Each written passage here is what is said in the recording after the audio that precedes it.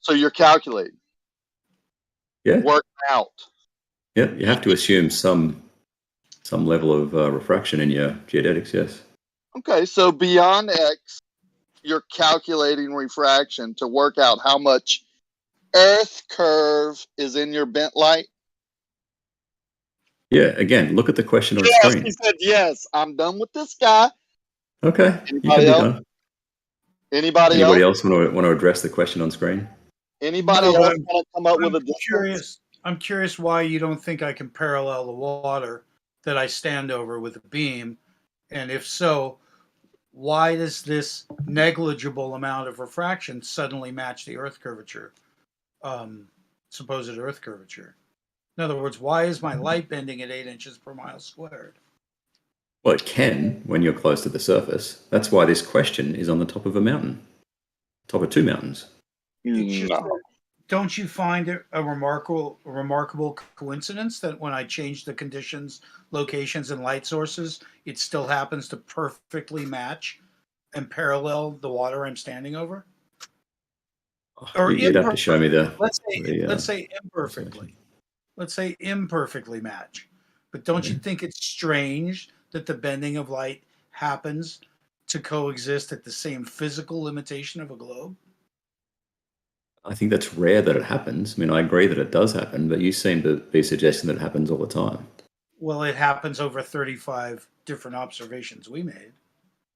Different. Which ones would those be? I have a list of them, Yeah. but so I don't know what you mean, but of course there's several at the Salton Sea, several in Monterey Bay, and several in Salt Flats. Okay. How did you determine that it was staying parallel to the surface? By the two people standing on both sides. You have to show me these observations. Whether it's truly parallel or not, it happens to be within what we call line of sight. And I don't want to pursue much line of sight anymore because we tend to go over and over it, just like talking Bev stuff, about lines. I just want to know if you've tackled this tangent thing with the supposed lockstep reason why there's no winds, because the atmosphere is lockstep with the Earth, but air travel doesn't account for that. I'm just wondering if you've gotten around to that, or if we doesn't account for Coriolis or wind. It doesn't account for shit. In other words, if we don't stay along an east-west line, there's going to be a different speed of the Earth in ground speed when we go to land. We'd have to catch up or slow down to the difference in ground speed. Do you think we can't do that? I think it's not measured. There's no name for the instrument that does that. There's no call out. There's no call out to the navigator to check the ground speed. And when you check with your arrival, they tell you about wind. They don't tell you the ground speed where they're at. So therefore, you'd have to have a constant chart of every airport you may possibly land at and the ground speed at that airport. Do you think pilots are trained to check the ground speed at the airport? You don't need it, Dan. All you need is a ground track, and you follow the ground track. What happens? Let's say there's what is a ground? The path along the ground, right? Your flight route over the ground. Okay, you've got to plot it out. Yep, moving Earth. Yep, you've got to plot it out. It doesn't. Well, those plots aren't based on a moving Earth. They're based on straight lines. Sure. They're not based on a spinning Earth, correct? Right, but that's the track that you follow. Okay, now let's say because. And when you get there, the Earth is traveling very much potentially at a different speed than when you took off. Let's get there. Okay, let's say I'm starting in the north somewhere, like Canada, and I'm traveling to Florida. Right, so I'm heading north to south. So my tangential speed much more slight. New York to LA, much more slight. No, we're going north south first. North-south. You don't have. You don't. I mean, okay, but you don't have to be traveling directly north-south to talk about this. You have to be talking about real-life daily flights. Right, but you're talking about changing tangential speed, are you? I'm talking that the Earth we're told the Earth is in lockstep with the atmosphere. Yep. And that's why we don't have torrential winds across our daily life. That's true. But aren't you talking about the different tangential speeds in the north versus the equator? Yes, and any Yes. adjustment, including 5-10 miles an hour, would have to be accounted for, or you could not land an aircraft. Okay, so let's start somewhere in the north, and the tangential speed might be 300 miles an hour, and we're heading somewhere to Florida where it might be 800 miles an hour. Okay, so as you travel south, right, what's going to happen? If you don't correct your course, what's going to happen? First of all, in your first plotted course, it's going to be 1,500 miles away in the hour and a half it takes you to get there. So it wouldn't even be amongst your plotted course. Let's get real. We're traveling south, right? We're traveling south, and as we travel south, and we're not correcting for anything, as we travel south, the ground beneath us is going to start having a bigger tangential speed, right? So what will that look like to the pilot? I'm just telling you, if you insist upon saying north-south, your destination won't be there. We're just doing an example, Dan. We're talking about landing in an airport that has a higher tangential speed. Right. So what instrument in your plane checks the ground speed at that point? There isn't one. And measures I'm trying to walk you through it, Dan. I'm trying to walk you through it. Okay, we're starting at 300 miles an hour, and our airport is moving at 800 miles per hour tangential speed. You don't need that much. You just don't need that much. You could say it's 100. Dan, fuck. That's just the example. 300 to 800. Fine. Okay. So if assume there's no atmosphere, assume we're not making any corrections, right? What is the pilot going to see as the ground beneath him has a higher tangential speed? I don't know, man. I'm setting this thing up on a New York to LA. I'm not setting this thing up north-south. They're the same tangential speed. It's nothing. Nothing is the same tangential speed. Nothing. New York and LA is pretty close, aren't they? No. No. There's a diagonal path. Okay. Yeah. So any variation is going to cause a certain number of speed difference, right? Any variation in north and south. Any. It's just not accounted for. Therefore, you would absolutely have to have all your runways east and west just to prevent this from being a dramatic issue. Otherwise, if we actually get through my example, you might realize that it's not a problem. You've already got me flying due south when the fucking New York to LA is 274 degrees. Fucking perfectly west. What does that mean? It means it's west. It's not due west. From New York. One's at the top of the country in the north, one's at the bottom of the country in the south. Yeah, but the latitude, like the actual initial heading from New York to LA is 274. You're basically flying west. I don't know what you expect that to mean to me. Okay, the difference in tangential velocity is not going to be very much. Like 5 degrees apart, 5-6 degrees apart. That's ludicrous.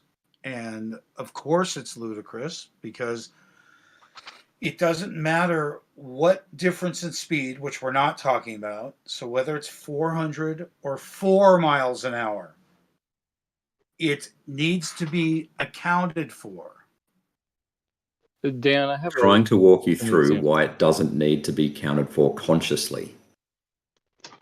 Hi, Matt. Hi, Dan. Dan, it's similar. I know you're in the LA area like me. It's similar to sailing from Long Beach to Avalon on Catalina Island. You do not have to account for the ocean current. You just sort of keep the track and keep going that way. And there's no instrument on your boat that accounts for the ocean current. It's similar to what he's talking about. Okay. Can we do the example or not? So you do realize that ocean currents are the equivalent to wind and not due to the rotation of the Earth. Yeah. So every analogy is only good for one. It sounded good, but it's not really true because current is like wind. And we're not talking about wind. We're talking about ground speed. We're talking about ground speed. So we're going to ignore wind. Taking wind out is actually going to make this a bit simpler. Okay, so Right. let's just say there's a 5-mile-an-hour difference. Walking speed, right? So you don't think that that's going to affect the landing of your aircraft when it's Oh, your airstrip is drifting away from you? because let's do the example, Dan, and I'll cover it. You're not explaining the drift. Okay, let's do it. We're going to travel from somewhere in Canada down to Florida. We're heading Can you from just stop north. setting it up that way? Because I need you to accept east and west as well. So stop setting it up directly north and south. To explain why you're having trouble with this, north-south is the easiest to understand. Okay, so let's say it's perfectly vertical. Yes. And let's say Okay. you're traveling for an hour and a half at 500 miles an hour. I'll- It ain't I'll- going to be the direction you pointed. It's not going to be there. So who gives a fuck? You have to plot a different path to where it's going to be. You can't just plot south. It's going to be off by 1,500 miles when you get there. Do you want to understand or not?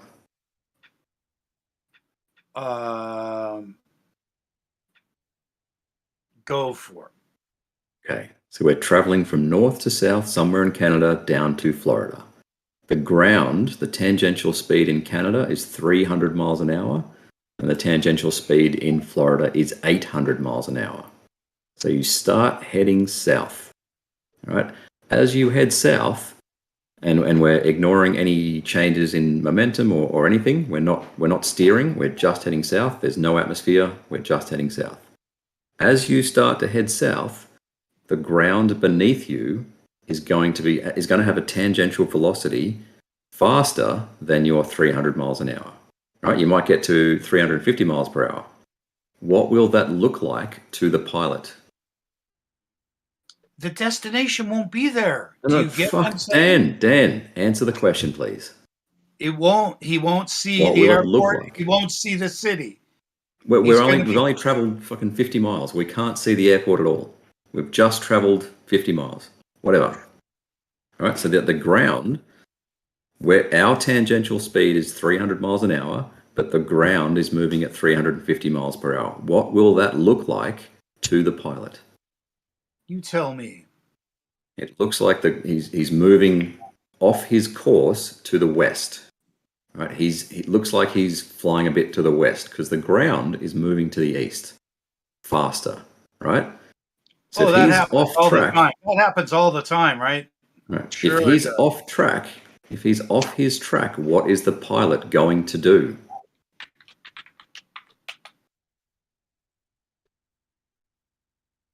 There's no movement to the earth. He's not gonna do a fucking thing. What is the pilot going to do if he Not a sees fucking that he's thing. off track? He's not off track, so he won't do anything. Okay, thanks, Dan. I'm out. Wow, that was easier. New P, I'm trying to get so much better at this because I'm so tired of the optical thing, and I needed this, so I want to thank you again.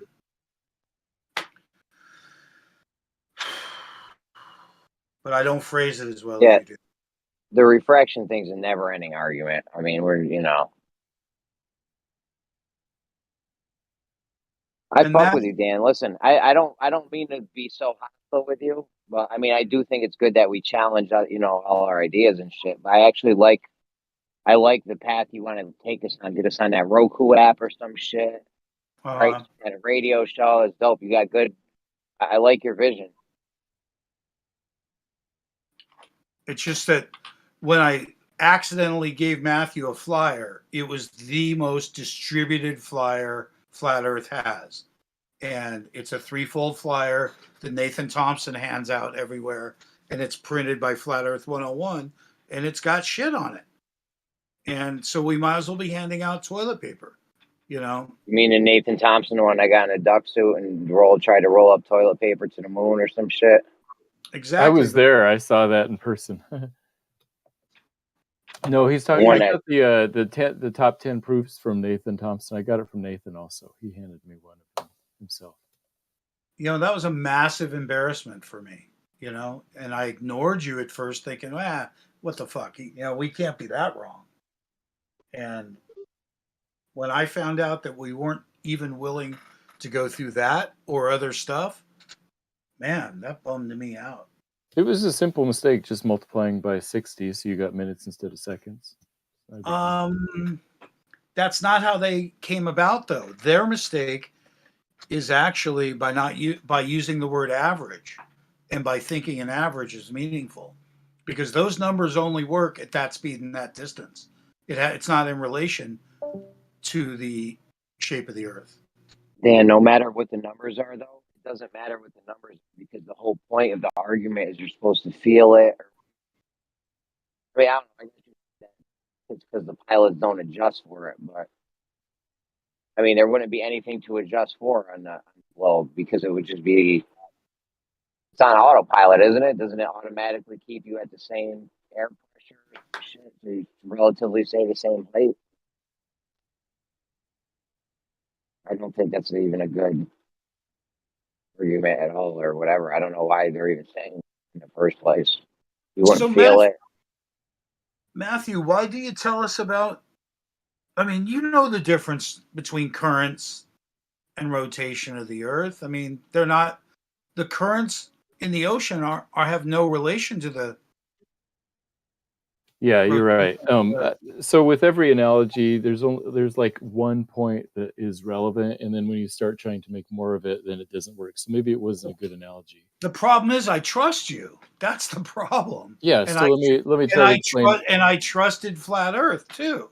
Yeah. Let me explain why I use that analogy. It's not a perfect analogy because both Long Beach and Avalon are at the same latitude and all that type of stuff. But the point being that if you're going from Long Beach to Avalon, you just sort of point your boat towards Avalon. And if there's some kind of current that makes you drift a little bit, you just sort of aim your boat slightly to the left or right so you're still going in the right direction. And I think that's where Ruhif was trying to explain the same kind of thing happens if you're drifting off your path, your ground path in a plane. You just sort of adjust your heading. But those are winds. That has nothing to do with the fact your destination left its target zone. If you fly due south, it ain't gonna be there. Think about it. Right. I think that if you end up adjusting your path along the way, you would slowly be catching up with it. That's not how they fly, though. They fly according to a ground track. So that if they're not sort of keeping up with the ground track, then they'll adjust their heading. Really? What's the name of that move? What's the name of that instrument? What's the name of that? Navigation? What do you mean? Just navigation. You don't think that their chart in their hands would have the rotational speed of every airport? No, because you can do it by just tracking a ground track.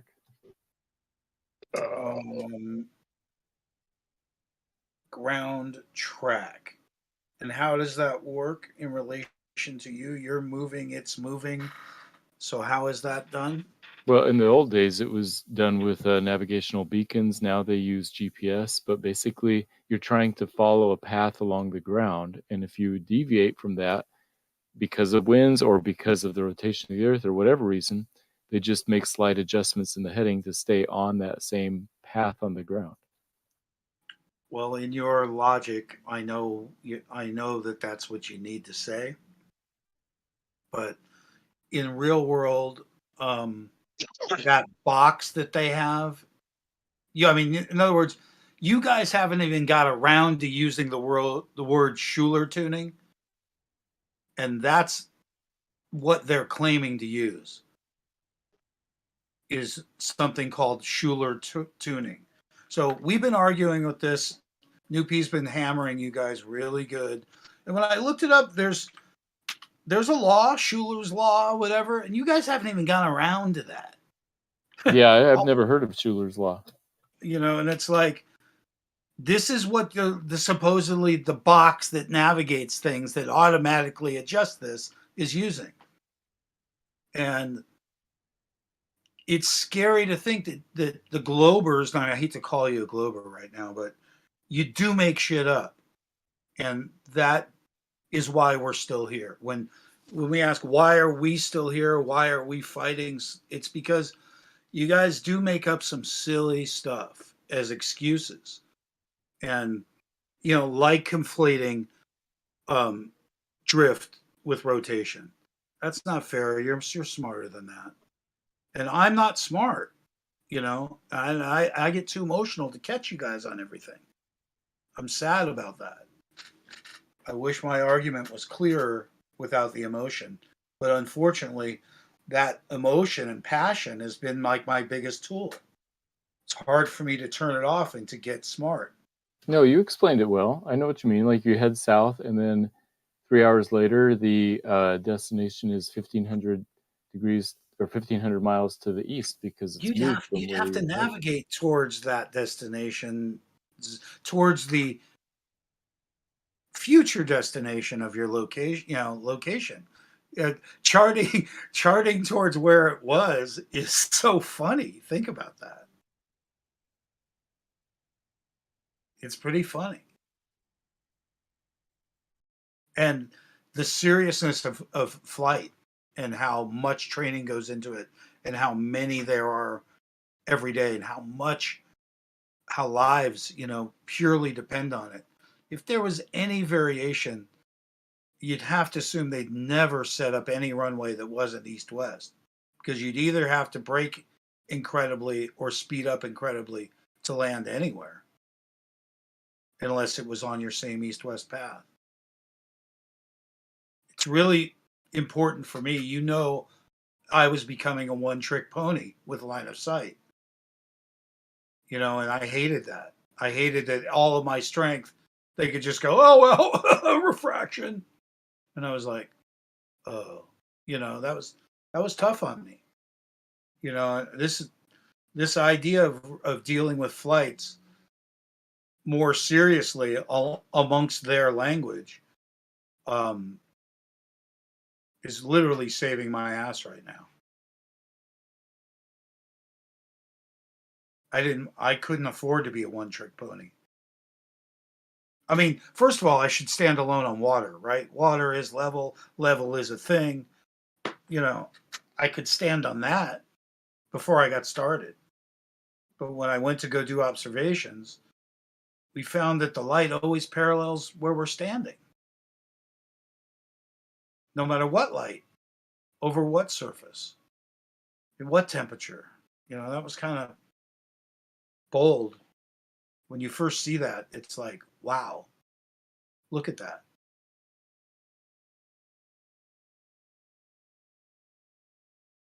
It's pretty meaningful when you're there.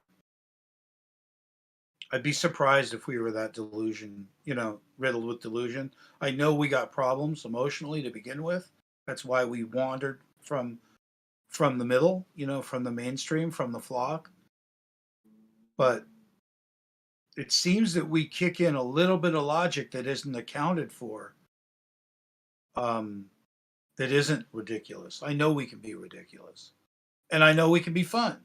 I know we're fun, but the idea, that you need to defend the globe is funky.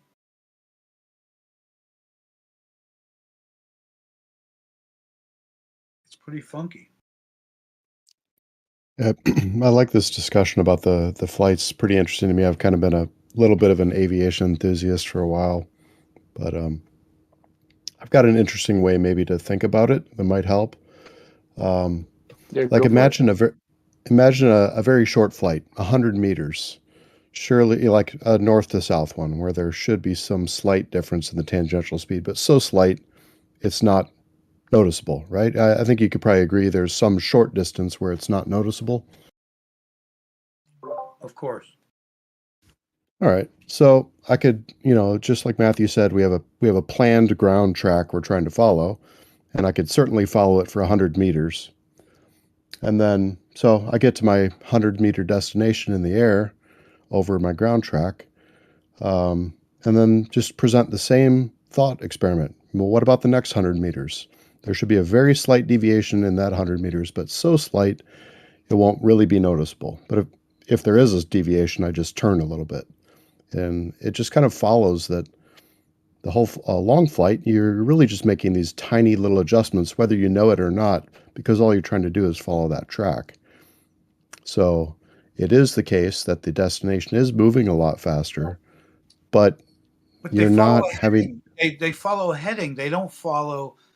They don't recheck where the destination is and adjust. They follow the heading they left at. Well, you follow a ground path, a flight path, right? A planned flight path. And those headings can change. You don't have these variations, and what they claim is called Schuler tuning doesn't apply to prior to these inertial navigation systems existing on planes. It wasn't accounted for by early aviation whatsoever. Yeah, I mean, you can still to this day in a small engine craft fly largely visually by landmarks.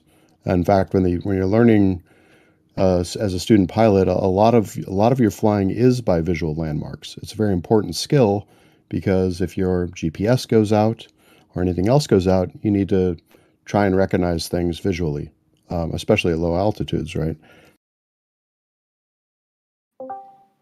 Yeah. I don't know. That's kind of how I look at it. I think it makes it easy to walk the whole flight, knowing that it really is just a sequence of smaller flights with almost imperceptible changes due to that.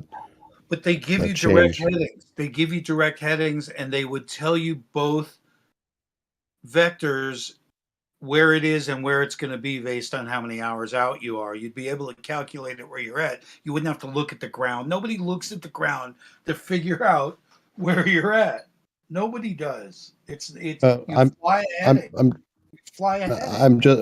You fly a heading, but the headings can change. You might have a planned path where that has multiple headings, right?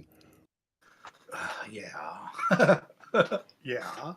In fact, all the airliners fly that way especially on approaches and things like that. They have a specific beacons they'll fly to in the ILS route. So, I mean, obviously the headings can change, but you could, in theory, fly at 4,000, 5,000 feet and fly visually for a pretty long time. There's no reason why you couldn't. And if you're, like you said, if you're deviating from your course, you just turn a little bit. It's just not how it's done. Yeah, we could follow the ground, but that's not how it's done. Well, some flights it is how it's done. You know, short flights, flights that are trying to do it old school. There are people that fly. You listen to Radio Tower, and you know exactly when they talk about visual or not. It's about landing. Otherwise, it's all about heading. It's totally about heading. Turn 270. Some cashews, fuck it, babe. The boro. What was that? Yeah, and you could fly a heading and maintain that heading. And if you drift off that heading, you can turn to stay on that heading. But the initial calculation of your destination should be not a straight line. It should be based on the rotation of the Earth. That's just, I think, on the calculation of where it's gonna be, not where it is now. You don't have a time machine. You got an airplane. That? You got an airplane, not a time machine, right? So you have to account what's going to happen over time and set your heading for where it's going to be, or you're missing the point. Because listen, it clearly shows a stationary Earth in everything air travel does and trains for. And their booklets that they're constantly referring to. There's nothing that talks about where your destination is going to be and what time and at what distance from the equator it is and what speed it's at. There's no chart for that. There's no name for that. Yeah, it's because it's a minute effect over long flights. I mean, it's large in aggregate, but it's small per unit time, right? Like the wind is a much bigger effect, right? It's going to push you off course quite considerably, even in the space of 1 minute. Okay. So do you think they're really battling all that? They got trim adjustments for the wind. They got speed adjustments for headwinds, tailwinds, and then someone else is watching the ground? Well, you're trying to follow a ground path, right? The heading is trying to send you on a ground path. They don't do that. When they fly over the Pacific Ocean, they follow each other. They do not follow the ground. Well, yeah, There's they're no following landmark. There's no they're landmark. following a GPS route at that point. There's no landmarks. How are they going to adjust? Well, they use GPS to see where they're at, and if they're off course, they can turn. But I mean, it's usually done by autopilot at that point. GPS is only 20, 25 years old. Do you really think, they were using that back in the day? Well, I mean, of course, before GPS they weren't, but I mean, we're talking about right now.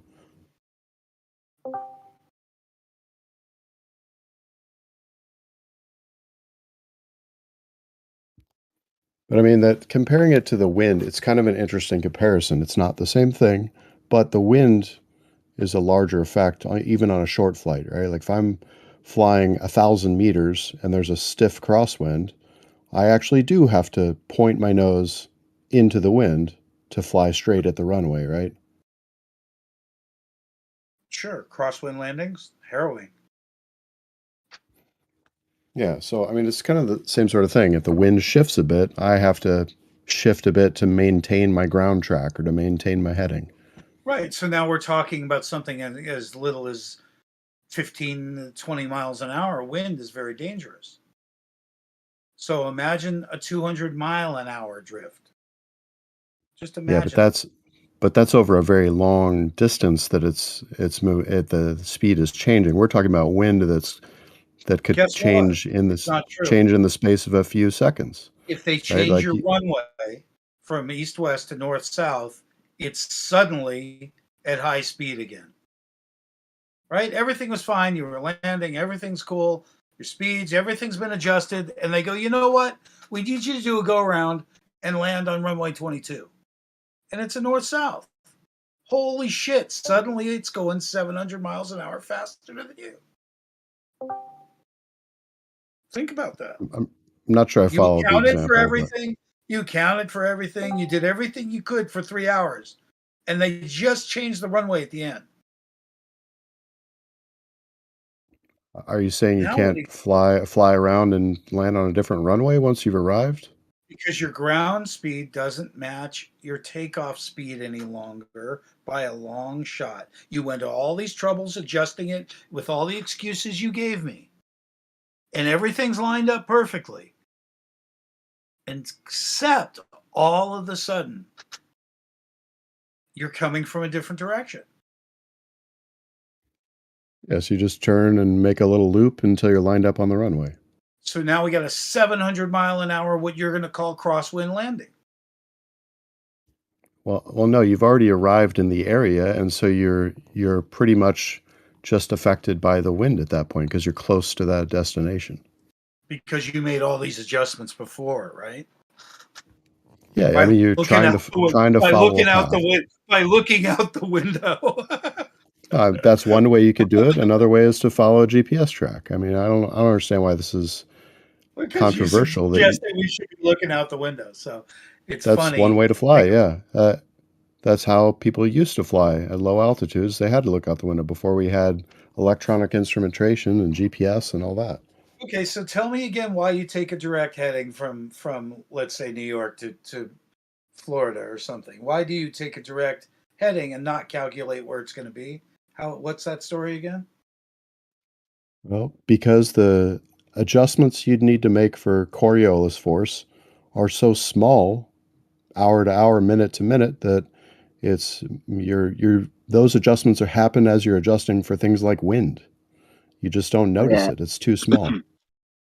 Alaska, if you flew Alaska to Hawaii, I think they did the math and they said because of Coriolis, you'd be about 30 miles off throughout the course of the whole trip. All right. So Bacon made some kind of graphical thing on Blender or something one day because I thought it would be faster wouldn't it be faster to fly at where Hawaii is going to be than to try to do a straight line heading for Hawaii and keep adjusting for it? That's essentially what keeping adjusting for it is doing. Like you plot a straight line, that line starts to move under you off to the left, and so you make tiny adjustments as you go to stay on the not line. random like wind. It's not random like wind. It's No, calculated. I'm not saying it's random. I know. I know, So but you as you start understand what? flying, But, yeah, Matthew, do you I know understand? what you're saying. Or coffee, my bad, your coffee. You know what I'm saying? Like if you were going to shoot say there's a paper target and it's strafing from left to right in front of it and you're going to shoot it. Would the bullet take a shorter path if you shot where it was going to be, or if you shot where it was and you had like a magical bullet, you could keep adjusting the whole way over the course of its flight to try to meet this paper target? Yeah, it would take a shorter path if you aim right at where it's going to be. But Yeah, so the why difference aren't here, we flying like that? the difference here is that difference between making a tiny adjustment as you go and aiming straight at it is pretty negligible compared to things like wind. 30 miles from Alaska to Hawaii. Right. 30 miles over how long is that flight? 4,000 or 5,000 miles? I'm just saying it's 30 miles. So wouldn't it be better because it's calculable, like Dan said? You can calculate for it. So wouldn't it be smarter to calculate for where Hawaii's going to be and fly Well, into it instead of adjusting like the bullet? Remember, we're shooting the bullet, and you're going to shoot a straight line at where the target's going to be, or you have a bullet where you can shoot at the target now and you can adjust it throughout the whole length of the path. Like it'd be same yeah, thing. I get what you mean, but if you think about the numbers, the scale here, like 30 miles over, I don't know how long that flight is. Let's just say 5,000 miles. 30 miles over 5,000. 30 miles over a 5,000 mile flight, you're talking about 31 feet for every mile that you fly. I mean, this is negligible compared to what wind is going to do typically, especially at high altitude. Just one's predictable and one's not. So since you got to deal with the unpredictable, maybe dealing with the predictable would be smart. Well, that predictable one is so minute compared to winds that it ends up getting rolled into your natural trying to stay on track maneuvers because of wind.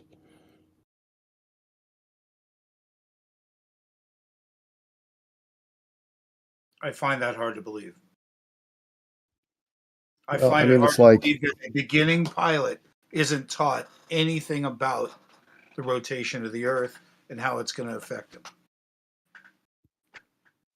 yeah, I mean, it's just I mean, it's just a minute effect. show me in a flight manual what they call these changes that you're saying take place at these waypoints.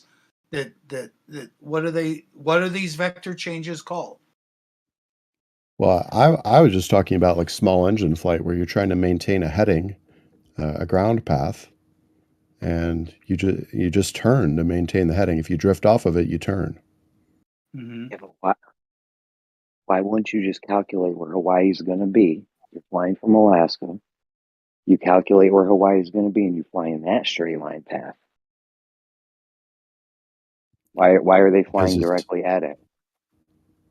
Well, because we're talking about 30 feet per mile of a turn. It's just not, it's negligible compared to what you're going to experience with wind. So even if you did do that, you're still dealing with wind that's going to push you much more than something like a Coriolis force. Yeah, but So wouldn't you want to fly?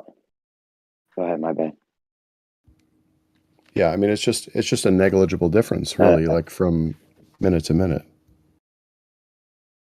Yeah, but wouldn't you want to fly the shortest path? You don't think if an airline could take a shorter path, they would want to do that to save on gas or something?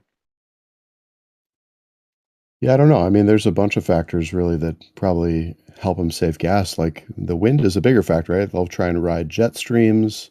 They'll try and avoid headwind jet streams. So you think they're riding jet streams and they're not flying Okay. in a straight path towards the city? Go ahead, Dan. Did you hear the story of that they have this thing built into the autopilot? It's called an inertial, navigation system. I just put a picture of it, and there's a story about a dude going to take off, and it's broken. This is the device that they calibrate on the ground every time. then they take as long as 15 minutes to be sure about that calibration every time they take off. And it's the it is the calibration unit, or the unit needs this calibration to be accurate. And he had a broken one, and generally there's somewhere to get one off of another plane, or a grounded plane, or a parts supply. And in this case, he ended up having to reach the airline and the mechanics and everything, and they said, we don't have one. And he had a relatively empty flight on something that they figured he could manage, and he'd pick one up in the next city. So what they asked him to do was to check in at these waypoints so he could make the adjustments himself. And damned if he wasn't shocked to find a few things, one of which there were no adjustments. And two, when he looked into the unit, he was shocked that he was getting stonewalled, because normally he said a pilot can walk into Boeing and get treated like a king. He says, but when he started making calls about what made these things work, because they're not serviceable by anyone but the manufacturer, because he found a discrepancy. It was like, damn, without one, it didn't make a damn bit of difference. And I don't know if that story is true, but it's something I'm sticking to, because I do see the device. We do know that the devices are calibrated on the ground for every flight. It's just, this is real world, and the inside guts deal with something called a Schuler tuning. And there was just a lot of flight before these devices, and no one accounted for the curvature of the Earth prior to the supposed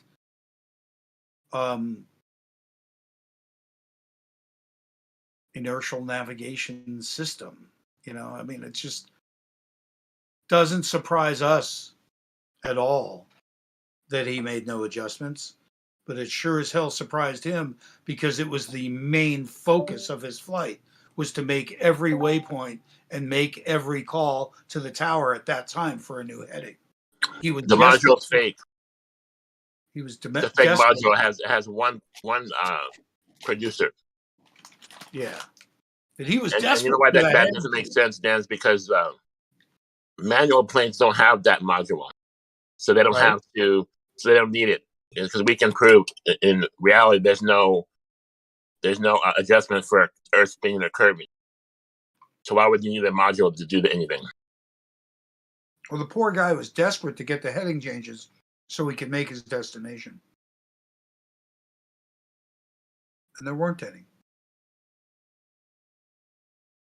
So it's just another point: is is this rotational speed really there?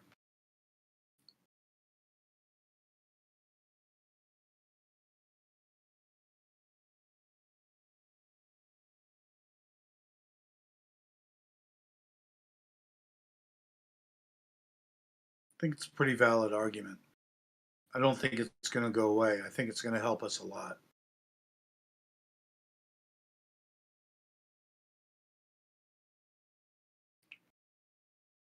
It's not optical, and it's not speculation.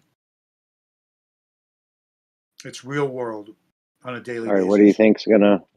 What's going on?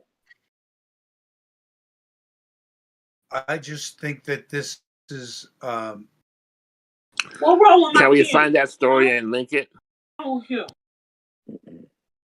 Yeah, I can try and find it. What is it, Dan?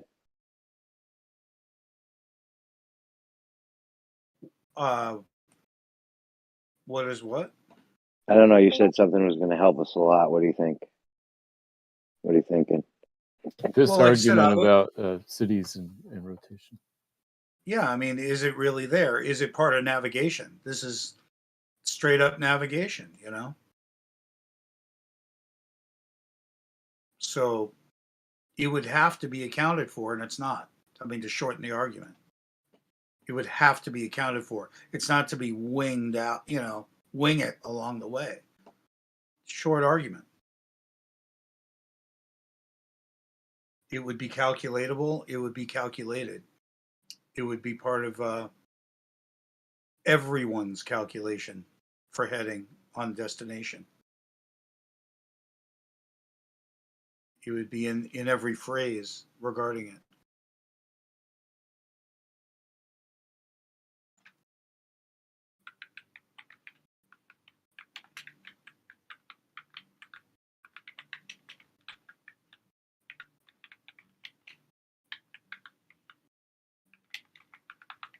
I don't know how I'm going to find that article. Autopilot down. This is something. This is something with autopilot. Yeah, the commercial pilots say they don't have to look out the window and shit because it's handled by the autopilot. Yeah, autopilot. So then what?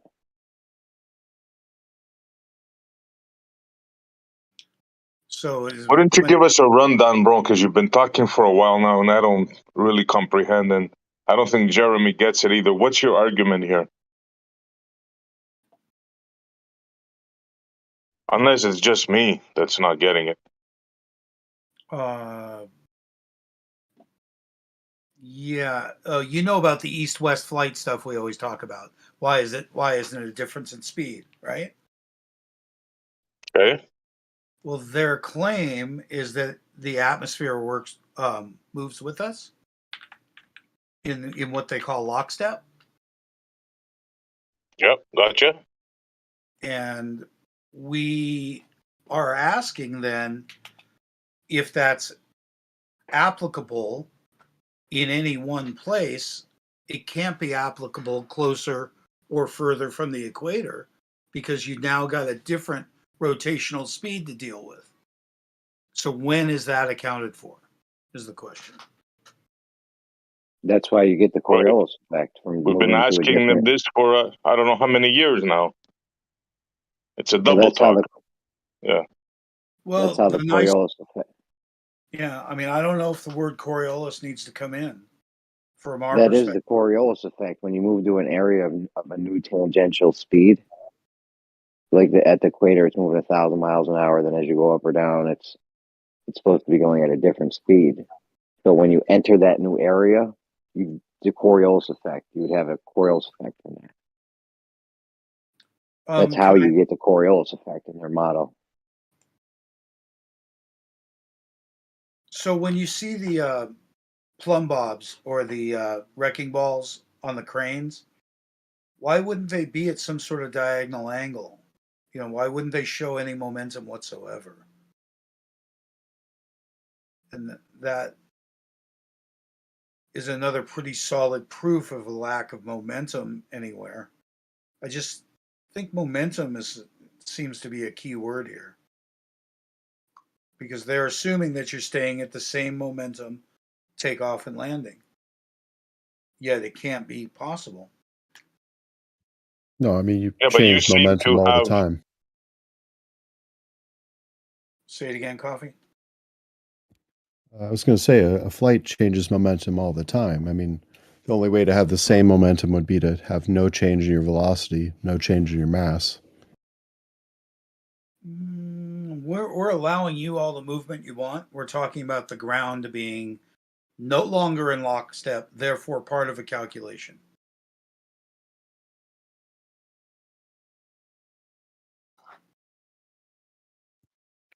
I'm not sure I follow, but I was just talking about momentum. You said something about the momentum doesn't change, or Maybe we should get. I don't know. I was going to roast someone. I don't even know if they're here. I'm trying to figure out what's this argument, because this argument is not. It's been going on for like years now. But the way you were explaining it, Dan, is like you had some sort of different angle, some sort of. But Well, we so generally far, talk about east-west, right? You know, we talk about the difference in speed east and west. We're not talking about the fact that the pilot's manuals, you know, so their answer is simple, lockstep. So it doesn't exist. But the pilots, there's so many things the pilots don't do that you'd have to do on a rotational Earth that they don't take into consideration. One is reorientate the plane every mile or 2 miles. Yeah, you never hear that. Yeah, I mean it's just called gentle turning. That's really all it is. But it's done due to wind. It's not due to But it's not done. Coffee. It isn't happening. That's the problem. So it can't be curving. I mean, pilots do turn, and yeah, the air largely follows the Earth. Pilots don't turn. Not Pilots like don't turn to curve the Earth. No, they just fly flat. They hold their vector. I mean, they definitely hold their heading. They're given a heading, and if they turn, it's because they were maybe suffering from a crosswind, and they point back to the original heading. They don't take a new heading. Think about that. Well, you can sometimes take a new heading if you're pushed off course. If, for instance, But if back you to are the original destination, not to a new destination. right, there's always a heading to your destination, right? But the original course was where it was when you took off. It's not considering where. Coffee. Let's do some math, Coffee. Okay. Have a plane going 600 miles an hour. Okay. Divide that by per minute. Let's say 60 minutes. Right. You get 10 miles a minute. So you're flying 10 miles over this globe a minute. So every minute you have to reorientate. For 10 miles is 60 feet of curvature. We know that, right? That's at the surface, right? So every minute you have to dip down 60 feet every minute on the minute, every minute. If you orientate it every minute. Going from A to B, going from China to Chile. And that doesn't happen. Yeah, it does. It's called just flying a level altitude. And if there's curvature downward at that rate, by flying at the same altitude, you've accomplished that. If there's curvature downward, yeah, that's a big if. There isn't. So when you say you accomplished it, that's just saying stuff. Well, no, I'm saying if there's curvature. You agree every 10 miles there's a 60-foot drop. If you reorientate it every 10 miles, which is a minute, if you're going 600 miles an hour, you agree to that? I haven't done the math, but I'll trust that you've done it right. Yeah, it's no big deal. It's every 10 miles is 60 feet on the surface. I don't know about that. Okay, 66, I don't know about that because 600 miles an hour, that happens every minute. You have to reorientate every minute. You have that clutch. You pull up, the plane goes up. If you push down, the plane goes down. Right? You have I've flown a little bit. I'm well aware. Down, or manual down, autopilot down. Doesn't happen. Okay, so go ahead. I've flown a little bit, and if you're flying 10 miles and need to go down 50 feet, it's an extremely small angle, right?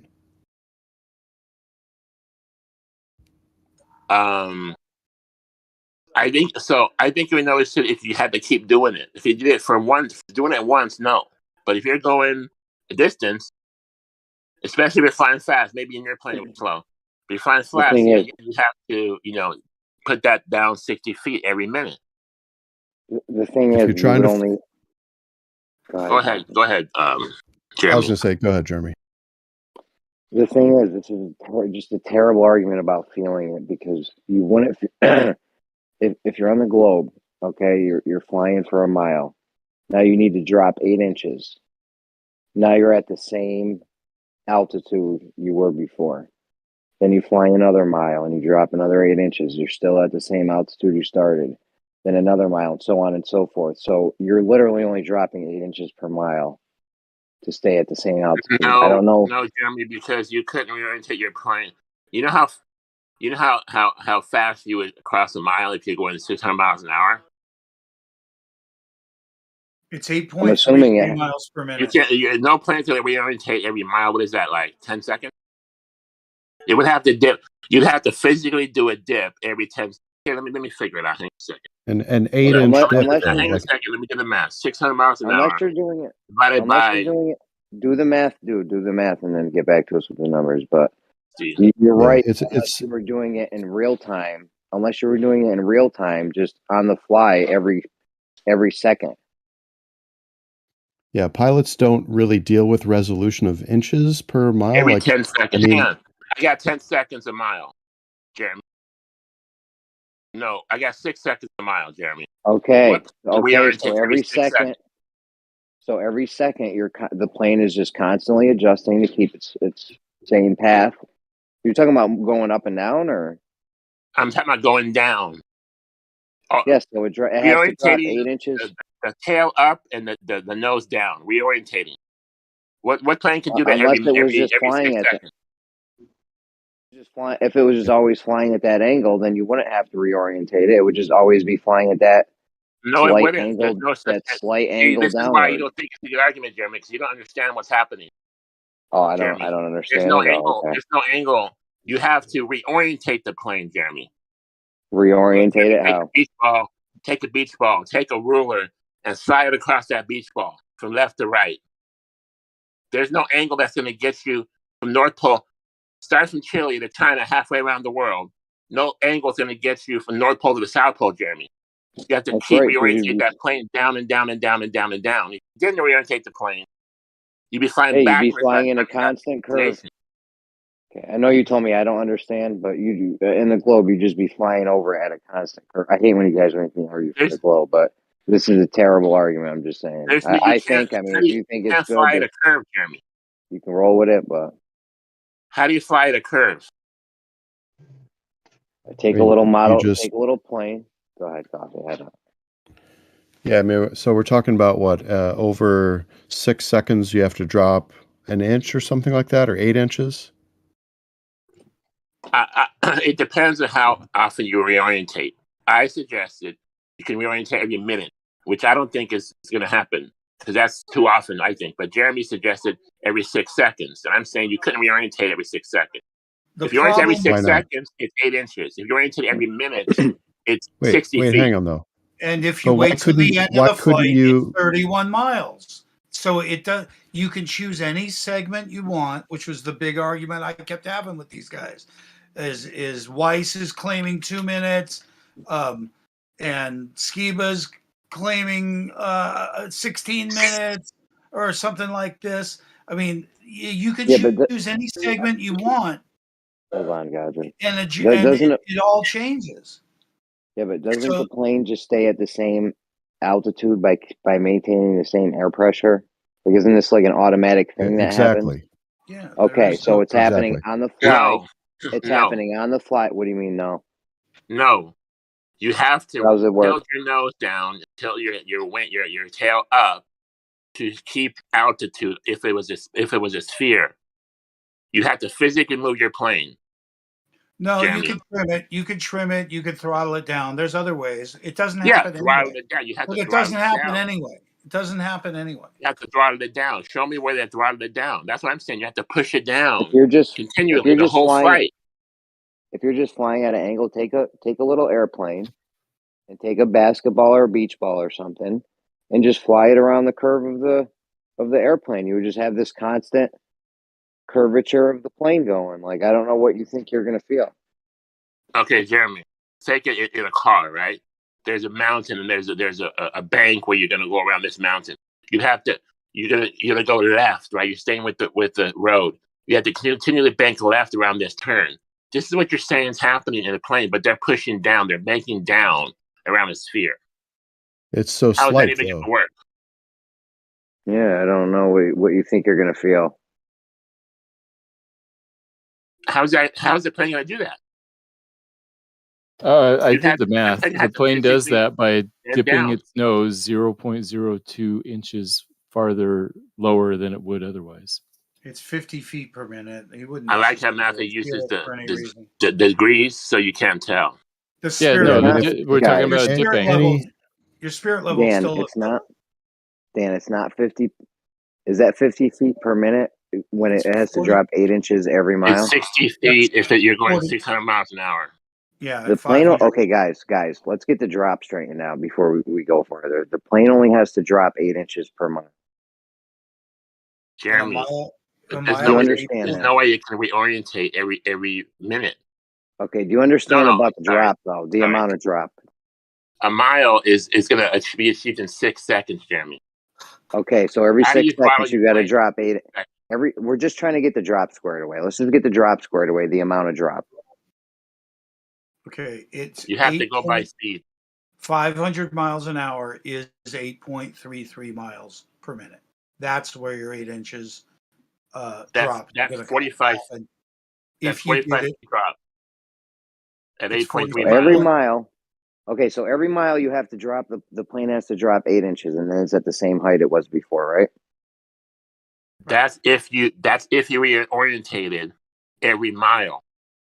Yes, they're probably doing it in smaller increments than that. They're probably doing it on a second by second, millisecond base. They're just staying at the same pressure.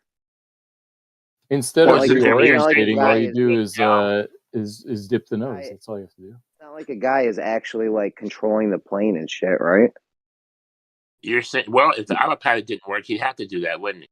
Maybe the small ones that don't have autopilot. I don't know. Yeah, I mean, I've flown some small engine craft a little bit. Look, you're saying, Jeremy, that you couldn't tell. I'm tell that's where the argument. You won't tell with the drop. You're definitely not going to tell with the drop because the plane only has to drop 8 inches per mile. It's not exponential anymore when you adjust over the course of it. Jeremy, you're still right, and the speed doesn't matter, and your vehicle doesn't Speed matter. doesn't matter. Yeah, the amount of the speed matters because how often you do it does. Hold on, guys. More often. Hold on, because Dan's on it. How often you do it matters. So the only thing that matters, because if I want to readjust every mile, I need to drop 8 inches. If I want to readjust every 2 miles, though, I'm going to need to drop 32 inches. You know what I'm saying? So the increment. So if they're doing it on a second by second basis, I mean, you wouldn't even have to, adjust 8 inches over that. It would just be this slight gradual thing on a globe. I mean, I don't know. This is just not. I don't know. Remember the mountain. There's no argument. Turn left, right? When does the plane do that? No argument here. The plane couldn't. I don't do that every think so. I mean, if you guys want to keep exploring, go ahead. I don't see it. No, there's nothing to explore, and it's not about feeling it. I don't know where you keep thinking that. It's about if you didn't adjust, you'd be 31 miles high if you traveled 500 miles at 500 miles an hour. And so you're saying the pilot? Well, I'm just trying to figure out. So you're saying the pilot is not physically moving the stick in a direction? The joystick or whatever. What's the thing called? They steer the plane. Whatever yoke. They steer the plane with. The yoke. It's not taught, and it's not calculated. And if that were the case on a globe, they'd end up 30 miles high. Okay, so you guys are saying the pilot. Well, you guys are saying the pilot is not adjusting the yoke to compensate for going around the curve? It's not considered at all. But is that what this comes down? Like, I'm trying to just boil this down here. Like, does it come down to the pilot's not actually moving the yoke? There's no calculation for it because it doesn't exist. If it did exist, the plane's traveling level would not stay with the Earth to the tune of 30 miles in height when it got across the country. Okay, so I mean, when I'm driving my car and there's a turn coming up or we're about to go down a hill or something, I don't need to do any calculations. I just do it. So I don't know. That's the argument. There's no calculations for it. No, if you did nothing, you would end up off the road 30 feet. If you did nothing. So that's Jeremy, the whole argument. Cars don't go up and down. Cars go left and right. So that's a false analogy. But he's just saying, did he have to anticipate? You've never driven up a hill? Jeremy, it's not about hills. It's Have you ever driven up a hill? It's about a sphere. It's definitely not about feeling either. If it was about anything, it'd be like, does it negate Daryl Marble's spirit level? And is Matthew correct that 0.00 fucking whatever wouldn't show up in a spirit level? So we're all right. It's just a junk. It would show up in a spirit level. It would. You said a hill, right, Jeremy? Ever drive down a hill? You'd have to You would feel that in a plane if you're going down. But we don't feel like we're going down. We just feel like we're going flat. 46 feet over 8 miles on foot, you'd probably never notice. Not on foot, no. Exactly. Not that But if many you're going feet, 600 though. miles an hour, Dan, you're only dropping 8 inches every mile. I mean, you think they're going more than 1 mile before they adjust? Yeah, There is no when adjustment. There You is guys no are counting when from you're- the first horizontal on the globe. That first horizontal doesn't even matter. Like that first horizontal. Dan's right. There's anyway. no adjustment anyways. We're trying to see what would happen if it was a sphere. What kind of adjustment would have to be made? They're saying since there's no adjustment, He gave you it's the math. It's proof they're not gaining any altitude. Coffee, give him the math for the adjustment again. I mean, There I don't is have the no- calculator in I front of have me, the but math. I gave you the math. It's all. I can tell you something about like what a pilot would actually do if they saw they were gaining altitude. They definitely aren't going to notice 8 inches. They're not even going to notice 2 feet. I mean, the altimeters are like, you can see maybe 10 feet on there. A It's digital 60 one, of course, feet you could every see more. minute on the Hang minute. on, I'm still talking. You would start to make an adjustment probably when you saw 50 or 100 feet off of what you were trying to fly at, and so you would throttle down or you would nose down. Typically, you're going to throttle down to lose altitude, but you can also do it with nose down. But you're eventually going to have to throttle down to maintain that. But you just adjust as you go. Like if you started to drift too high from whatever effect, Earth curvature, air changes, you're just going to fly down to your altitude you're trying to maintain. Weiss was claiming a half a mile every 2 minutes. That's why I was going nuts.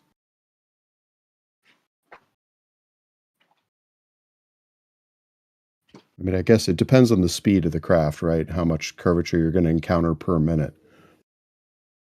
Either way, it doesn't happen. Pilots aren't trained for it, and it doesn't happen.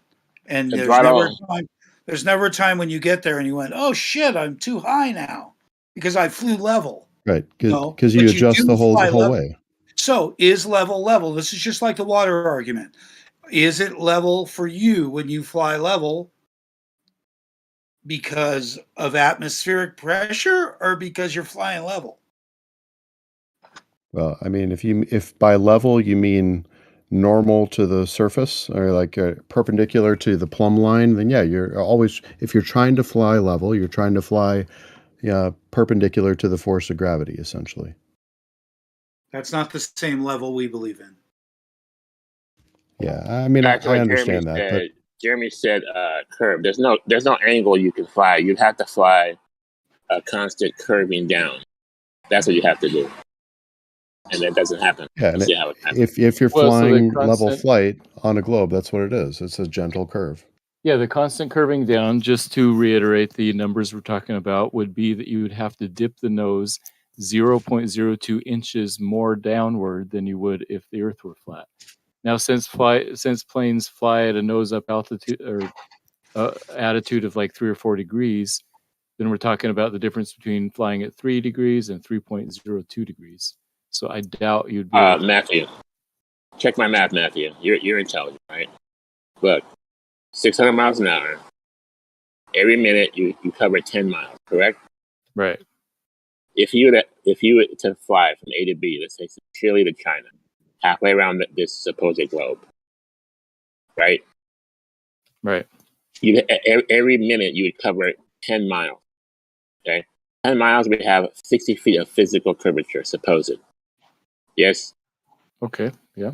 So if you orientated every minute on the minute, you would have to dip 60 feet. Which you can do by dipping your nose 0.02 inches down. That accomplishes that. Tell us how that That's a accomplishes trim that. adjustment. It's not even a control. That's a trim adjustment. Tell us how that works out to 60 feet, Matthew. Well, it's an angle. The difference between going in a straight line and going around a slight curve. It's a pitch. It's not a control. It's a pitch. Yeah, it's a pitch. But you have to be pushing it down continually every minute. Yeah, that's what the trim does. An elevator trim is going to make your elevators pitch you down a little bit more. What's an elevator trim? It's changing the surface of the elevator to it's like a very fine control. Instead of actually pitching forward or back with the yoke, it's doing it in very small increments by extending a little flap on the elevator. It's a mini rudder on the rudder, and they have them vertically and horizontally, so you can account for crosswind and shit without having to fly against it. You can have the plane figure it out. It's like the sails on the sails on your ship. Yeah, exactly. It allows you to fine tune your control surfaces so that to fly level and straight, you don't have to have any pressure on the yoke for the given conditions. You know it on an outboard motor of a boat to keep the boat level. You know it. So regardless of your speed, the pitch of your boat's going to be adjusted by trim, so you're not nose high or as you travel. That's also trim. Go ahead, Jeremy. So coffee. If you had your plane tilted at this 0.0 whatever degree angle, because if you had this constant curvature and you had the plane constantly at this tilt, would you have to keep it constantly adjusting it, or would you just be able to fly at this angle over it? Yeah, I mean, really, on long distance flights, you're trying to, if you're talking about this section where you're trying to fly level, in a single engine craft, you're just constantly looking at your altimeter. So you look at your altimeter as often, just like when you look in your rear view mirror when you're driving. You got to check what's going on occasionally. And when you're flying, there's actually if a single engine pilot has a lot of stuff to do. They got to make radio calls. They sometimes have to go through checklists. They have to check their gauges, and there's a heck of a lot of gauges compared to a car. So it's just one of the things you check. And if you see that you're too high or too low, you just make an adjustment. You trim it, or you might change your throttle. So that's a fallacy because it's not an adjustment. It's dipping down, period. The adjustment is down. When you say an adjustment, you're acting like it could be going up, but you have to continually be going down, not up, not left, down. I'm saying whatever makes you get off of your altitude, whether it's the curvature or wind, you make adjustments. You fly back up to your altitude, or you fly back down to your altitude. Either way, it's just the same thing. You're just flying. You're just pitching up or down, or throttling up or down. Yeah, I think you'd be able to tell. And back to what Dan and the other, I don't know if it was Coffee, said they make a rudder. There's a rudder. So you're indicating that the planes are designed with a rudder to make you to fly around a curve. That's what you just said. They're trim adjustments, so you're not fighting the plane itself. Let's say the propeller's pulling you to off center. It'll recenter you. It'll pitch your, what do you call it? Z axis? Your yaw. It controls your yaw. Yaw's up and down. What? Is yaw up and down? Well, they have both. Imagine a motorboat, and you got two extra people in the front, and it's sinking your nose down, and you're hitting the water too hard, and you want to ride over some of that. You change the trim, because they have the same thing on the fins on the bottom of a motorboat, and you can adjust the trim, or you can the angle of your engine is how you do it. If you don't have any separate ailerons, is what those things are called. If you don't, you can just adjust the way the angle of your engine will change the angle of your boat. So since they can't change the angles of their engines on a plane, they change the minor adjustment. It's not a control adjustment. In other words, it's not like turning the wheel, because you'd have to do that. This is a constant correction, whether it be for your imbalance of your aircraft, or for wind, or for any reason that you notice you're slightly off course, you'd adjust your trim. It would be exactly as if you turned your rudder just a bit to account for drift. Well, there's a little mini rudder on that rudder, so you don't have to do it. So it's a fine tuning, just like you said. Anyway, it's not the thing. Jeremy, hopefully you can hear now. It's not about whether or not you feel it. It's about if it wasn't there, there'd be great height changes. And these guys are talking about all these ways, like why they'd make their changes, whether it's left, right, forward, or up and down. Airplanes don't constantly question themselves in air like that. And all corrections are back to the original course. I don't know what you're talking about if you think they're going to take a new course again, because it's not like that. It's just not like that at all. They go back to where they were flying. Let me respond to the rudder deal. So what you're saying is that, hey, we're flying, and hey, the Earth is curving down as we go from A to B. So hey, we're gaining altitude all of a sudden. Let's just put some rudder action, and then we can go around the curve. That's what you're saying. Absolutely. If they were accounting for it, it would be a small trim adjustment to the degrees Matthew said. It'd be less than a degree. Well, I like to see that math, the degrees, and how that actually drops the plane. Sure, 0.02 inches is the difference in the front of the plane to the back of the plane using the longest plane ever made. So it's kind of an overestimate. And then that's what the difference you need in order to match 8 inches per mile squared. That's where it comes from. Yeah, I mean, the easy way to visualize this is think about looking at an 8-inch tall object a mile away.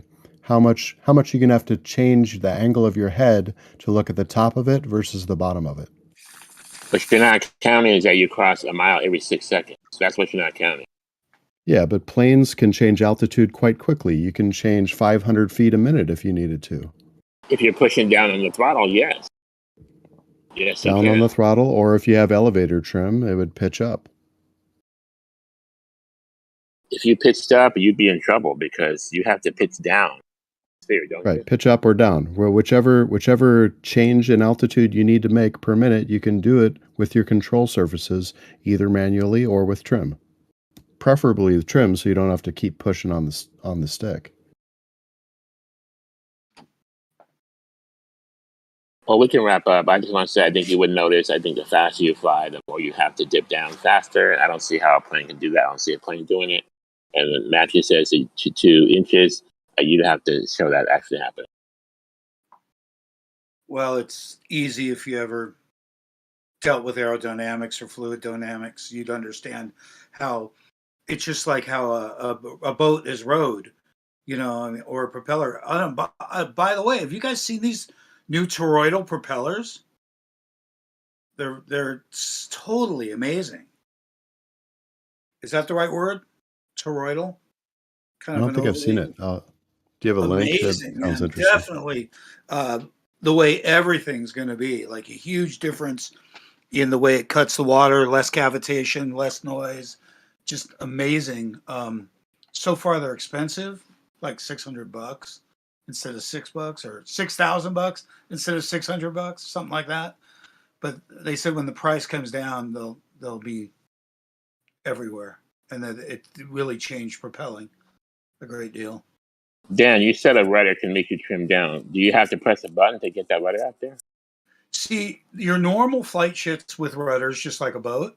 And if you are having, let's say, a crosswind, you get tired of fighting it, kind of like when your car's not aligned. If it's constantly pulling, you got to hold the wheel right. Well, a pilot would get really painfully tired of doing that the whole flight. So they can set the trim. Let's say you had an engine out and now it's pulling to one side. You wouldn't want to fight that the whole rest of the flight. So you could adjust the trim so it's flying slightly diagonal to go straight. How do you adjust the trim? There's an extra rudder on the end of the rudders. It's like a minute adjustment. Do you press a button? No, it's probably levered. It's probably rolls up and down. So there's a lever you have to pull back and forth to make this adjustment. You can feel it or see it on your equipment. It'll change the pitch of your aircraft or your direction of your aircraft. So it's fully possible to change. It's definitely more plausible to change the trim than it is to throttle off, the way Bob Nodell was saying.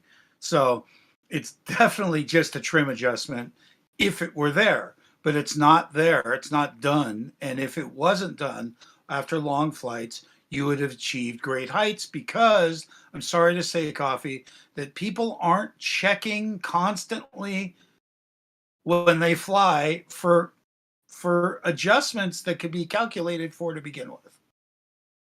Well, I I agree with mean, Dan. I would have to ask if you've flown. I don't mean that in a derogatory way, but when you fly, you are constantly checking a lot of things, and one of them is your course, your heading. The heading would be the Due same to on a wind. flat or curve. Due to wind, not due to the rotation of the Earth or Well, your it's due to destination. both. It's due to both, but you're right. The wind is really the factor you have to worry about because it changes your heading a lot more than Coriolis does. Coffee, does the Earth spin under you when you're flying above it? I mean, the Earth is spinning, yeah. But does the Earth spin under you as you're flying above it at 50,000 feet commercial Well, flight? it depends on how you're flying. If you maintain a ground track, and then by definition, you're spinning with it. So the Earth does or doesn't spin under you when you're flying from A to B? I mean, it spins and you're spinning with it. Would it be possible to do some sort of box pattern or controlled maneuver to change your variation or your tangent speed so we could see the Earth spinning underneath you? Yeah, I mean, if you flew straight west at the same tangential speed that the Earth is spinning at, you're essentially staying, at the same fixed point relative to something outside the Earth, if that's what you mean. I mean, can someone stick a camera out the window and watch the Earth whipping by? Yeah, it's just called flying. He's not getting it. No, he's not. No, I understand what you're trying to get at, but imagine if you flew west at the equator at whatever 1,000 miles an hour, whatever the rotation speed is. That's kind of the same thing, right? You're hovering over the spinning Earth at that point, but you're essentially just flying west at the same speed it's rotating. Okay. Yeah, so but we know that you can't fly 1,000 miles, can you? You can. Some craft can fly that fast. Sure you can. Yeah. Like an F-18? Yeah, fighter jets can fly over Mach 1. Oh, that's a good one. Do fighter jets have to worry about the Earth spinning? That's a good one. That are going, let's say, Mach 2. Could they fly on the deck? Planes have traditionally flown under radar under 50 feet to try and sneak on people. They've been doing that since World War II. I promise you that they didn't worry about gaining height during any of that, that they stayed level and they flew level. And they were not being manipulated by air pressure and autopilot. They were flying on the deck because they were flying on the deck. The deck didn't change. They would really all be squirrely trying to stay with deck changes, I imagine, or there'd be set intervals and a name for that waypoint interval when you had to adjust for it. They'd be known for different speeds. 200 miles an hour, you do checkpoint A, and there'd be 2 degrees, or whatever it is. They'd be known. And when they land, they don't have to worry about a moving runway, do they? The runway stationary. Never. And when they land on carriers, they sure as hell don't turn them sideways to do so. They fly in the direction that carrier's going. Because you couldn't have any other factor besides wind. It would complicate the landing too much. Doesn't taking off a carrier and then landing on a carrier, doesn't that debunk the whole conservation of momentum? I don't know what that means. Yeah, how so? Globers would say that if like the Earth is spinning, for example, and you flew up an airplane, that you'd be going the speed matching the Earth because you flew up from the spinning Earth. You maintain the Earth's speed. In other words, you can't tell you can't tell the spin because it's conservation of momentum. That's the argument. Right. In the same way that if you're sitting on the ground, you already have the same momentum that the surface of the Earth does. So if aircraft carrier is going 50 miles an hour, right, and you take off from that, you should be going your speed plus 50. Yes. Yeah, you have the same momentum of the carrier when you take off, yeah, and then your momentum starts to change as you thrust. Oh, your momentum starts to change as you thrust. Really? You sure about that? Yeah, momentum is mass times velocity. If you change your mass or your velocity, you've changed your momentum. You start with a conservation momentum, but then when you thrust, you lose the conservation, don't you? No, it adds to No, it. momentum is conserved because the thing you're thrusting with is thrusting in the other direction. The propeller or the jet is causing something to go backwards to conserve that momentum that you've gained. You're making something else lose momentum in the opposite direction or gain momentum in the opposite direction. Right. So if you went the opposite direction, you would lose the momentum. Wait, what do you mean? I'm trying to compare the analogy of taking off of an aircraft carrier as opposed to taking off of that spinning aircraft carrier that goes 50 miles an hour, then taking off from the spinning Earth that goes, let's say, faster. Yeah, I get it. You'd have a different momentum than the surface of the Earth that the carrier is going over. Yeah, it's not a problem. You Though. I don't should understand. you should have a different momentum. Yeah, you do. I mean, it's a simple mass times velocity.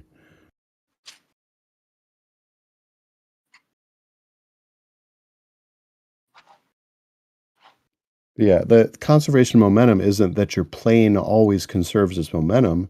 It's that the whole system conserves its momentum. So if you gain momentum, something else had to lose an equal and opposite amount of momentum, right? In the same way that if I'm sitting on a skateboard and I throw a bowling ball, I gain some momentum backwards, but the bowling ball gains momentum in the opposite direction, and those equal out. And so the overall momentum is conserved.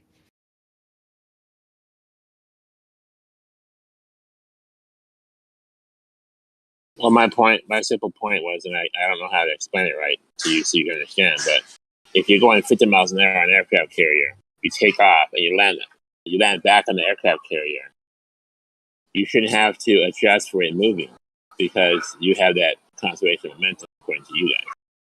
But you certainly do have to adjust for it moving, and that debunks your conservation momentum.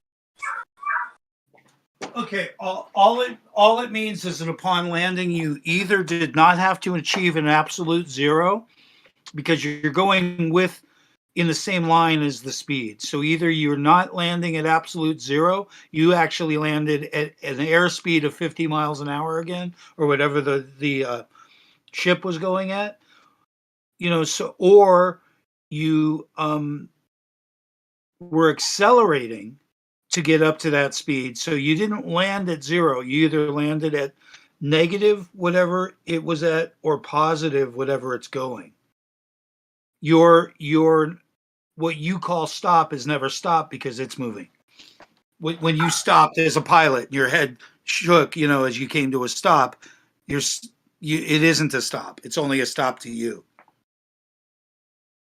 Yeah, it's a stop relative to the carrier, but not relative to the ocean it's floating on or moving on.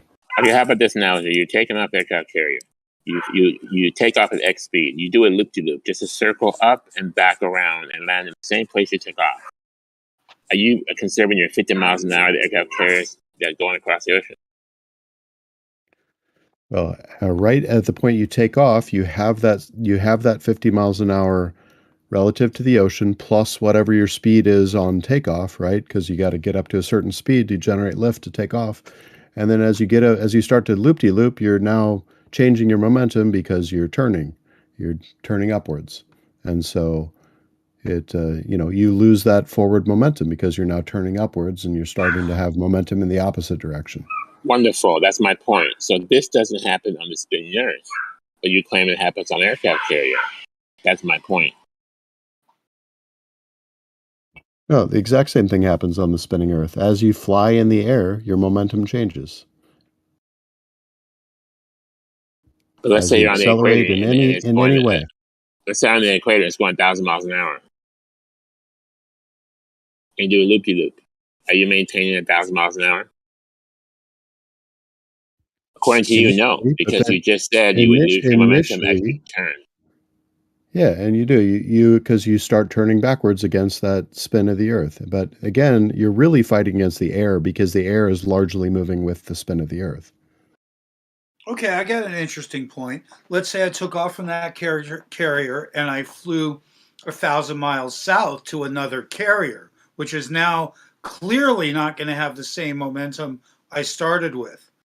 Now, that son of a bitch better be going in the same direction of my momentum or I'm fucked, because it's now a cross momentum. It's no longer about speeding up or slowing down. It's about accounting for a drift that isn't wind. So remember, that's an interesting point. You couldn't land in any direction but what you were going if you went through a speed change. I agree. You have to be very careful. You would just turn. You have to be very careful landing on another moving target from one to another. And you also have to be very careful landing on a flat runway. Yeah, you would have to completely calculate the direction of your initial momentum to get onto that other carrier and line it up with you, because just making a turn isn't going to do it. But then, the only way we can. Hang on, Dan, how do you escape this? Let's hear from Coffee, man. I think he's trying to respond to the thing. Oh, I'm sorry. Go ahead, Coffee. I didn't mean to interrupt you. Go ahead. It's okay. I mean, I've kind of said my whole reasoning a few times, but I mean, this just amounts to small turns over long flights. It's really not. I don't think it's. I think the flat Earth has much better arguments than this one. This one just feels like the bottom of the barrel to me. I'm kind of surprised that people want to go with it. Dan, how do you get away from supposedly this spin of the Earth? How do you get away from that in the plane? I'd have to ask pilots about that. I'd have to ask pilots about that, because I think they have full control in relation to the Earth. I think you can circle the airport, see it, make circles around it, and it doesn't go zooming away from you, regardless of what direction you go, under complete control and power. I'd have to ask them, do they feel that they really don't have complete control over speed and direction? Because we're no longer talking about in relation to anything. We've already have a new relationship. We're looking down at a new destination, and suddenly you can motor about again. So, we'd have to really say it's silly to think the air is moving, because it's not moving. The ground and the air are not moving together. And if they... Yeah, if we're, let's say that the Earth is spinning to the west, right? And we're going in that direction, let's say west, right? We have the supposed conservation of momentum when we're flying this direction. But let's say we change course, right? Went to another airport, for example. Once you change course, where does all that momentum, the 1,000 miles an hour, where does all that momentum? You're changing your momentum just by turning. You're changing your momentum. I feel like if you were going 1,000 miles an hour, even if the air was in lockstep with the Earth, and if you're going, let's say, west, then you turn south, which is left, you'd have to brake against that 1,000 miles an hour momentum to do that. So I feel like you do. You change your momentum. That's how the Coriolis effect happens, by entering that new tangential speed area. But then we decide there's no Coriolis. Isn't that what the result of this argument was? There's no provable Coriolis.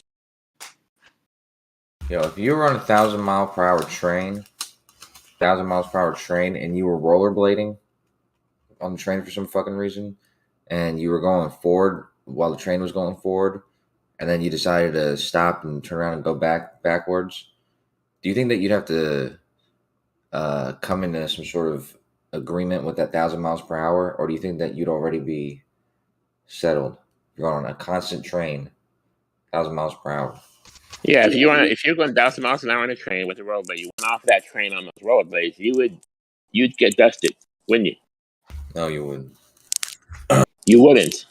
And So how you would about just like Evil Knievel off that train, just no problem, and then be rollerblading just fine. Huh, Coach? If it was going at a constant velocity, there's nothing about the train speed that's going to interrupt your rollerblade. So if you jumped off a train going 1,000 miles an hour on rollerblades, I'm you not wouldn't have to deal with that speed. I'm not talking about jumping off it, dude. I'm talking about jumping off it. Yeah, but we're not talking about that when we're talking about the airplane. So there's no need to take it there. I'm talking about jumping off it, Coach. And I'm saying that doesn't happen on the spinning Earth. Yeah, we don't jump off of the Earth, so We technically do if we go up in the air. no. Imagine instead of jumping off the train, why don't you just rollerblade and jump up in the air? Okay, this is like flying in the air in an airplane. You jump in the air in the rollerblades. Nothing spectacular is going to happen.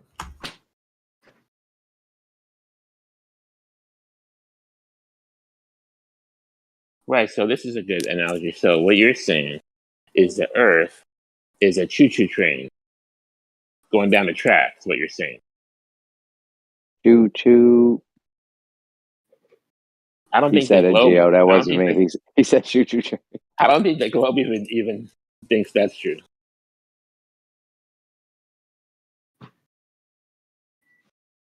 You do realize Well, that they always bring it to trains. I don't you know. do They realize that love, the they Earth love is choo-choo.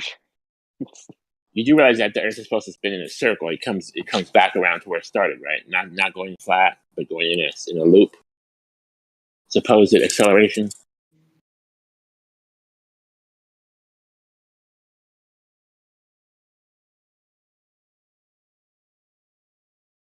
Let me help you with your analogy, Coach. You're on a train, right? On this choo-choo train, right? Take a beach ball, right? Put a little mouse. You know what a mouse? Ever held a mouse or a rat, Coach? You know, they kind of swim around. You there? Well, put a rat on the top of this beach ball, and then start spinning the beach ball ever so slowly, and see if the rat doesn't fall off. That's what would happen, Coach. That's the correct analogy. The rat couldn't stay with that beach ball unless it was a trained rat, like a dude on a log jam or like on those logs, you know, in the water. Just they spin on, they keep on top of it, spin their feet. That.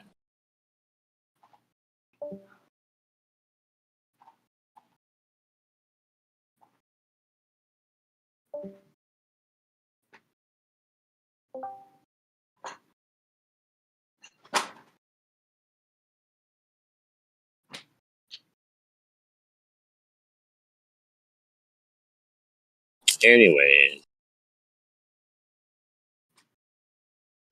Okay, I got the rat. I got the beach ball. How how fast am I supposed to rotate this beach ball? very slowly, but you notice that when you do it, the rat has to struggle to stay on top. Hold on. It doesn't have the momentum. Doesn't have the momentum of the beach ball. Yeah, I'm gonna How rotate fast it. are you? How fast are you rotating the beach ball? I'm gonna Kadri? rotate it twice as fast as the Earth is rotating. Give me a second. Okay, I'm rotating it twice as fast as the Earth's rotating. Coach, can you put this in live The stream? rat's not having any trouble staying on it. Can you put this in live stream, Coach?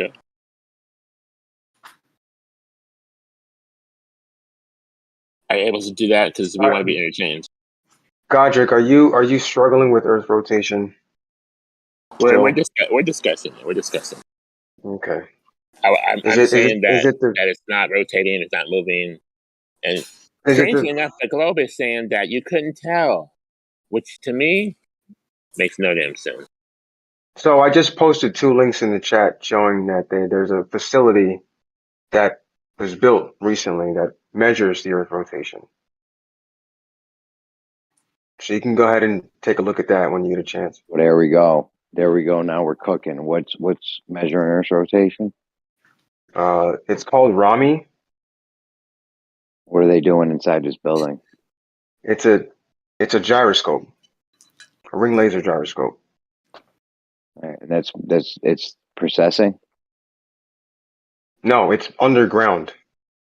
It's built What's underground. happening? What's going on with the gyroscope? It's measuring the Earth's rotation. Okay, how? So it's the same way that a ring laser gyroscope measures rotation. What's going on with the gyro? If you really want, if you really want to know, you can either watch the video or you can read up on it or you can Google it. Well, I mean, I know what's going on. You don't know? Do you know what's going on? Go ahead, explain it to me. I I mean, know what's going if on. you know better, if you know they're not better than I do, so then you know the Earth is rotating, right? Or do you deny that what they're doing is saying that what? Are you denying what they're saying is true? I mean, this is your argument, right? I'm not about to make your argument for you. What's going on? That's how we're measuring Earth rotation with this gyroscope. You tell me. Dude, this is your argument, not mine. You tell me. I'm not Do making. you agree that? Do you agree that they're? I don't Bro, accept what? ring laser gyros. How 'cause are they have- measuring? Hold on, Godric. Dude, what are they doing inside this building that's measuring Earth rotation?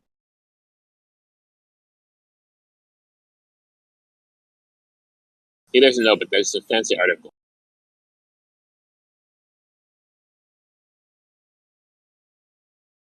I don't accept ring laser gyros. Kosho knows what's going on in the building, don't you, Kosho? No, I've never seen this.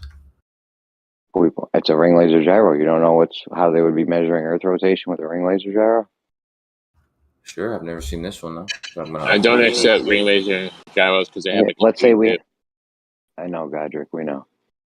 So let's say you had a ring laser gyro, Kosho. What would be happening with it where you would be measuring Earth rotation? Well, I can explain to you how the Michelson Gale did this. They basically used a giant one, basically, and except it wasn't a ring laser; it was more like a. Dude, what are you doing? What are you doing? If we have a ring laser gyroscope, what are we looking at? What's happening to the measurement of Earth I'm rotation? explain the Michelson Gale, which is not a ring laser gyro. What's that one called? I forget. No, it's a. You just told us it wasn't a ring laser gyro. We're talking about ring laser gyros. You want to talk about something else? I think it is a ring laser. You just told me it wasn't.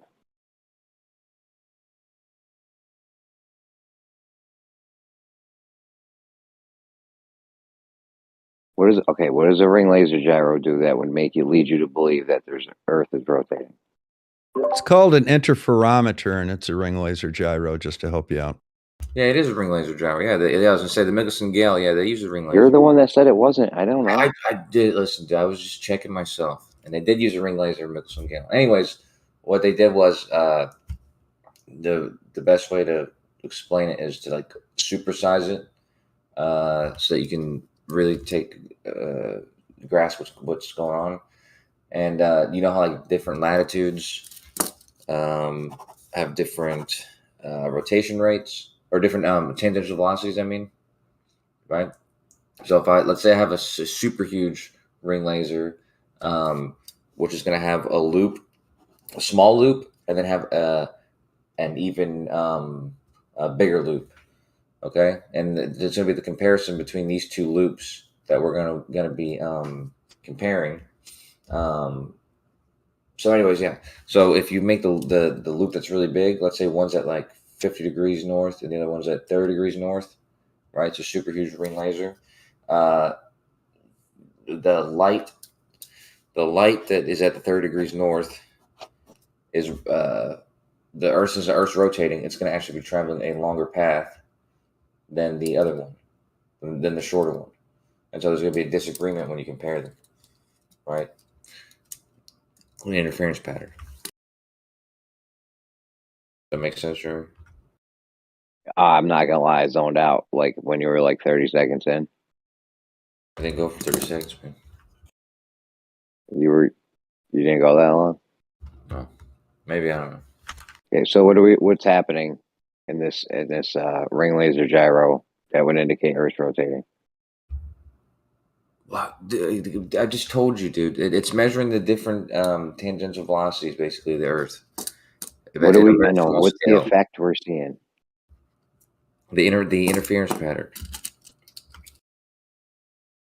So light makes an interference pattern, and Earth. That means Earth's rotating.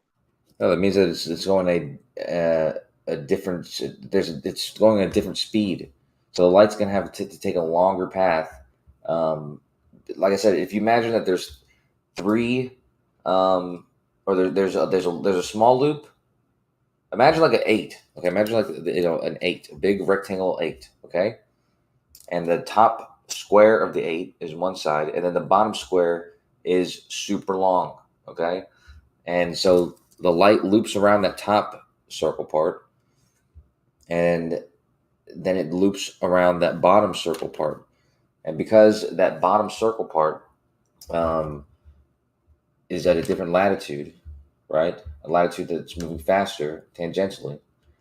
When they meet back up and you compare them, the interference pattern, you're going to get an interference pattern.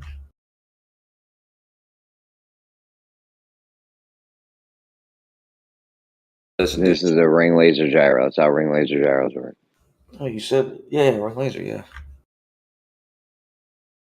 Just like the thing that Bob had, but a lot bigger and underground.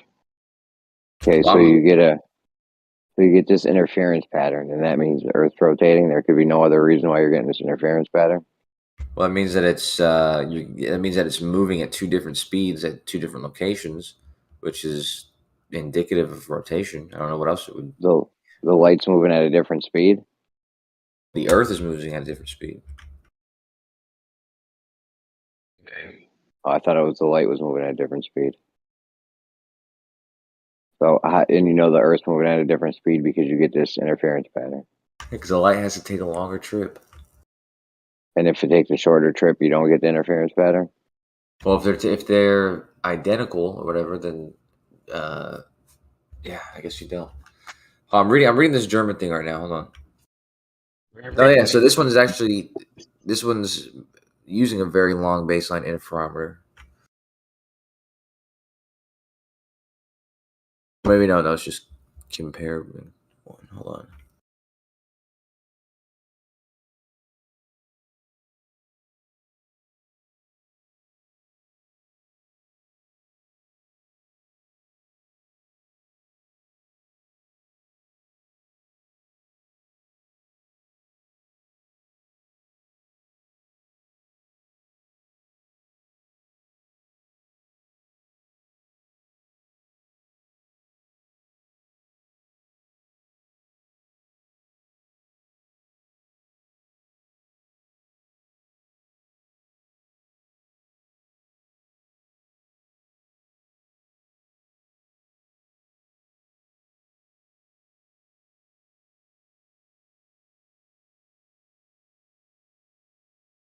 It says the complete vector of Earth's rotation can be directly measured with this instrument. Is there any other way you could be getting an interference pattern other than Earth rotation? Well, I mean, it's built underground, so I don't know what else would be affecting it. That wasn't the question. No, I don't think anything else would indicate that it's And I'm pretty sure the engineers that designed it, I'm pretty sure they're well aware that, and then they've taken all the precautions they needed to mitigate any other interferences when they designed this. Of course. So we could phrase it like this: if we get an interference pattern in a ring laser gyroscope, then Earth is rotating. Is that safe to phrase it like that? Yes. You like that, Kosho? Is that a good way to phrase it? I'm not listening really. I'm looking at this. Hold on. You want me to say it again? No, but go ahead. Sounds good to me too. That sounds good to everyone? Yep.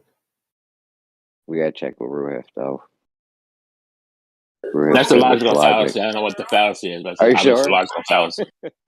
It's a logical fallacy, but he doesn't know which one it is, but it has to be a logical fallacy, right? No, I do. Of course, we know which one it is.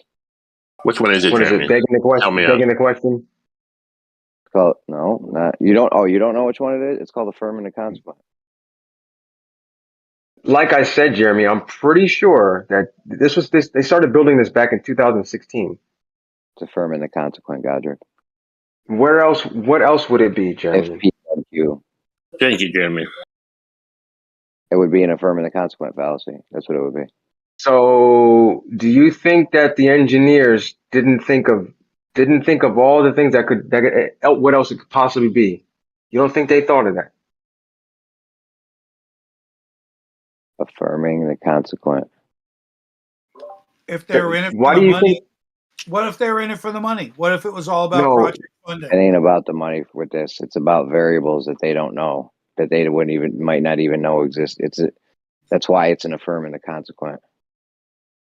There's but why variables is it that that when they they don't know. measure it, it's the exact speed that's measured? What you're saying is if we have this effect happen, it must be because of this. That's what you're saying. Because it wouldn't be anything else.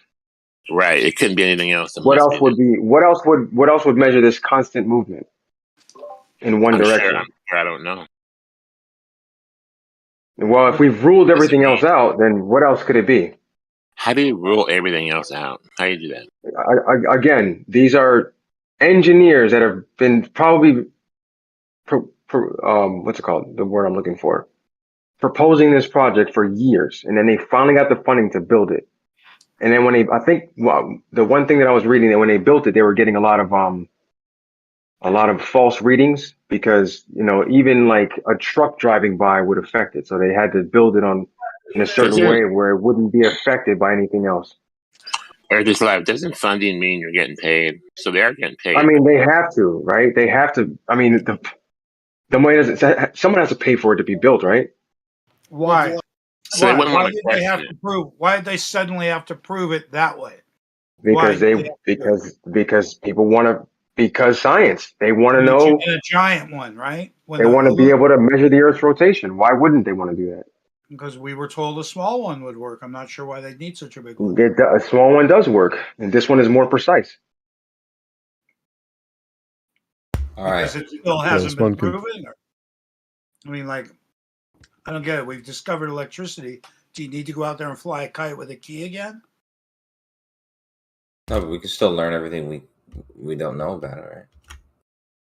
One of the things that's interesting about those gyroscopes that use light is that they're picking up the sidereal movement of the stars, the same motion the stars are making, which obviously in the globe Earth model, they try to say that's because the Earth is rotating, is why the stars are moving.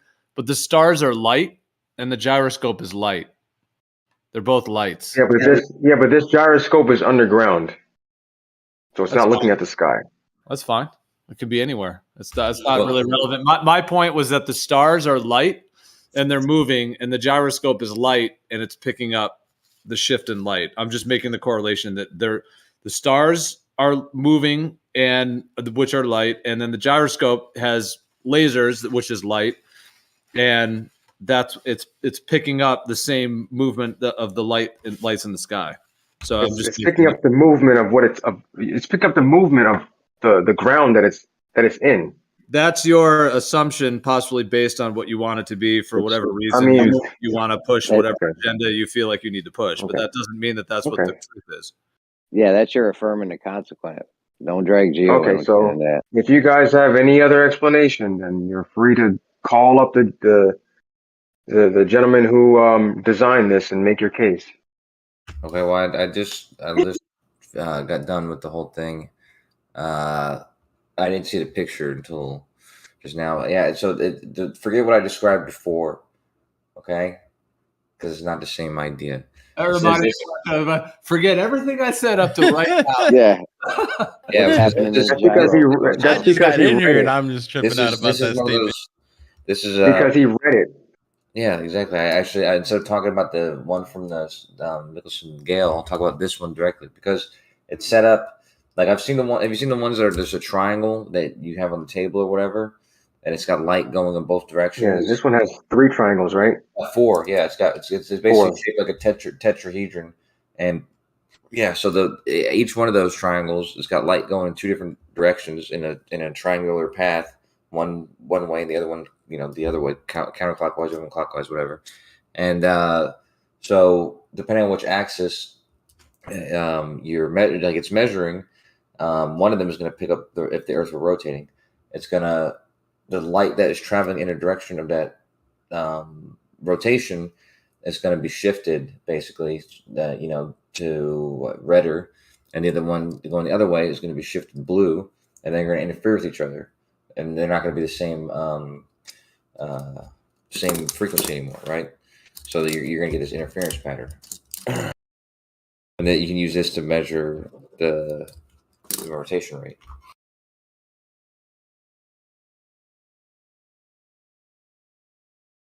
Sure, you can.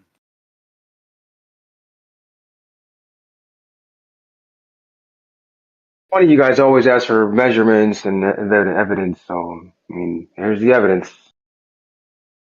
Well, a piece, just one piece of evidence.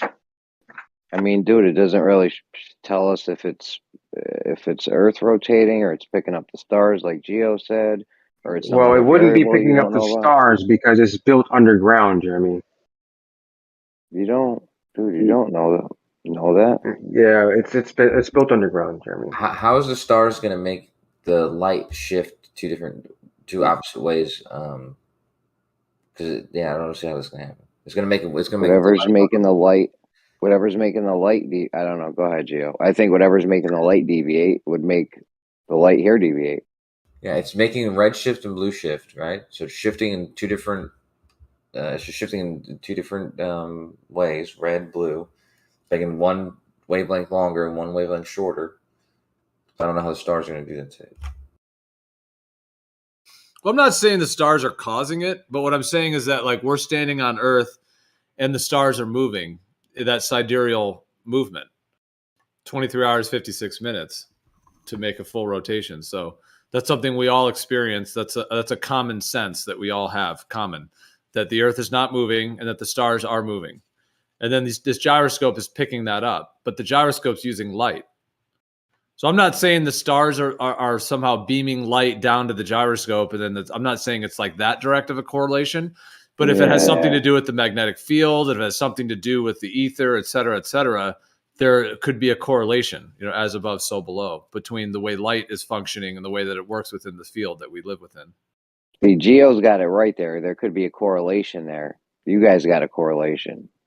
You got a correlation and causation conflation, right? Because B-ball thinks it's a. It has to be. So it would have to be something. There's something other than what anyone can really explain. It just has to be something other than. Oh no! The Earth rotating. It has to be. It's refraction. Remember, light always bends. Yeah, I think it's in a vacuum tube. Oh, but light always bends. There wouldn't be any. So there wouldn't be any refraction. There's always refraction. I know what you guys say on these. In a vacuum, would there be? Let's pretend that there is refraction. Okay? Let's remember that what we're observing is red shift and blue shift and the different interference pattern. So pretend? Well, I'm just trying to move forward because I don't know how refraction changes. Refraction doesn't do anything here. Live in imagination world. Okay.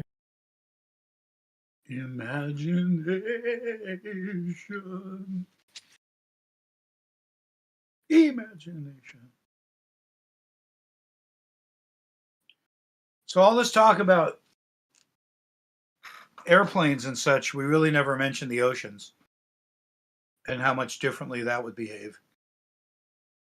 Elaborate. The ocean. I'm curious and intrigued. I mean, you got tidal nodes for one. The amphimortic. I don't know how to say that word. I'm interested in what Dan. Oh, okay. Go ahead. What do you got, Dan? He's the water man. I have the question that do we see any of the consistent motions that were expected above water as below? Most certainly, submarines, they don't use the same methods, I don't think, to keep their elevation. When they travel level, I don't think they're measuring air pressure. I think they are measuring water pressure. That's an assumption. It would be fun to look up, but you still don't have. You have independent currents, just like you have winds. They claim Coriolis affects the way circulation works above the globe and between the north and the south, I don't know that we see that in tidal behavior. You know, I don't see the swirling patterns, and I see gracious patterns that move across the oceans, and not swirly emotional things. You know, I see a slow migration. Dan, you remember the null school AE map where you could put on currents, ocean currents or wind currents or whatever, and it formed these nice circles going around, and then you put it on a globe, and it's all this swirling shit pile up and down all over the fucking place. Yeah, that's one of those sites that they took it down, and these guys still say we're not censored. You know, you got to go to Weiss's site to find that or something now. And there was just click. Yeah, you just clicked it, and you went from weather to ocean current to temperature, and everything was totally like perfect. Yeah, I'm curious why he took that down, but he's not a he's just a regular dude. The dude who made that. You're curious why he took it down? Yeah. Well, you can still access it. You can still access it. You could remake that. No, that'd be really a helpful. You can get it on the way back. Well, if somebody did redo that. Yeah, you can go on the Wayback Machine and you can access it. And can you link it to me? It's been down for years. I think Bob put it up. It's bobwins.com. It's right here. Yeah, bobwins. It's not down. But did Bob Nodell made that, or is it named Bob from someone else? I don't know. It's just Bob Wins. But the thing is, this guy just did the same thing the other guy did. It's just takes the data and just maps it.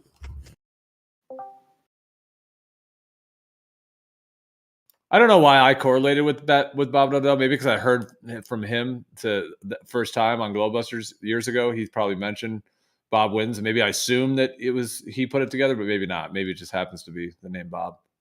When you click on the top left corner where it says YouTube, it takes you to Globebusters site. Okay, so maybe it really? Maybe it is connected. Yeah. That's kind of I wonder how accurate this is. That's what I thought. I thought that he had done this or someone involved. But yeah, you're right. It's got his Rockfin YouTube on there. Is there a chance that this is wrong? And you can't even change because you can't change the you can't change it, yeah. Yeah, if Bob's involved, something's wrong. Trust me. Yeah, but the magnetic flux is like hold on. It's definitely not the same. This one is not the same as the original. Well, the original one doesn't have magnetic flux, anyways. But I'm wondering if this doesn't seem correct. This magnetic flux. Well, they removed the AE map, the AE projection on the original one. Yeah, the original one was an official site. It wasn't NASA, but it was some .gov kind of thing, right? No, I saw because the guy's like a private dude. He just put it together himself. The Null School thing. Because I saw he's got like a page where he describes where he gets the data from and stuff. Hold on. Not sure. Yeah, it was nullschool.net. Yeah, it's still up. You can go to earth.nullschool.net. It's still there. But they removed specifically the AE projection, which is bizarre because it was right around the time when I believe it was Globebusters all started talking about it, Jeranism and other people. And everyone within the community was starting to look at it and, oh, look at this. And the way that the winds worked on the AE projection was so elegant and the symmetry within it. And then once it was kind of spread within the community, it was very quickly that whoever made this site instantly removed the AE projection. They left all the other ones that just removed the AE.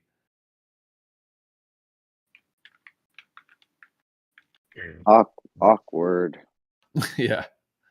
Do you think is the AE projection the flat Earth, or no? Is that still a straw man? Well, if something is symmetrical, I'm tracking it's still a straw man. I don't know. Who are you asking that to? Either you or Jeremy or any guys that believe, the AE projection. If there's something that is symmetrical in the AE projection, shouldn't that be also symmetrical on the sphere? Can you have one without the other? Very, very suspicious, the timing. Not only that, the Wayback has got the current stuff. It doesn't have, when you go to archive.org, it doesn't have any archives. It's got this same crap from now.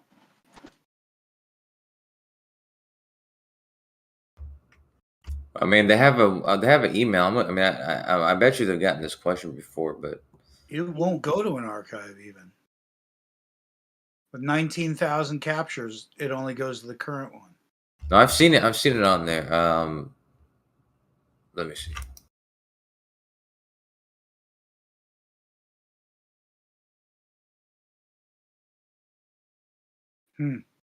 Never seen that. Going back to 2014. Click on it, click on it, click on it, and you only get the current. Never seen that. It's been washed, basically.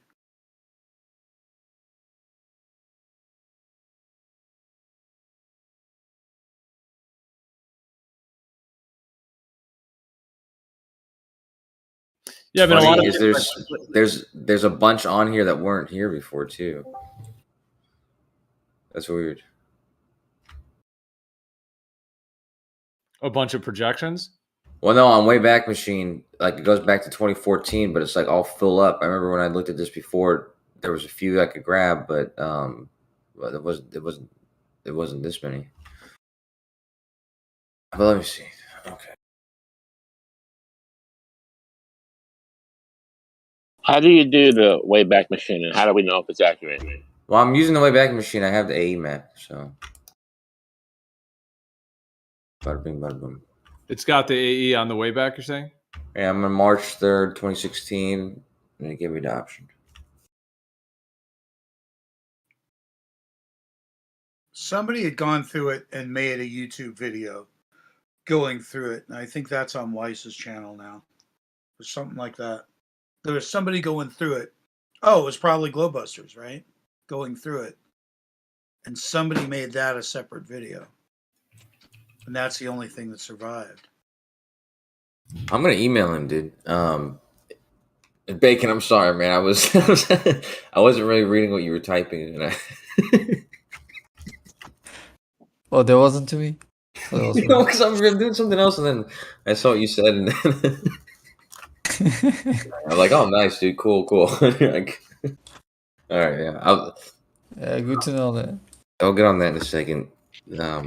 But yeah, I mean, we're obviously flat earthers. I know what y'all's assumption is, but what do you think would be some other reasons that he would decide to take that off? Because I think I read where he gave a note where he updated it. Because that's right, in the GitHub it has all the changes and the notes and stuff. I mean, I have one idea. You definitely don't want new people coming into this seeing that. Seeing what, the AE map? How all the patterns look on that map. Yeah, how all the nice pretty circles, and then switch it to a globe. It looks like a pile of shit. Dude, right. You want people. They all look chaotic, and they all look fucked. All the projections look chaotic, and here's the YouTube video that ran through the site and showed all the different ones. I'm not trying to be a dick, and I don't mean anything offensive to other flat earthers, but Jerry's making you guys look bad when he says shit like choo-choo trains and people see the AE map and all those pretty colors or whatever the hell he said, pretty circles. Listen, first of all, Godric said choo-choo train. Okay. I said choo-choo train because I was trying to dumb it down for you, Coach Show. They're fucking with you because I said choo-choo train like 10 times. Even Gio was roasting me. No, I was just joking because I was. But you were trying to talk about like a model train, but you kept calling it a choo-choo train. This is funny, but you guys are fucking unicorns and choo-choo trains and all shit. Well, I mean, the thing is that I agree that this guy, he probably was contacted by people within the flat Earth community, perhaps. I don't know if people emailed him or what the deal was, and it was starting to kind of get out there. So it is possible that he just didn't want any association with the idea of the Earth not being a globe because of his own fears and issues and resistances and God knows what people have in their psyche that stops them from, or just needs them to keep the globe idea or whatever it is, and to not associate with what the Earth actually is. Nonetheless, he may have kind of taken it down just because he didn't want more attention, or maybe he didn't even want his thing. Oh, look at this, it shows the Earth's flat or whatever, like because of these patterns. Like maybe he just didn't want any heat from that or something. So whether he did it for like a nefarious reason to try to hide it, or whether he just took it off because it was just too much attention that could have been grabbed towards it, that he didn't want to be associated with, a bunch of flat Earth people putting it on their videos and stuff and claiming that this guy proved, or not proved, but, is showing how the weather patterns are working on the real flat Earth kind of thing, rather than what he's, because I'm just looking at his Facebook. This guy's pretty globy here. He's pretty into the globe. So I don't think I would imagine he wouldn't have wanted that association. Well, let me see here.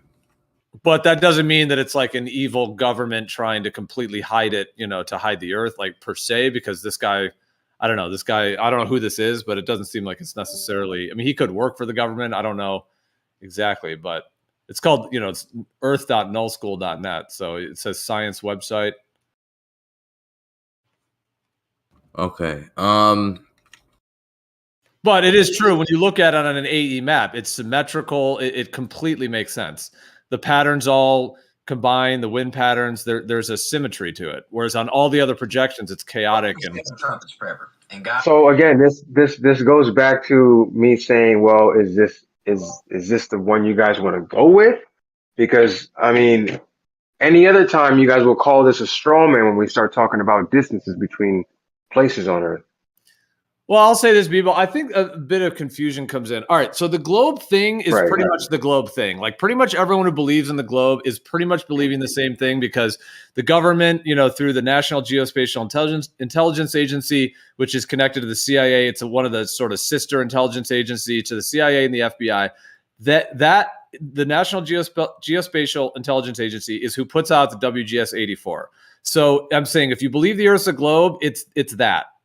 For the most part, it's the WGS-84. Maybe there's some geocentric globers out there, but for the most part, that's it. But when it comes to the Earth not being a globe and people talking about it not being a globe and or being stationary and or being planar, flat, etc., that doesn't mean that everybody who thinks the Earth is either not a globe or who thinks it's stationary and planar, etc., thinks all the same thing. And I think what you're maybe perhaps trying to do is to lump everyone into some, category and to pin it on everybody. And then that's why people are telling you it's a straw man, or they don't, you know what I mean? Because if you're going around kind of half trolling people like, hey, don't you think this is the map? You all think this is the map.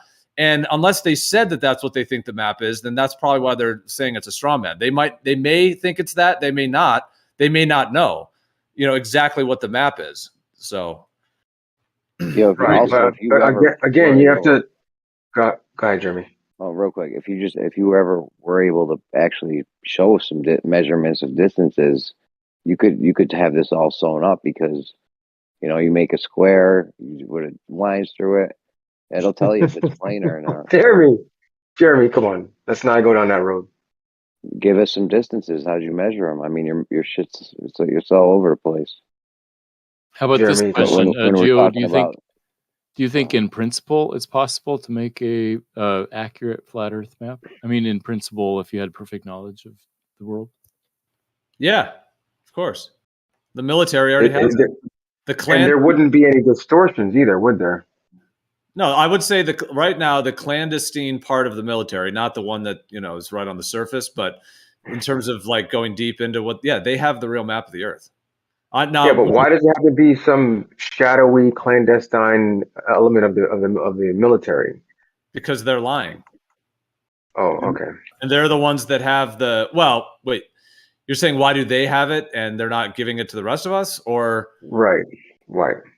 Yeah, because they're pushing the globe model to control humanity, and there's a bunch of reasons why they're doing it, in my opinion. But the thing is, they also have the equipment. They also have the equipment to do it. They have the. I mean, could it be done? But I mean, if somebody had, what would the budget be that would be needed to map the Earth yourself? Plus, there's a lot of land that's government land that you can't even freely go on. But I mean, what would it take to map it yourself? And the military has a lot of equipment that they can do it. They don't I mean, tell you us. could map it yourself. You could just, take pictures with from a balloon, aiming down. That's one way to do it.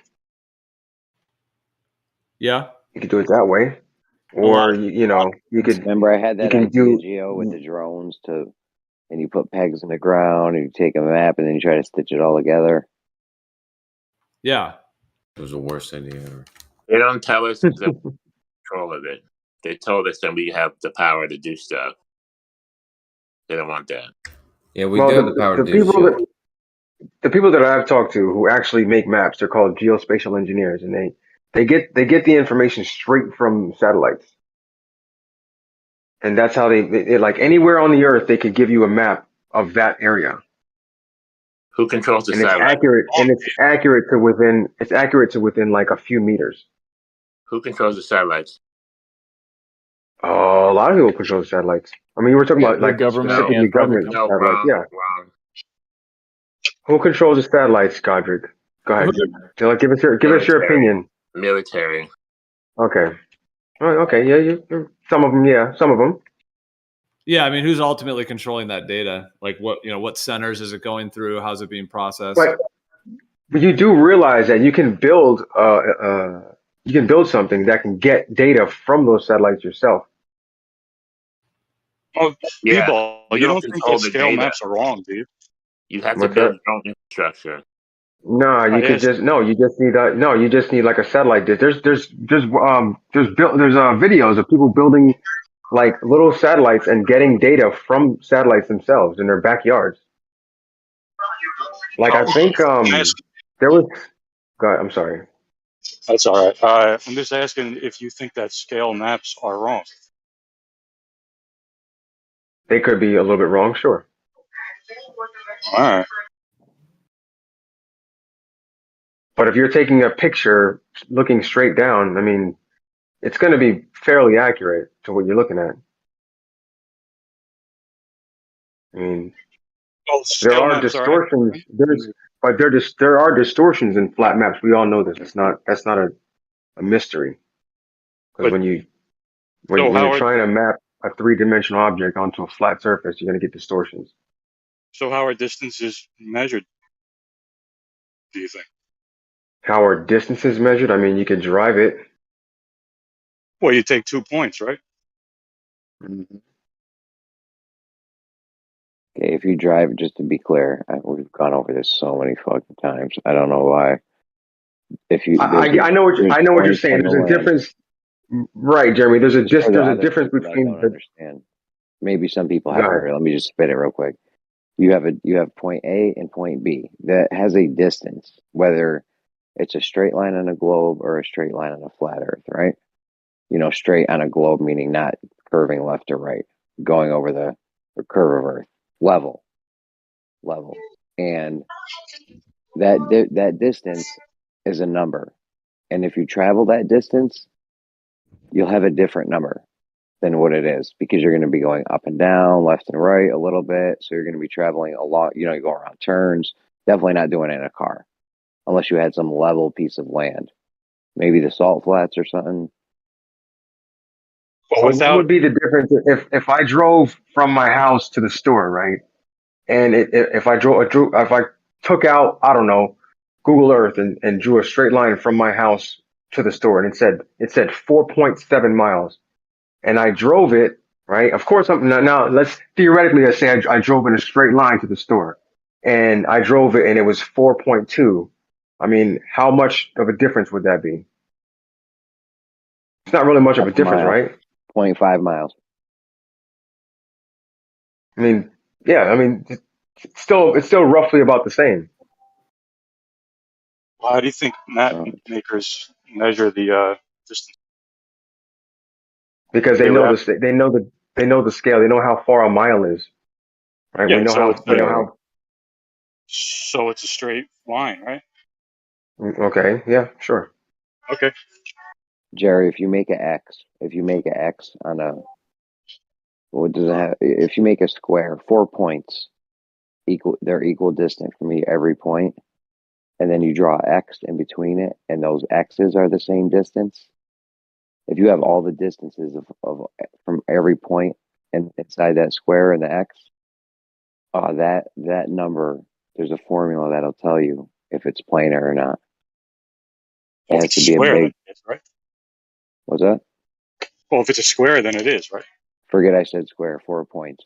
4 points. Take a Okay, so square what? and then you put an X. Then you put an X I between the corrected square, right, myself when I Jeremy? said square. Stop saying square. Everyone stop saying square because you're going to get locked into in some semantical argument. 4 points. They're all the same distance from each other. Then you put an X through it. And those X's that are each line in the X, they're both the same distance as each other. If you have that shape and the distances between all the points, you will be able to tell if it's planar or non-planar. As long as it's big enough. Yeah. Well, I mean, if you are do you it on a taking basketball, are you taking the shortest path?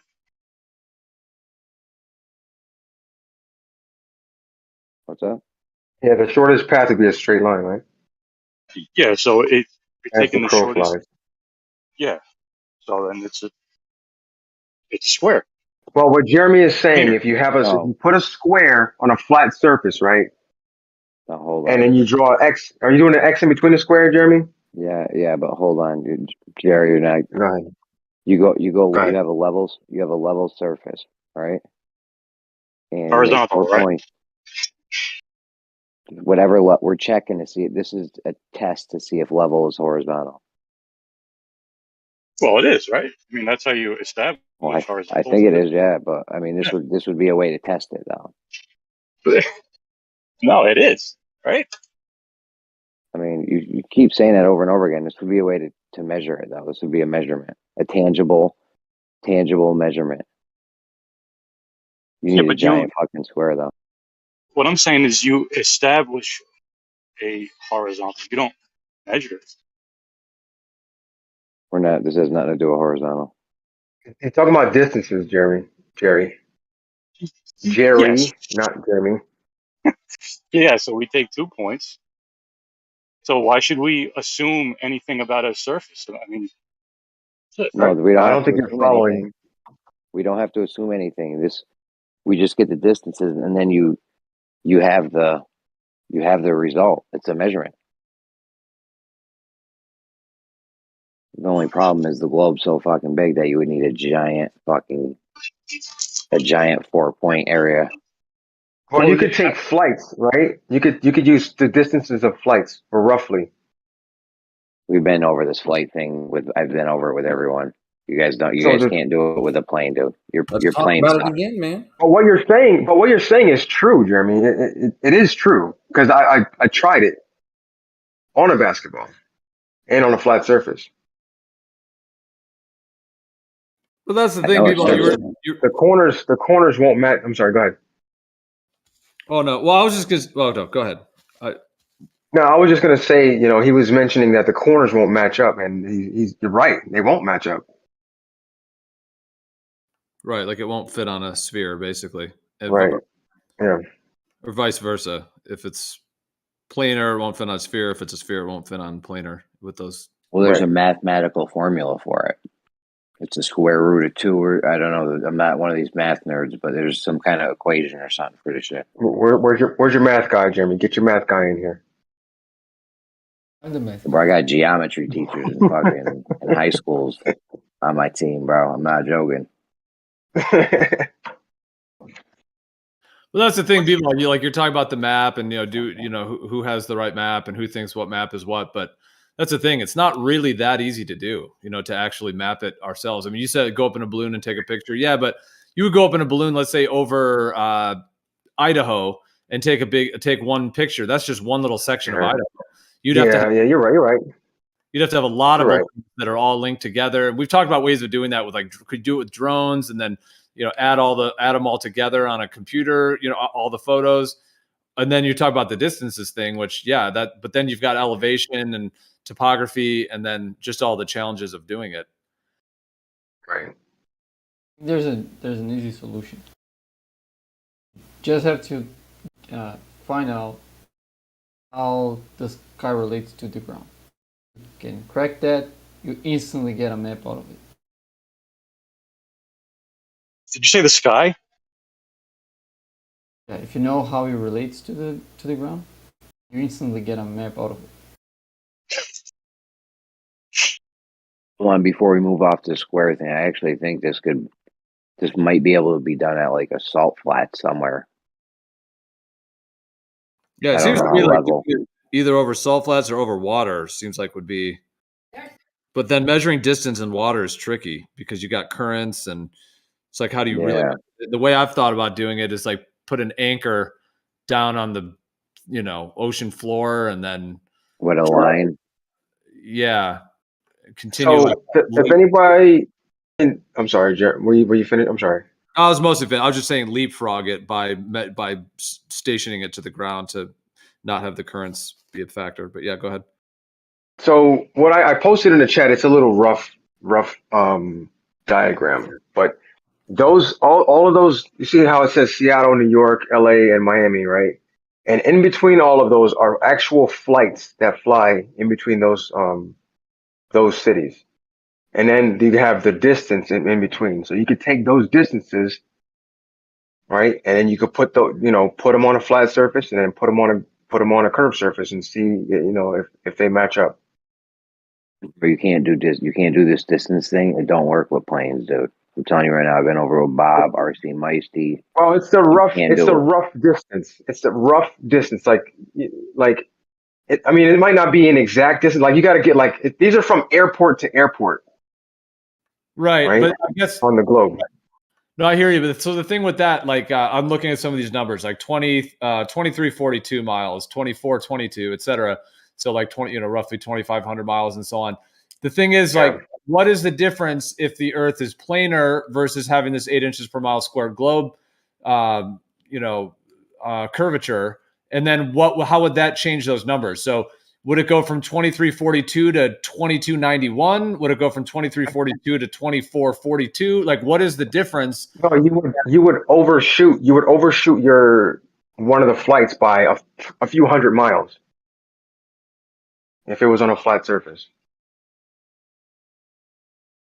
You made that number up.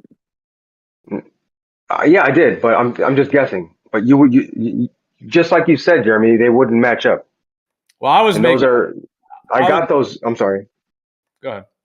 No, I know you. No, I was just saying I got those. I got what overshooting it by 100 miles. Yeah, I made that up. But I'm guessing like you would definitely overshoot because look at what the thing that Matthew posted.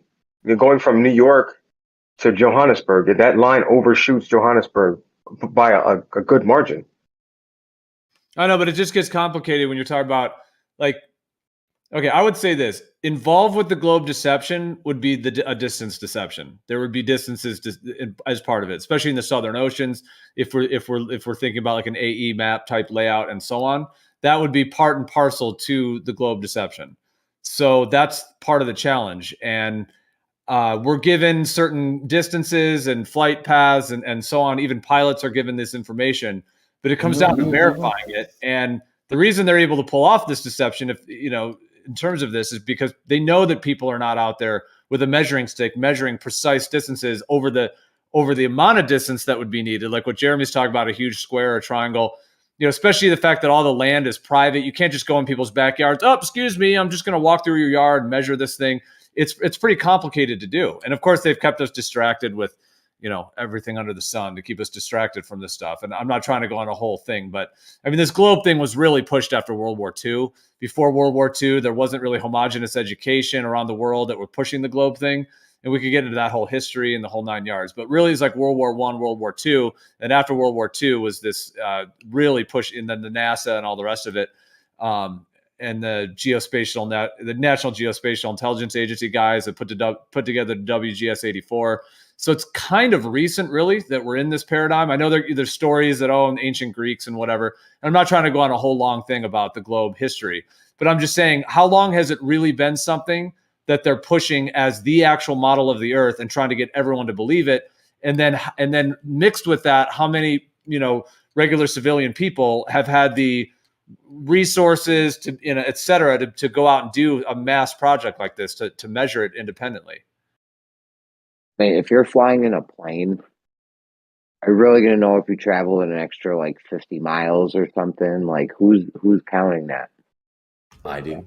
Well, that's what I'm saying. You have like, you could time it.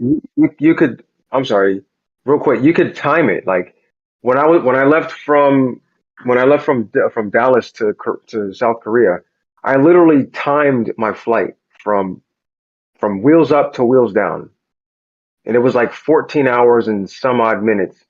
And I compared that to the time, to the distance, to the distance on Google Earth, and then how long it would take and the speed we're going, and it was pretty accurate. About how much? It was. I'd have to go back and look, but it was about 14 hours, like going about 500 something miles an hour, going that distance. It came out to about 14 hours and like 30 minutes, something like that. Oh, is your airspeed or ground speed?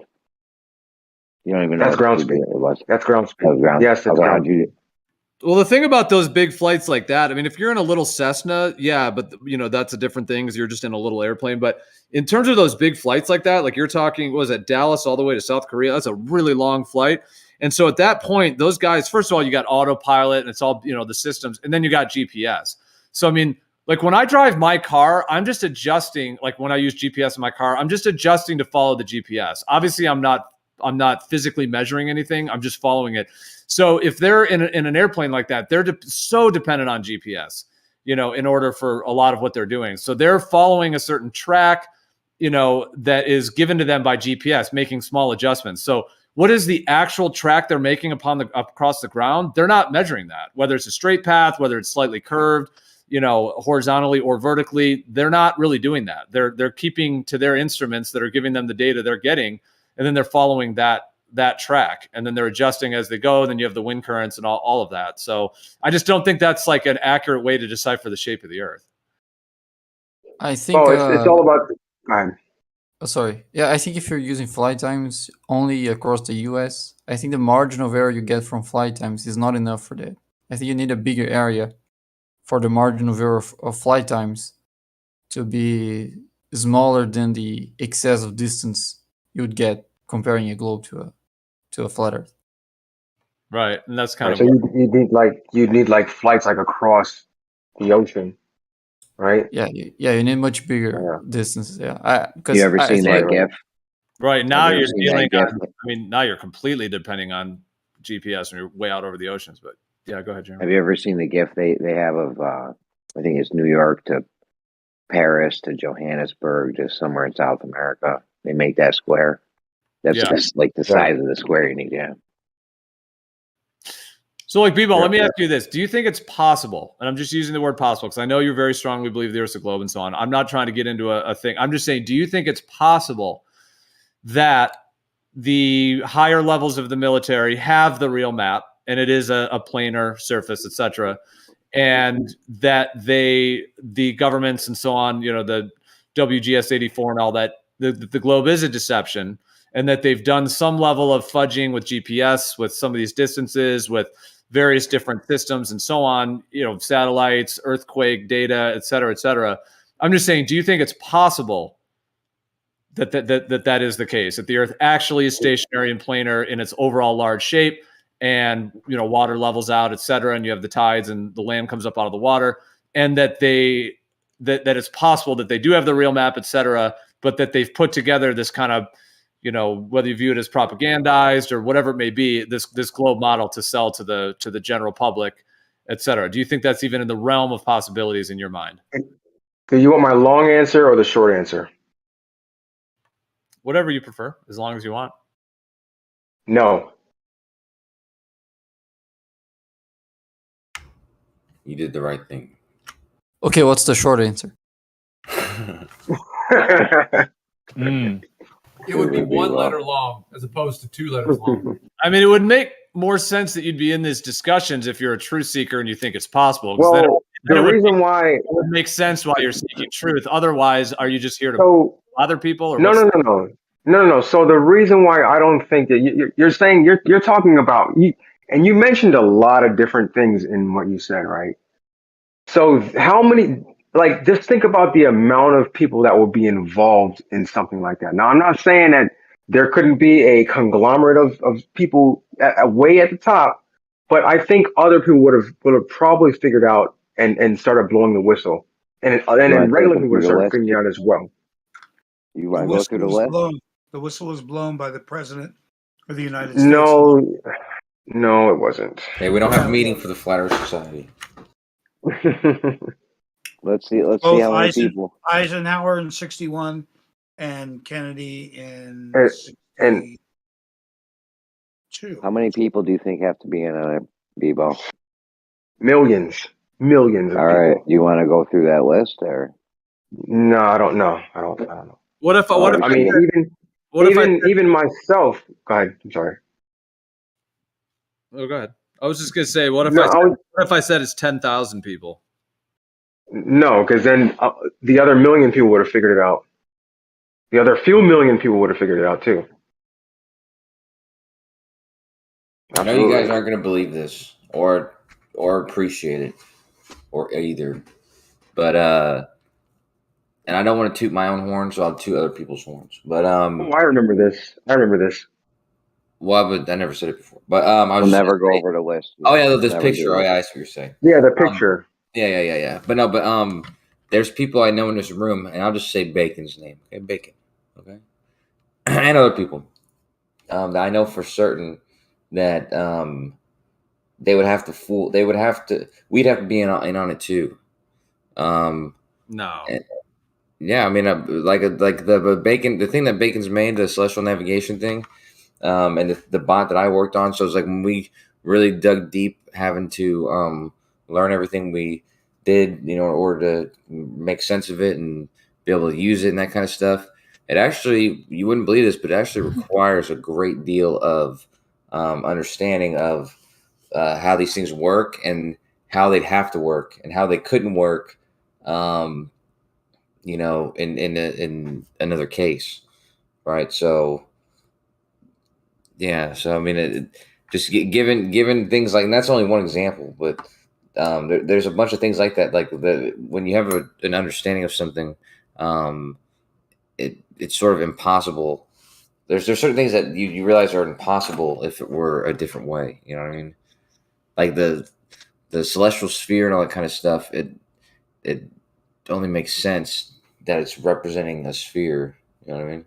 Well, it depends on what data you're talking about, where you're getting it from, and how that's been validated.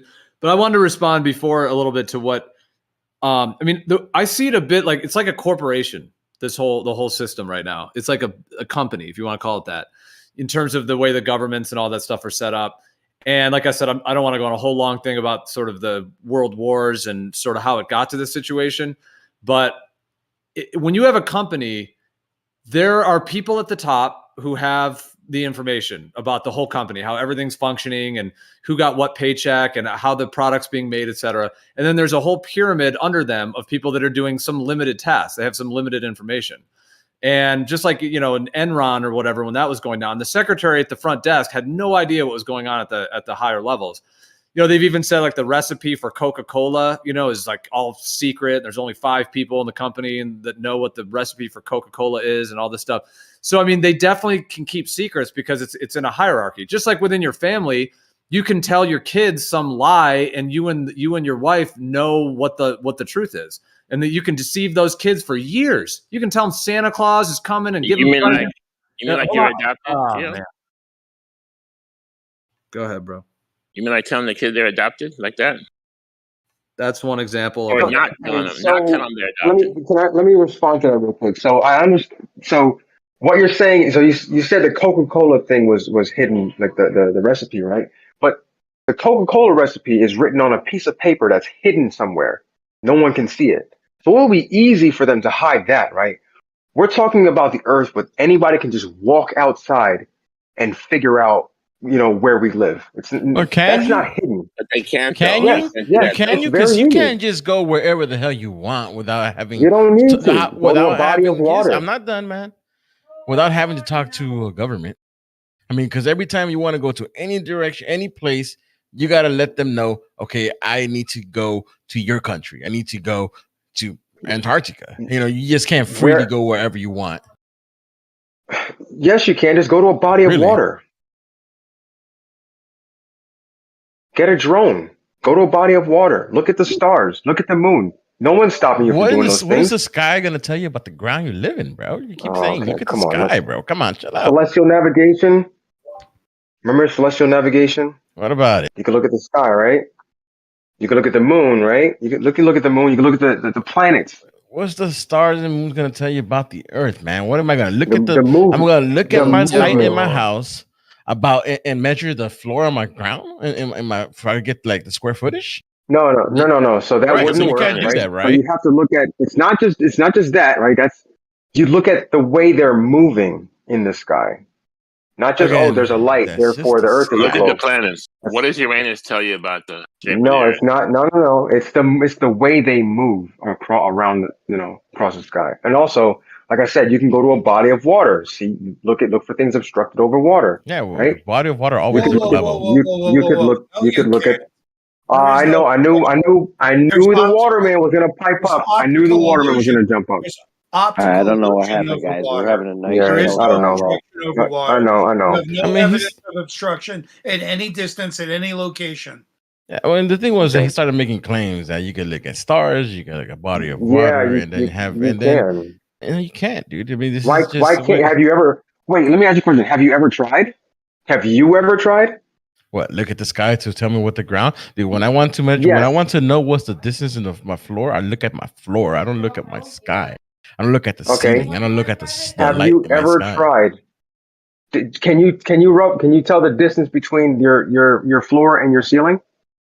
Well, if it was square and it actually the ceiling matches the floor, it'd be a different story. But the thing is, you have a wide open sky. Now, let's say if my house only had a floor and just light bulbs attached to a pole. Would I be able to look at the top, at the light that's up there without a ceiling, and tell me what the floor is? No, right? Let's do this. Let me ask you a question. Let's say you're in a room, right? And you can only see the ceiling, but you can measure from the ceiling to the floor. Wait, but the ceiling at the moment matches the floor. Hold on a second. Hold on a second. I'll wait. And on one side of the room, we measure from the ceiling to the floor, and it's like 10 feet, right? And then we walk to the other side of the room, and now we measure from the ceiling to the floor, and now it's 15 feet.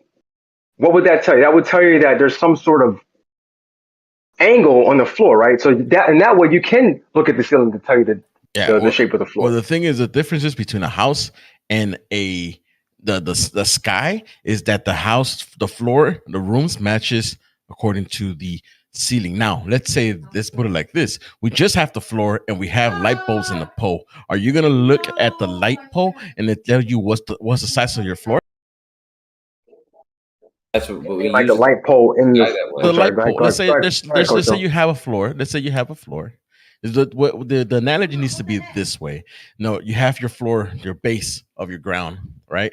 But you don't know the measurements. You have a light pole in the middle of your light pole with a light. He's hanging off of there. You're gonna look at the light, and it's gonna tell you the distance, the size of your floor. You can, yeah, sure you can. Really? We use this. Yeah. We use the sky in that way, like it's like if you're at a Walmart and you can only see the ground, or you can only see the lights in the ceiling, and you can't see the ground everywhere.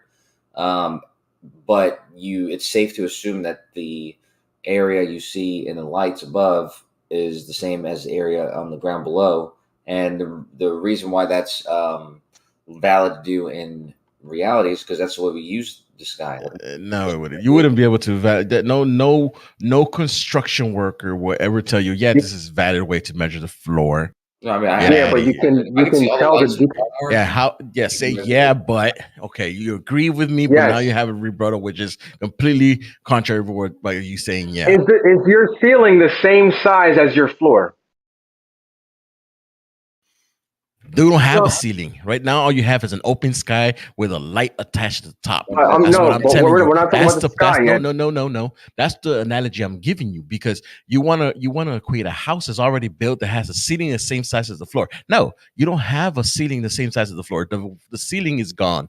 You only have your floor and this is what I'm telling you. This is what I'm telling you. The stars are the ceiling. Listen. What I'm telling you is the star, the light right now that you have in your not roof, but in that pole is the only thing you have, and you have your floor. Can you measure from the top, from that light, what's the size of your floor without a ceiling? Then let me finish. Sure, you can. Really? Or what I was trying to tell you that's how we use the sky that way, man. No, that's how you assume that's how you assume. I'm sorry. No, we Go don't ahead. assume anything. I'll We stop. don't Go assume ahead. Go ahead. anything. We use the sky as if it can tell us where we are on the ground. That's why we use the celestial sphere, because it'll give us a 1-for-1 position for the ground. You get an area. It doesn't tell us an area. The position in the sky will tell us. We use that as if the position on the ground and the position on the sky have a 1-for-1 relationship. Can I mean, you asked why we would look to the sky instead of look to the ground. I think there's a good reason for that. No, I think there's a good reason for that. We can only see so far when you're looking at things on the ground, and when you're looking very far close to the surface, you get a lot of distortion. Like we all know that. The good thing about looking to the stars is that you can see stars that are overhead other people. There are thousands of miles away from you, so you can see something. Also, not light years. Sorry. So not light years, thousands of miles away, not light years. No, I said stars overhead people that are thousands of miles away from you. So there's someone that can see that same star that you can see, but that person can see the star directly overhead, and you see it at a different angle. So you can use that information because that person is very far. So you can actually now use information from people that is very far from you instead of just as far as you can see. That's why it's very useful to look at the sky, because it can tell you things that are much further from you than you but can you have ever to see. assume a flat Earth at that. I mean, a flat surface. No. To get the angle. No. Yeah, I mean, this originally came up because Ebal was saying, like, you know, how could you? He was saying that you can't hide. You know, we're talking about the government's hiding this and everything. And he was saying, you know, that you could the recipe for Coca-Cola could be hidden inside of a safe or whatever, but the Earth can't be hidden. And then we're getting to this, and I agree, you can't just hide the Earth because we all live on it. But then this is the question: how do you actually validate the shape? And we've talked about it at length in so many different ways and angles, and the whole community has for years. It's actually not that easy to decipher the shape of the Earth. It actually would take a lot of money, a whole research team, millions of dollars, not just $10,000, millions upon millions of dollars to do multiple tests and experiments. Of course, if we had the money the military has, it'd be a lot easier, but it would take a lot to do. And then this led to the celestial navigation. And the thing with celestial navigation, like B-Ball, that was one of the things you brought up because you were saying, oh, it's so easy. Look at the moon, do all this stuff.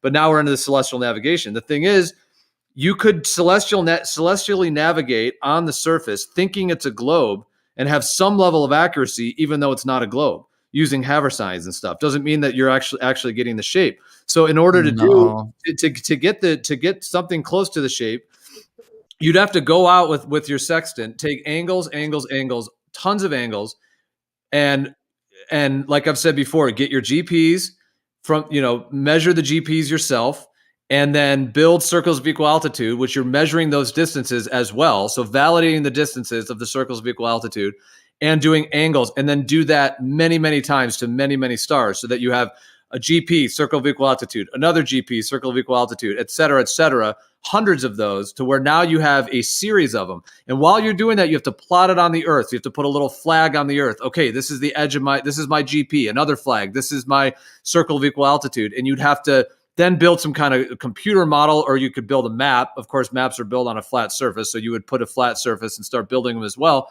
And eventually you're going to find whether those circles of equal altitude are coplanar, and whether they fit on a flat map that you're making on your table or whatever it is, or whether they don't fit on a flat surface and the circles of equal altitude are mismatching because they're on a curved surface. So it's actually, so even though you could do celestial navigation and think the Earth is a globe and get to a particular destination, that doesn't mean that you're actually deciphering the shape of the Earth. You might just be using an ad hoc system or a system that was reverse engineered or a system that partially works enough to get you close enough to your destination. And you think, okay, it proves it's a globe, but it doesn't. The way I just said to do it would be the way to do it. And once again, that's a huge project to do. That would take a whole team, a whole bunch of effort. You'd have to have access to a lot of water or a lot of land. You'd have to put markings on the land. It would be an extensive thing. It would take a whole team, weeks, months to do it. And it would take a tremendous amount of money. So that's what you would have to do to get the actual shape, is build the GPS and the circles of equal altitude and get your elevation angles and actually map that all out to detail. And that's kind of what the first surveyors did when they were surveying the United States. It took them years to survey the entire United States. Some of them, they took their families and everything on these journeys where they surveyed, they pulled chains across the United States. No, I strongly disagree that you could planar surveying. Yeah, I strongly disagree that you could build even on a flat Earth and treating the Earth as a sphere and successfully navigating, because the way the angles change as you go from a sphere to a flat surface doesn't. It's like a much bigger difference than the accuracy you get from celestial navigation. Like in celestial navigation, we were talking about couple arc minutes of accuracy, and whenever you move from flat geometry to spherical geometry, the differences go to several degrees. Like that's orders of magnitude bigger than arc minutes, which is the precision that we actually have in celestial navigation.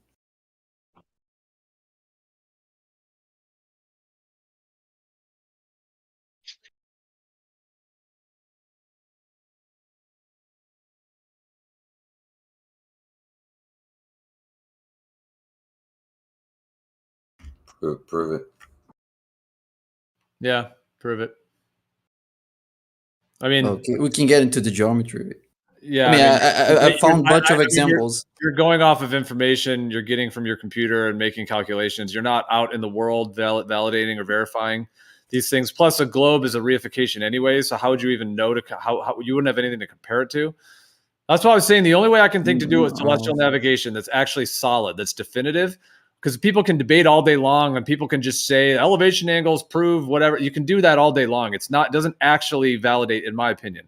The only way to do it, like I said, is to physically, manually connect the GPS and circles of equal altitude to the distances on the ground and to the sky in as much detail as you possibly can, to the soil, to the actual soil on the Earth. Like, I'm going to put a flag right in this soil, and that marks this. Another flag that marks that. And then actually map out those circles of equal altitude. That's the only way I can think to do it definitively with the sky. Well, the two things you said there, I think I already addressed many times. One thing is that I have nothing to compare to, as if I need a specific flat Earth map to validate what I'm saying. That's not true, because, for example, if you sum up the angles of a triangle, you don't need a map to know that if that's being done on a flat surface, those angles should add up to 180 degrees. That doesn't matter what map you're using. Those angles should always add up to 180 degrees if we're on a flat surface. Now you're talking about spherical excess? Yeah. That's just the kind of difference you have when you go from spherical geometry to planar geometry. The angles change. And those angles are the ones we're using in celestial navigation. So if we're wrong about that, we have to be very wrong about the measurements we're taking.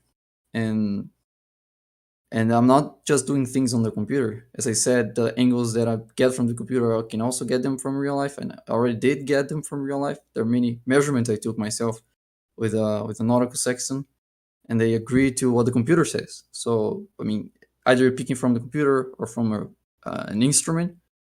So far, I haven't seen any difference. All right, well, I'll ask you the same question I asked B-Ball. Do you think it's possible, if you were here before, do you think it's possible that the Earth could be a planar stationary surface and that the governments and all these other, et cetera, the GPS, et cetera, is fudged to give a globe? Do you think it's even in the realm of possibilities? Well, given that GPS receivers is open source, I don't think so.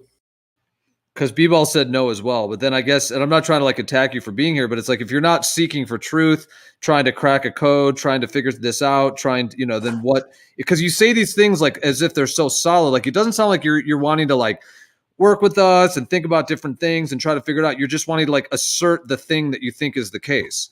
So are you just here just wanting to bother people? Or are you just wanting to force your idea? Or do you actually want to figure something out and work with us? No, I do seek the truth. But if I hear something that doesn't make sense, I'm going to point it out. And I mean, I have looked at it. I have looked into navigation. I have looked into geometry.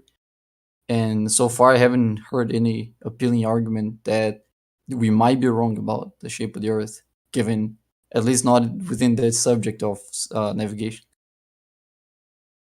If I hear something that makes sense, I'm not going to deny it. But so far, I haven't. Yeah, I haven't.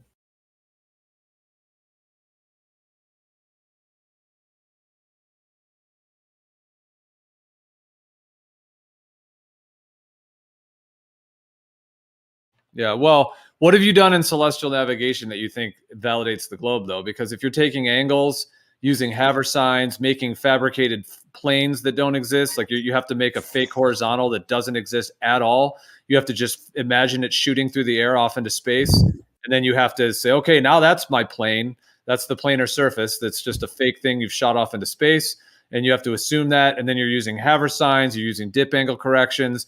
There's a radius value involved in that, etc. And then you're using that to get a heading and to get somewhere. So if you were to navigate from, the Gulf of Mexico to Cuba or whatever it may be, and you're getting some level of accuracy, how are you thinking that can't be fudged to be done on a globe system to where you can get some level of accuracy that you'll end up in Cuba or wherever you might be headed? Like you can get some within a range. But that doesn't mean that you're correctly using it on the right model. It doesn't mean that you're actually deciphering the shape of the Earth, something as subtle as the shape of the Earth. When I say subtle, I mean the amount of curvature that would be involved, like between, I don't know, I'm just trying to think of some distance that's not like all the way over the ocean, from like, I don't know, from Washington State down to California or something that that you are using celestial navigation for it, so how do you think you're just because you can use a sextant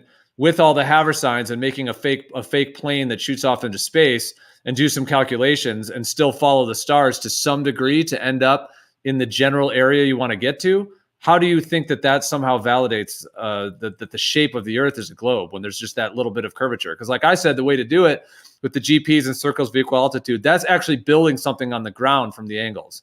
You're not just using it to get somewhere. You're actually building a grid system on the ground. That's why I'm saying, and I'm not even saying that the sky proves the shape of the Earth. I'm just saying that at least would give whatever the sky is the correlation to the ground. By doing it the way I said it, you're actually correlating it to the ground. By just navigating in a boat and just aiming towards that star or readjusting or continually readjusting and doing more haversines every couple miles or whatever, that's not deciphering the shape of the Earth. Well, there's no way to summarize why this is such a strong case for the shape of the Earth other than doing it or like going through the process on how it's done.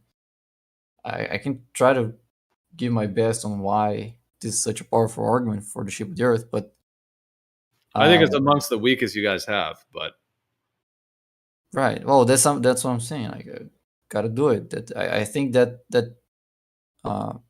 that's gonna clarify all the things you're asking. I can try to answer all of them, but it's much easier if you get. And imagine you have 10,000 flat earthers in front of you that all are telling you the Earth's not a globe, and then you gotta give your best argument. Go ahead, give the celestial navigation that's just gonna floor all of them.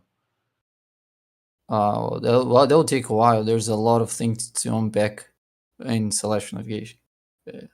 I won't be able to make everyone based know how on to do distant celestial bodies and a sphere Earth, and it works. Period. All that's needed.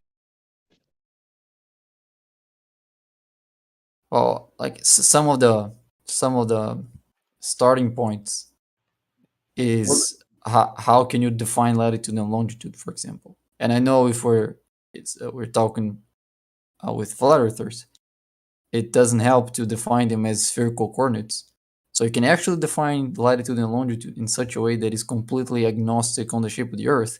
That would be my starting point. So we don't have to appeal to any maps or GPS or anything. We can actually define latitude and longitude in such a way that doesn't depend on the shape of the Earth and also doesn't have to rely on GPS or any map. That would be my starting point. Once we agree on that, I can try to move forward. Well, you could talk about a latitude and longitude calculation from the sky, but you still have to match that to the soil.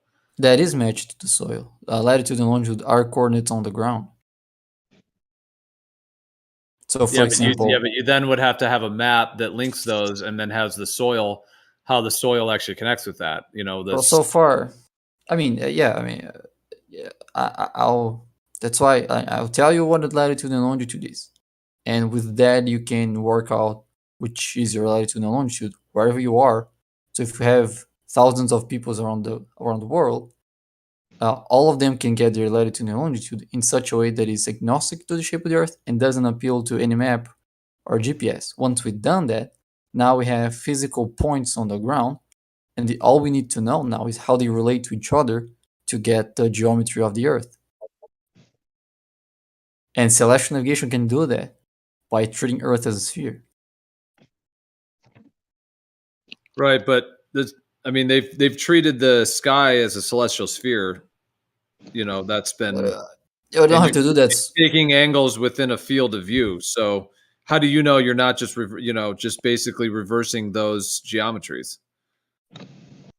Like, you don't have any way to decipher that unless you're matching it to the physical soil and figuring out which one actually is planar and which one. Because I know in your model, you guys need to say the stars are, quote unquote, light years away. So then you're dealing with these parallel light rays, quote unquote. Now you have a planar geometry involved. So you're using that as part of your whole system and angles, and then making the Earth a sphere. Well, how have you deciphered that it's not the Earth that's the planar surface, and the sky, whether it's a physical dome or whether it's just a field of view, like a hemispherical field of a dome of vision, etc. However we view that, how have you deciphered between those two? Because it doesn't work like that. You can't just the way we treat we deal with celestial navigation. We have a sphere inside of a sphere. So we have the Earth at the center of the celestial sphere, which is another sphere. If you make one of them flat, and you still want the points to match, you also have to make the other one flat. But if you do that, the angles don't match anymore. The azimuths differ, the elevations differ. So you can't just switch between a sphere and a plane and expect that there's some way to make everything still look the same. Actually, it doesn't work like that. Well, it's definitely ad hoc. Yeah. And the part that the deception part would be the fact that the people doing the deception, they know that you're not going to go out and measure all of the soil. And then all the boundaries. And like I said, after World War II, there's the way the world's set up now at the United Nations and all of these things. But anyways, they know that you're not going to go out there and validate it. That's what would be needed. You have to match the soil of the ground to the sky. You can't go off other information and haver signs, and that none of that's relevant. You'd have to actually match it physically, manually. Yeah, well, to get any validation, in my viewpoint, in terms of celestial, the way the stars match to the ground. That's why I would start off with a way to get latitude and longitude in such a way that doesn't appeal to any map or any specific Earth geometry. And I think that's very doable. You can easily define latitude and longitude without appealing to any shape or map or GPS or anything. Because you're pulling it from the sky at this distance from Polaris? I would use the celestial equator. So, we can all see that the sky appears to be rotating, right? So we know that people at the equator see stars rising due east and setting due west and making like a straight line, or going straight up all the way to zenith and then straight down all the way to the other side. And that only happens at the equator.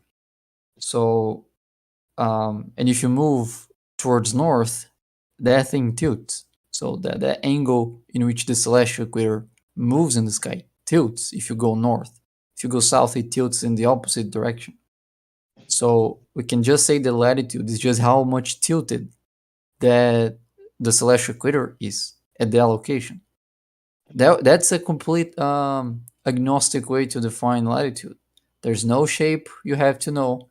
There's no map you have to appeal to. You just look at the sky, see the path that the stars are taking, and the stars at the celestial equator, and you get that angle. That angle is your latitude. So that's how we get at least the first coordinate without needing any map or any GPS or anything. So Map you following distortion. so far? Sorry? Map distortion. What's that? What do you mean? Oh, I'm sorry. Never mind. I'm talking to Google. Oh, all right. Okay. Oh, yeah. So another thing we can all observe is that the stars make cycles of 23 hours and 56 minutes and some seconds. And we can all see that after that same amount of time, they're all back into their same positions. So now we can define longitude as just how much time it takes for any specific star to reach the highest point in the sky to you. That's also not making any claims about the shape of the Earth. It's also not relying on any map. All that relies on is that you can know the time. That's all it relies on. So if everyone can have access to a clock, everyone can determine their longitude. Does that sound fair so far, Gio? Yeah, sounds fine. Right. Okay, so given those two informations, now everyone on Earth can get their latitude and longitude without having to rely on any map or any Earth shape. Okay. It's relying on the sky, but sure. Yeah, but we know those are actual positions on the ground. So if my longitude, like if your longitude is 0 and my longitude is 10, I know that star that goes overhead to me first goes overhead to you a couple minutes later. So if I want to go from my position towards you, I have to go west because that's the direction that stars are moving. So we can now move around and actually find other people's location just based on that information. If that person has a higher longitude, we can check the sky, how is it tilted, and we go towards that direction. So we walk towards north, because if we go in that direction, the sky is going to start to be tilt backwards, and at some point it's going to have the same tilt as that person has. So when that happens, we know that we're in the same latitude. So we can already navigate the Earth just based on those two informations, right? So far, so good.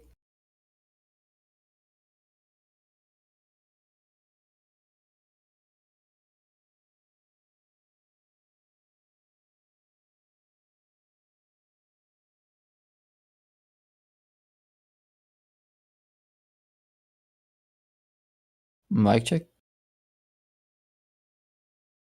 Yeah, I can hear you. Yeah, I heard everything you said. Yeah, I guess. Yeah, was there a second part of it? Or what was the? Yeah, go ahead. I mean, I heard all that. Yeah. Okay. Yeah. Now, so the way I defined so far, we can get our position and we can find other positions without knowing the shape of the Earth, without relying on anything. Now, if we want to be able to get that same information, that same latitude and longitude that we already have, by using other information, like if you're measuring the angle to a star that is not in its highest position yet, so it's still moving upwards, or you get the azimuth of that star at just a random point in time, that information is useless based on what I've defined so far. But now if you know how the sky relates to the ground in all its every shape and form, you can just pick any random piece of information. So you can get the elevation of a star that isn't in the highest position yet, And that's also going to be able to tell you that same latitude and longitude that you already have. So without having to use this first method that I defined, using just random information from the sky, you can get that same information. That method, the methods that we have that do that, are only methods that treat Earth as a sphere.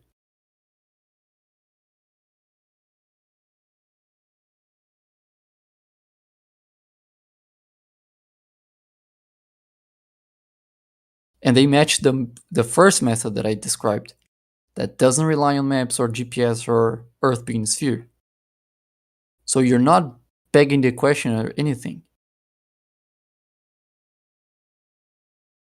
You can verify that the way the celestial bodies behave match exactly what you would expect on a sphere. And you don't have to rely on any information given to you to do that.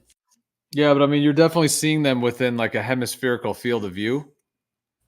So how do you know that it's not the hemispherical field of view that you're getting the sphere from? Meaning that when you stand and you point your finger at this star or that star, whatever it may be, there's just a hemispherical field of view, just above the what you can see. Call it a celestial sphere if one would like. I don't see how that changes anything. Well, I don't feel like you really gave like how you're extrapolating a sphere from just what you said in terms of the latitude and longitude and the stars, and then comparing the different locations. I understand that, but how are you getting the shape of the Earth from that? It's how you can use just any piece of information to get that same location, or do the opposite thing. So, for example, we can use that first method to determine latitude and longitude. So I do it for me, you do it for you, and I don't know, Extremis do it for him.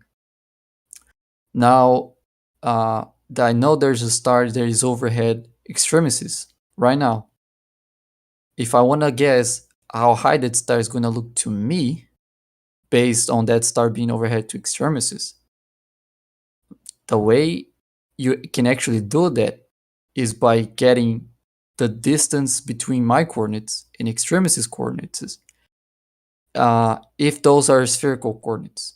If you treat them as spherical coordinates, you can actually predict the elevation angle of that star based on the fact that it's overhead Extremis. Not only the elevation angle, but you can also find the azimuth of that same star if you treat my coordinates and his coordinates as spherical coordinates.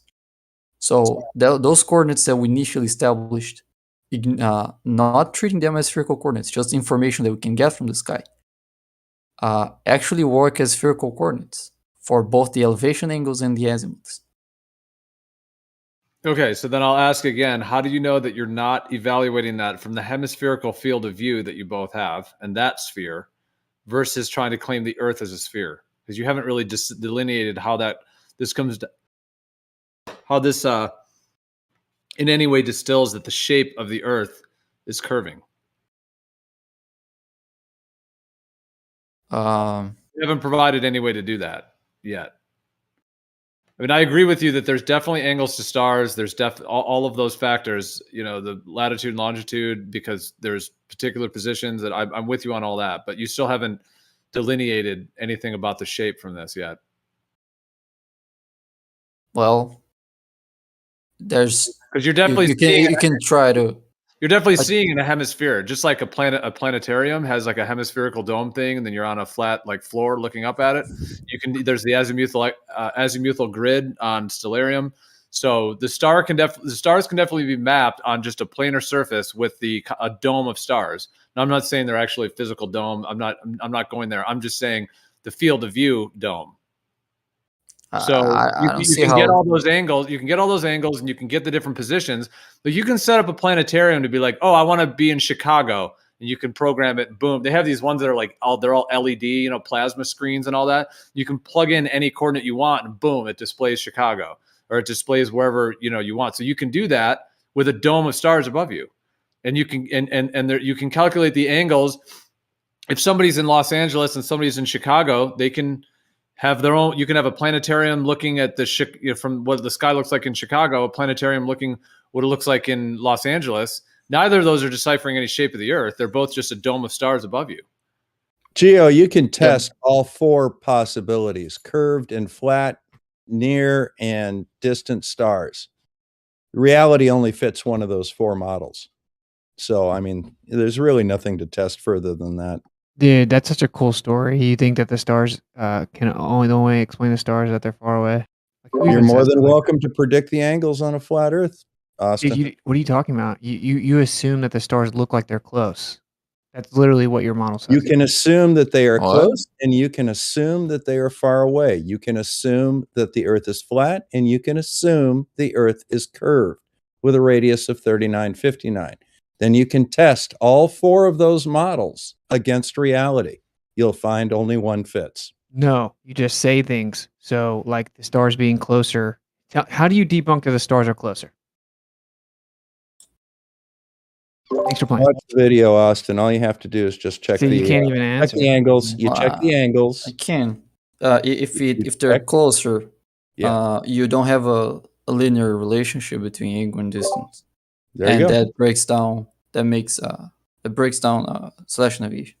It's as simple as that, Austin. I'm surprised you haven't done it. Dumbest thing I've ever heard. So basically, what you're saying. Why? And congratulations, by the way, is in order. I understand, Austin. All right, and stop with like saying my name so much. It's creepy. Like you're like a stalker. Hey, Austin, congratulations on the upper left nomination. I think you and Flatzoid are the top runners. I just think it's really creepy how you say my name.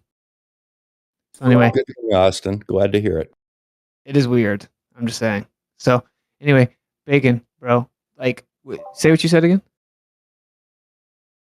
Close stars wouldn't have a linear relationship to elevation angle. That would screw up slash navigation. Really? Why? What would they do?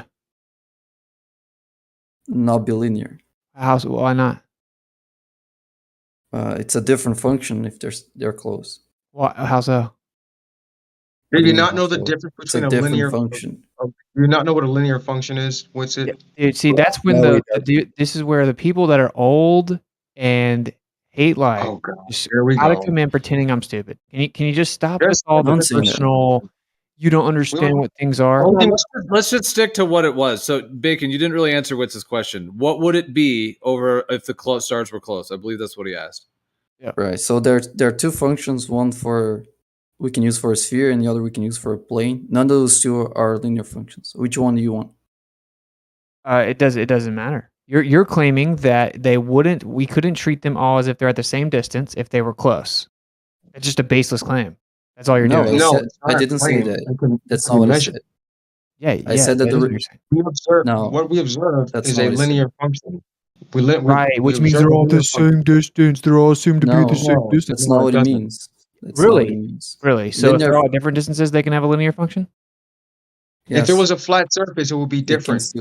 Now he's talking about flat. See, he does. So you are the one that don't understand, right? Oh, Like, I that's understand ironic. perfectly. So I made a video about this, so I understand it perfectly. no, you don't. Do you think this is about the surface being flat? Okay, tell me what a linear function is, Whitson. Wait, Do you know B-ball, what a linear function is? hey, B-ball buddy, do you think this is about the Earth being flat? I want you to answer the question. Can you answer the question? What is a linear function? Wait, you just said that this is about the Earth being flat, and What you is a jumped in to linear interrupt the function? conversation, saying it doesn't work on a flat Earth, and that's not even what we're talking about. So, what is We're not a even linear talking function? about that. You don't understand then. I understand perfectly. Do you know what a linear function is? Sure. Okay. Okay. Google. I'll Google it. Go Google it. Dude, it's in the term. Okay, can we go back to the what is a linear function? It's in the term, B-ball. Okay. Explain it. Can we go back to the argument? Yeah, Bacon. So tell me why we can't have a linear function if the stars are close. Specifically, why? With close stars, there is a function that would get you the elevation angle based on distance, and that's a trigonometrical function. Told you. So when you said I didn't rebut you, and I did rebut you, what was the Didn't say purpose that. of that? So I said you're basically saying we can't use them as equal distances. That's I not what I said. literally I just wasn't said that. talking about. I never mentioned they being equal, having equal distance. I was talking Yeah, I about. know them you're being intentionally close. omitting that. You're intentionally omitting that. No, part. that's just a different claim. I mean, a linear relationship that has nothing to do with they all having the same distance. If that's because that seems to be what you're trying to imply, but I don't see how you're making that connection. So explain to me your statement then that you just made about why it's impossible if they're close. Yeah, with close stars, the relationship between angle and distance would be a trigonometrical function, which is not linear. Okay. Does that involve how you're actually viewing it? It's because he doesn't understand what a linear function is. You're not looking at it orthographically. So you're not looking at two planes like in like God mode or something, like a plane of stars and a plane of Earth. You're actually looking at it in a hemispherical dome of vision. A dome. I'm not saying the Earth that there's a dome above us. I'm not getting in. I'm just saying it's a dome of vision, a field of view. So that's different when you're viewing it, from the actual position. And then you're watching a star lower as it's setting. It's going to look. It's in a hemispherical field of view. It's lowering within your hemisphere, but that doesn't mean that it actually. It doesn't mean it's a physical dome, but it's viewed differently. I guess what I'm trying to say is if you have a plane of stars above you and a plane Earth below you, the perspective view of that is going to look like a dome. It's going to create a spherical field of view. You're not incorporating that when you're claiming the trigonometric function claim. Yes, you are. If you, for example, step away from a building and then the angle of the top of the building starts dropping, you're viewing that building not geographically. You're still viewing within your perspective, or how you say within your hemispherical field of view, and that angle of the top of the building still follows that same trigonometrical function. You can actually get the height of a building using that function if you can measure that angle. Basically, what Bacon's saying is that all the astronomers that claim that that the coordinate systems are interchangeable with the Earth being stationary, which requires that the stuff is closer to us, they're all stupid. And I'm asking you to specifically detail why, because this is a reoccurring theme that Discord globers are way smarter than the professionals that you appeal to. So enlighten me, what's this glaringly obvious exclusion that they overlooked? I want you to detail it, bro, instead of just saying it. Well, why does it have to be trigonometric if they're closer?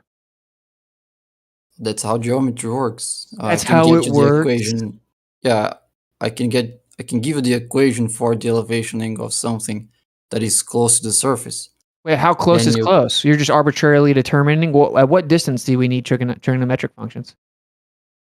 That depends on how much you consider to be negligible parallax. You're the one making the claim, man. So how close do they need to be to use trigonometric functions? That depends on how significant you consider parallax not to be negligible. So let me give you an example. If we consider that 4 arc seconds is negligible, then it will have to be closer than the sun, for example. Sun is at that boundary that if you consider 4 arc seconds as negligible, then the sun can be treated as a linear relationship. But things like the moon, they don't follow that linear relationship. Now you're just scattergunning to sun and moon. And we're talking about the stars. See, you made an ignorant claim, bro. You claimed that the stars couldn't be closer, which, of course, that's just patently absurd. I didn't say they couldn't be closer. You did. I said they could. They can't. No, I said they couldn't be close. Okay, see what I'm saying? So, and you guys are pretending this makes me ignorant, right? Like you're using this arbitrary determination of what is or isn't close. So how close can they be? How close can they be, Bacon? What's the closest they can be? Oh, that depends on how many degrees you consider to be negligible. We'll just take everything that's currently accepted. How close can they be? Well, that changes from context to context. Like if you're dealing with theodolite measurements, the answer is different than if you're using a sextant, for example. So when you say they can't be close, you made it up, and you don't even have an answer as to how close they can't be. No, they've been if they're too far away, and Bacon. What? Bacon. He doesn't understand what a linear function is. He's just going to keep saying that, trying to take shots at my intellect. He's self-projecting his own ineptitude. Please stop jumping in with your little 5-year-old nonsense. Bacon, you claim that they can't be close. We've easily exposed that now, right? Because now it's turned out you've arbitrarily determined what close is, huh?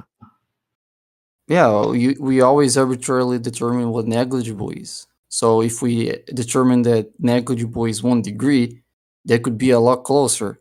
And if you're considering that negligible is 10 degrees, they can be even closer. But no one would consider 10 degrees to be negligible. So the minimum distance they have to be gets bigger and bigger, the more the smaller is the angle you consider to be negligible. We have 10 degrees parallax with stars? I didn't say that. Decide it, dude. You don't even have 1 degree. I didn't say that. Oh, well, let's just stop making up numbers that are irrelevant then. So let's say it was an example. You don't even have like close to 1 degree. I'm not claiming parallax of stars. What are you talking about? So why are you bringing it up then? I was explaining the very thing you're asking.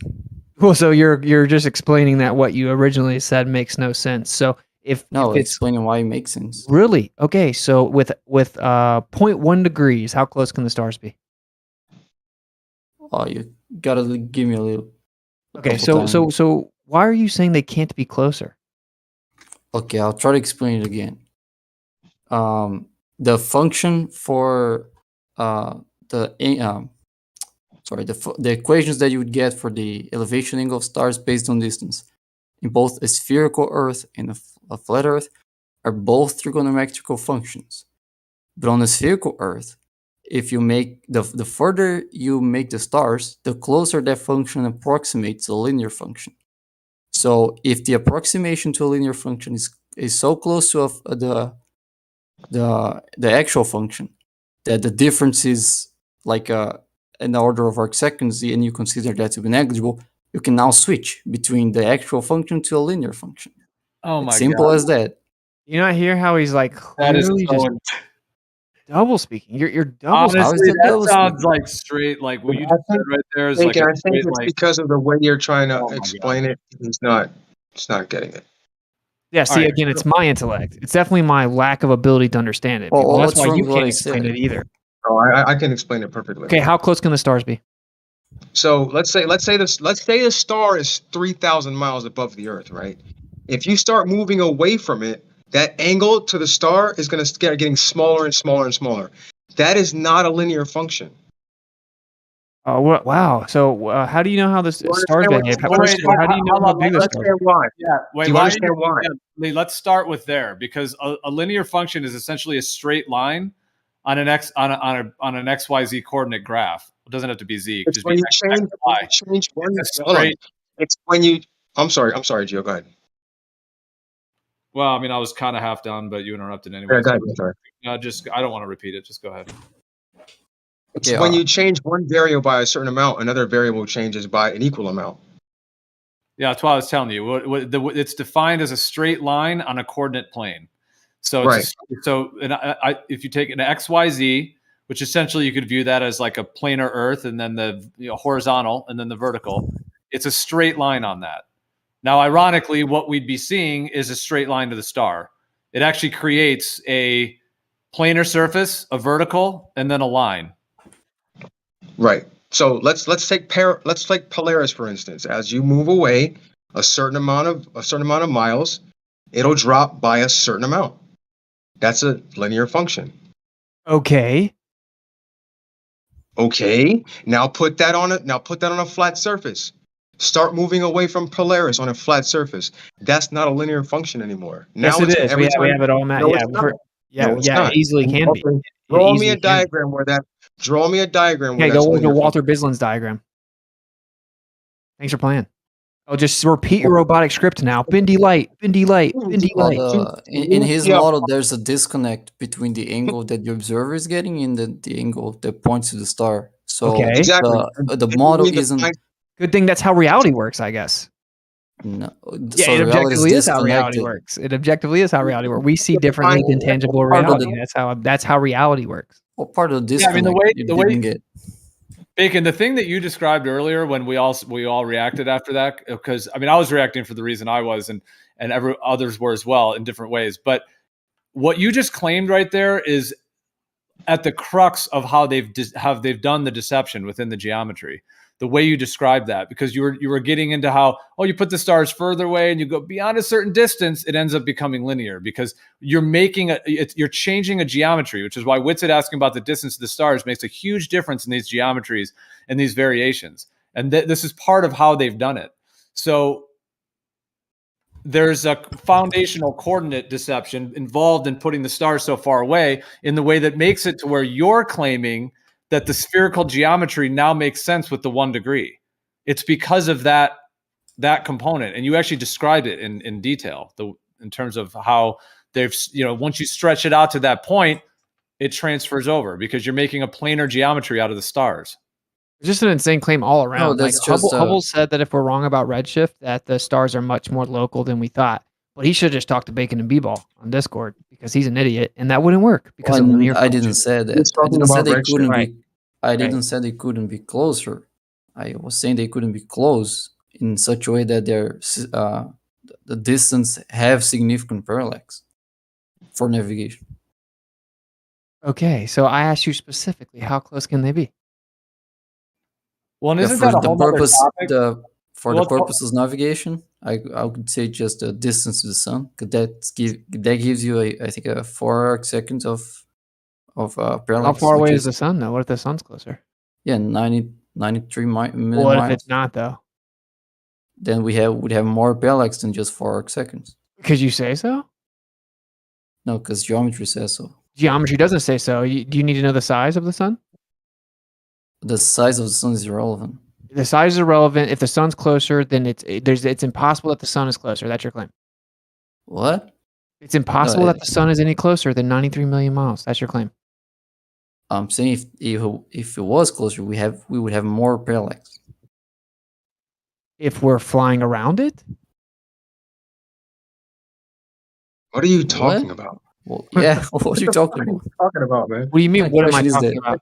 Confusing yourself. How does that question relate to anything we're seeing? Well, what causes the parallax? Don't get it. What causes the parallax, bud? Different observers, different positions looking at the same object. There being a difference in the direction they're looking at. Okay. So do we have to assume that the sun is physically and actually where we see it? Somewhat of that. Well, that's ridiculous. Even your paradigm says it never is. You claim it never is. We don't have to assume that. I mean, we can correct for the difference in where it actually is and where it would be if we didn't have distortions like. So it's only 3.5 degrees parallax. No, I was talking about 4 arc seconds parallax. Oh, but isn't the sun displaced by half a degree? When they need it to be. What are you talking about? Wait, is the sun not displaced by half a degree?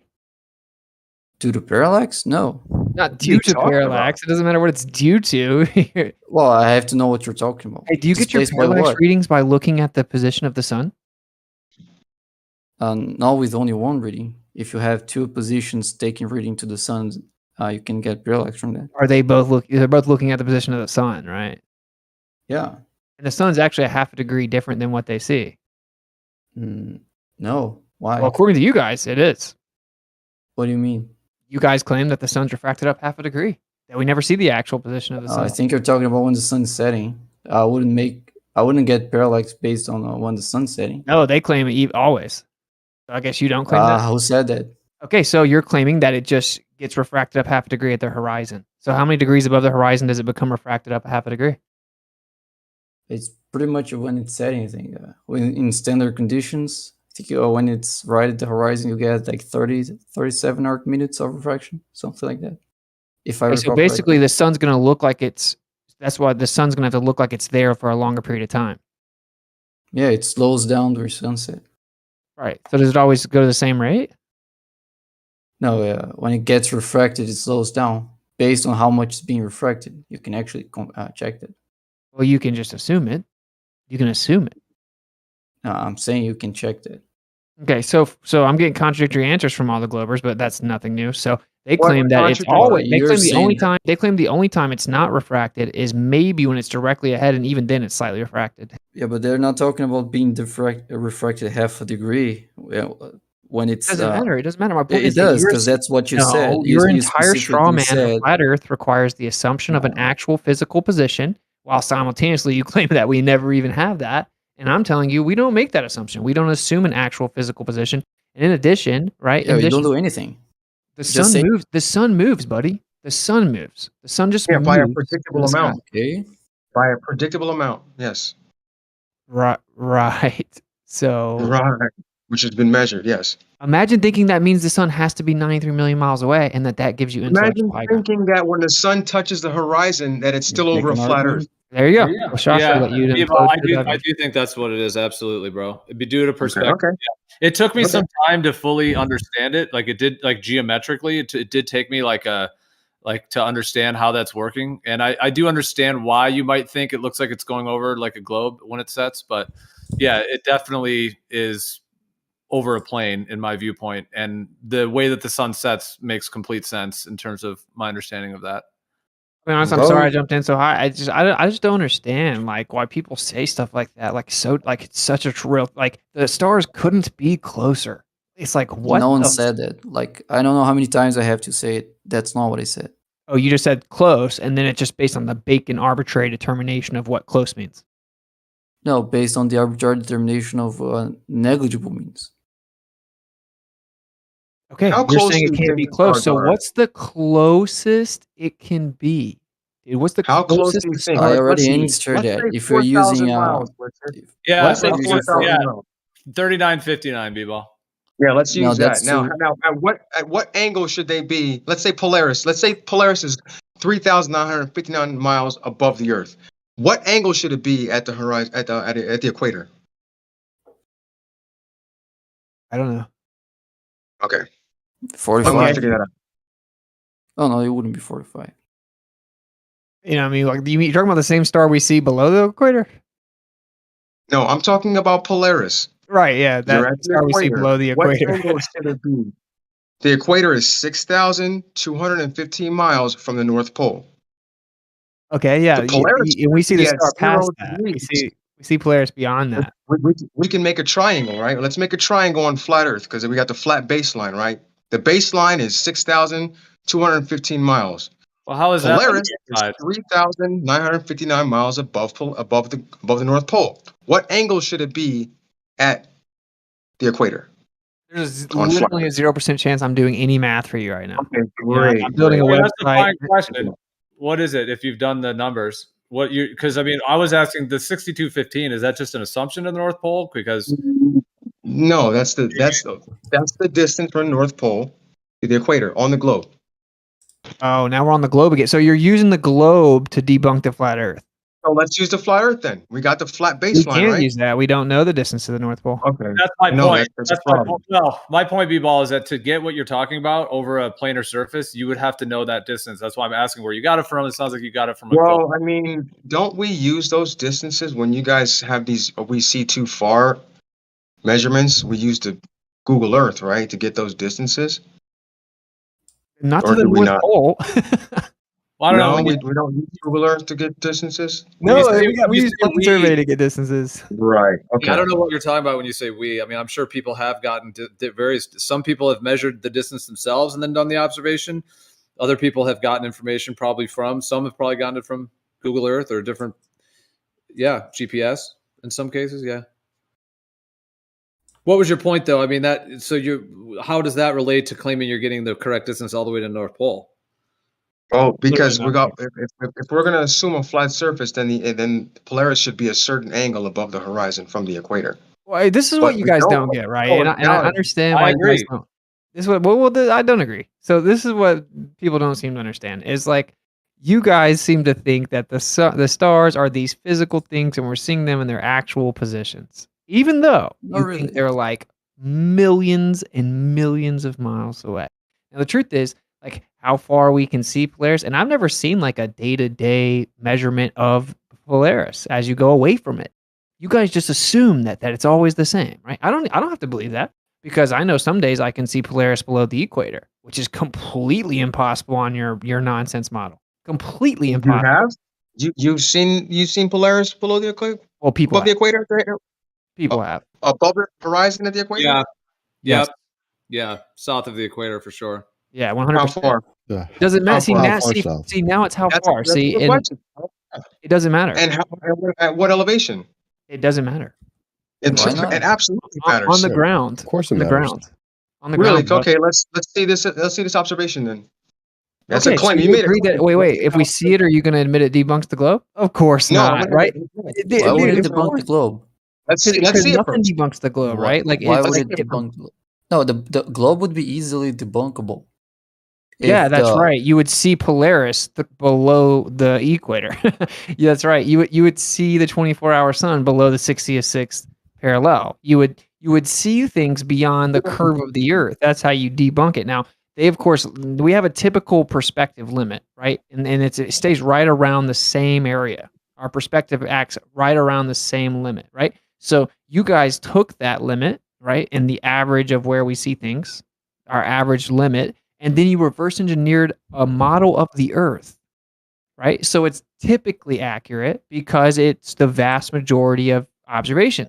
Now, sometimes, right, it's exceedingly clear and we can see further. And then you guys claim on those days that the stuff is being lifted up, that Polaris is 300 light years away, and that it's being lifted up in the sky to save the globe. So because well, guess can what, I? Witsit? We account for refraction. Remember that Bebo. thing you said we have to account for? We have to account for refraction, don't we, Witsit? Yeah, but you just make up stories about astronomical Yeah, we have refraction. to account for I've been refraction, right? asking the Remember? ballers for 5 years to show me the math specifically of astronomical refraction and how they account and predict the sun being refracted and the stars being refracted, and they've never brought It's it. on the almanac. Oh, the conditions and the math for the refraction, or just the amount it has to be lifted up? You have equations that use some of the conditions, like the temperature and pressure. Really? So can you drop one? Because I've been asking for 5 years so we can test your claim. So if we know the temperature, then we can know when we're going to see the sun and the stars refracted above the horizon. That's just a more accurate prediction. But it's not, though. See, you guys say that, but it's not. I've been asking for 5 years. Show me the conditions on the Selenian eclipse. Please go show me the conditions of the Selenian eclipse. Never happens because the truth is you guys just say it. You just say things. The prediction you have for refraction from the almanac is there so you can use for angles. Maybe boy or how might fluctuation and atmospheric conditions that are consistently. B-ball, you were hot micing. Is there so you can correct for elevation angles, and navigators use it because it makes the fix better. And there are corrections for standard conditions that you use if you have no measurement of pressure and temperature, and there are corrections that do use those. But that's not so it's not that something that's going to allow you to predict exactly what's going to happen very close to the horizon. That we know that's where there's more distortions and where refraction is less predictable. So just the fact that we have a more precise prediction for how to correct for elevation angles using temperature and pressure doesn't mean you should be able to do what you're saying you should be doing. All you're saying is that you can't predict it. So basically what you guys do is assume the globe, see that we see things we shouldn't see, do the math based on where it's supposed to be based on the globe and where we actually see it, and say it must have refracted that much. That's literally all you do. I've been asking for the actual conditions fit into the prediction of refraction for like the Selenian and for Polaris and for the 24-hour sun and all this stuff. You What guys data never do you bring have it. of the You never Selenian? provide it. No one ever. What data do you have of the Selenian? No, you're the one claiming that the sun is lifted up during the Selenian. So can you show me the conditions and the predictions? I didn't say that. I'm You are asking saying what that, data. or you don't believe in the globe. I'm not saying that. I'm asking you what data you have of the Selenian. Because if we have, you're making the claim that the sun is being lifted up because of refraction and that it can be predicted years in advance. You think I'm not that saying refraction can be predicted years in advance. No one's stupid enough to say that. You don't get it. The thing is, you could see them both at the same time above the horizon over a planar surface. So if you're claiming it's a globe, it does not work on a globe. That's the problem. So you guys, generally the heliocentrists need to claim that it's bending. It gets even more complex because they're actually in a degree in the sky, and they're having to claim that it changes degree and then changes back, but it doesn't actually do that. That's one problem. Nonetheless, I'm just saying over a planar surface, you can see them both.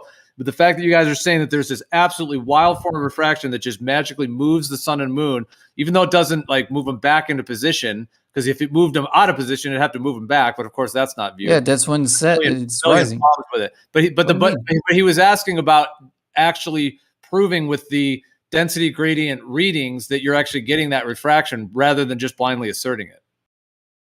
Wait, this is what you don't get, Bacon. So we can predict the Stellar eclipse. Didn't get to respond to what I was trying to respond. Okay, Right. I'm going back. Okay, so I've seen observations of selenium, and the ones I've seen so far are either only showing the moon or only showing the sun. If you're only talking about like videos, you don't have the elevation angles or anything like that. I'm not sure what you're saying, how you do even compare the prediction to that. Because if you're only seeing the moon and we're guessing that the sun is there because there's still sunlight, well, there's sunlight during twilight. So no, you can see the sun. Okay, so anyway, it's the Stellar eclipse is predicted further out than 2057. Sorry? Your model. So now, how can we predict? What would you say? Hey, how can we predict the Selenilian eclipse? I didn't hear what you said. Out? The Selenilian is predicted out further than 2057. So how can we predict the Selenilian eclipse? 2057 what? Oh my God, dude. The year 2057. Oh, right. How can we predict the Selenilian eclipse decades out? Well, we can predict eclipses decades. Yeah, but how would you know it's going to be a Selenilian? Based on the position on the sun and the moon. Well, I thought it was based on refractive conditions. Oh, that's a only good what. point. That's a good only, point. That's a very good point. Oh, right? That's what I'm challenging. Because they then have to claim that the refraction is the same every time throughout all the years in every refractive to perfectly bend and warp these things around a sphere. Because you're right. If they're different conditions, how could you predict one in the future? If refraction, well, I specifically said you can predict eclipses. Very good point. No. That's a to fucking the freaking globe, man. Yeah, sure. Standard refraction. I thought I was the one supposed to answer that. You can, but I mean, that's a death blow, man. That's a big blow. All right, can I respond to the big blow? Dan's like, just make it standard. That'll fix it. Call it standard refraction as long as it's standardized. Throw a radius value in there. As if that'll fix it. Cool obviously, no one's. Oh my God. Let me say something real quick, Bacon. What's cool is that all these eclipses you guys are talking about, I can pull up Space Engine and see every single one of them on the exact day and exact location using a globe model. That's my point. Yeah, that's my. You're not seeming to keep up. Bacon, what's up? Dude, that point you just said right there, Witsit, that's one for the ages, dude. That is, bro. That's on fire. And they're all predicted on the globe model. So yeah, Black Swan number like 3. Making my point stronger. Is that Black Swan number 3? Yeah, let's let Bacon respond because it's yeah. Obviously, no one says that we can predict in decades what's the atmospheric conditions are going to be for Selenium. And yet, we they can still do. can't. Are you interrupting people? My bad. What we can do is find eclipses in which the moon will be setting and the sun will be rising during the eclipse. At that location, you can get high enough to see a Selenium eclipse. Or if the conditions are right, like if you have more refraction there too, so you can see both of them, then you'll be able to see a Selenium there. But of course, that does not predicting how much refraction is going to see. It's only predicting when eclipses are going to happen when the sun is rising and the moon setting, or vice versa. Okay. Yeah, so if you go there, you're at least going to see the moon being covered by the shadow when there's still daylight. If you're going to see both of them at the same time, that might depend on how high you are and how much refraction there is. Right. So why do we know when it's going to happen for me at the surface? Why do I know decades in advance when the sun and the moon are both going to be above the horizon? Yeah, they're predictable like hold on. They're predictable like clockwork. That's the thing. It's very, very regular from those areas on Earth. Where refraction is not, and the thing is, it happens. Some areas do have similar refraction effects. That is true. But the thing is, Selenilians happen all over the world in all different conditions. So you then have to somehow make a claim that the refraction is happening exactly the same in all different temperatures, different gradients, different environments, in order to bend perfectly around the sphere. Yeah, that's what you have to do. No one's making that claim. So answering Itsu's question, my guess, I don't know. That's the heliocentric explanation for Selenilians. Yeah, my guess is that the predictions of Selenium is simply based on the moon and the sun being opposites, and you being right at the terminator line of both during the eclipse. That would be my guess on what other predictions come from. I don't think it's related to atmospheric conditions at all. Yeah, correct. They usually factor in half a degree. I don't think you get it, Bacon. During a Selenelian eclipse, in order for it to occur on a sphere-Earth model, the sun and moon would have to bend and warp significantly. That means you'd have to claim some kind of refractive effect that the atmosphere or gravity, whatever you want to try to claim, that's bending and warping the sun and the moon around the sphere. So what Witzit's saying is that since Selenelians can be predicted into the future and into the past as well, of course, we know them, but into the future like clockwork, and they happen in different areas, cold, warm, hot climates, different gradients, different temperatures, different pressures, all kinds of different altitudes, etc. But they're regular like clockwork. So you need to claim that there's a refractive effect that's happening also like clockwork perfectly in all those locations with a totally different density gradient. And it's just a complete death blow to the heliocentric model. Astronomical refraction factors in about half a degree of refraction. Yes, as always? standard. That's standard. Yeah, that's standard condition. So we're back to the full circle where you guys do claim that everything in the sky is always being lifted up half a degree. No, astronomical refraction goes through the entire density gradient. It will always lift things up. Half a degree? The only things that are at the horizon. That's what he just said, and you said no, Ruhef. That's what he just said. No, I said they will. We're not saying that everything is going to be lifted up by half a degree. Only things that would be at the horizon is going to be lifted up by half a degree in standard conditions. Yeah. Oh, so you're saying it can be lifted higher than that? Yes, or lower than. Yo, you people are just religious. So, well, basically, it's what observable. What do you mean?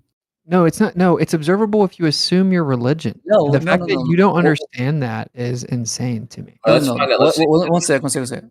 Let me just respond to that. What's observable is that the amount of refraction that we have lifting things up and down varies. That is observable. We have plenty of observations there. We can see things. One sec. We can see things moving up and down due to refraction. So that's not based on Earth being a globe. That's something that you should be very aware of at this point. That's distortion. Refraction should be predictable. Wait, this is right back to where we started, which is this is so funny. So I asked you I've been asking the Globers for years now.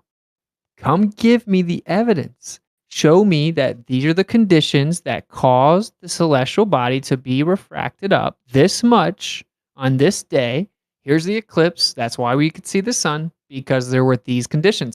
You guys will never do that. You literally will just say what you're saying right now, which I said at the beginning of this whole conversation, right? Hey, Gio, just say, we can just assume standard refraction and it's just good enough, half a degree, or it could be more, whatever it is. And the way we'll know how much refraction is there is to just assume the globe. Okay. Oh, geez, Gio, can I? Show it, Ruhef. He's going to show his same stupid chart, guarantee. I don't even have to go up to his screen. You asked the question, was it? Oh, do not bust that. I've given you the answer. No, you're not. I asked for the specific data of the day we see the Selenelian eclipse. This has nothing to do with it. Any day, once you get above the surface, refraction is predictable. Hold on, someone's got feedback. Yeah, B-ball's feedback. Yeah. Wait, so are you able to describe? Yeah, are you able to describe the difference between astronomical refraction and whatever other type of refraction? It just depends on what you're looking at, right? So if astronomical refraction assumes you're looking at something into space, so your line of sight goes through the entire atmosphere, right? So you're definitely going through downwardly bending gradients, right? Terrestrial refraction, you're looking at stuff on the Earth, so maybe you're looking just along the surface, and you may or may not have upwardly or downwardly bending light. Yeah, but dude, terrestrial during the Selenelian, we're viewing the sun and the moon on the horizon. You're looking at them across the Earth horizontally. Wait, why are you showing me a terrestrial chart? Why are you showing me terrestrial charts? What? Why are you showing me a terrestrial chart then?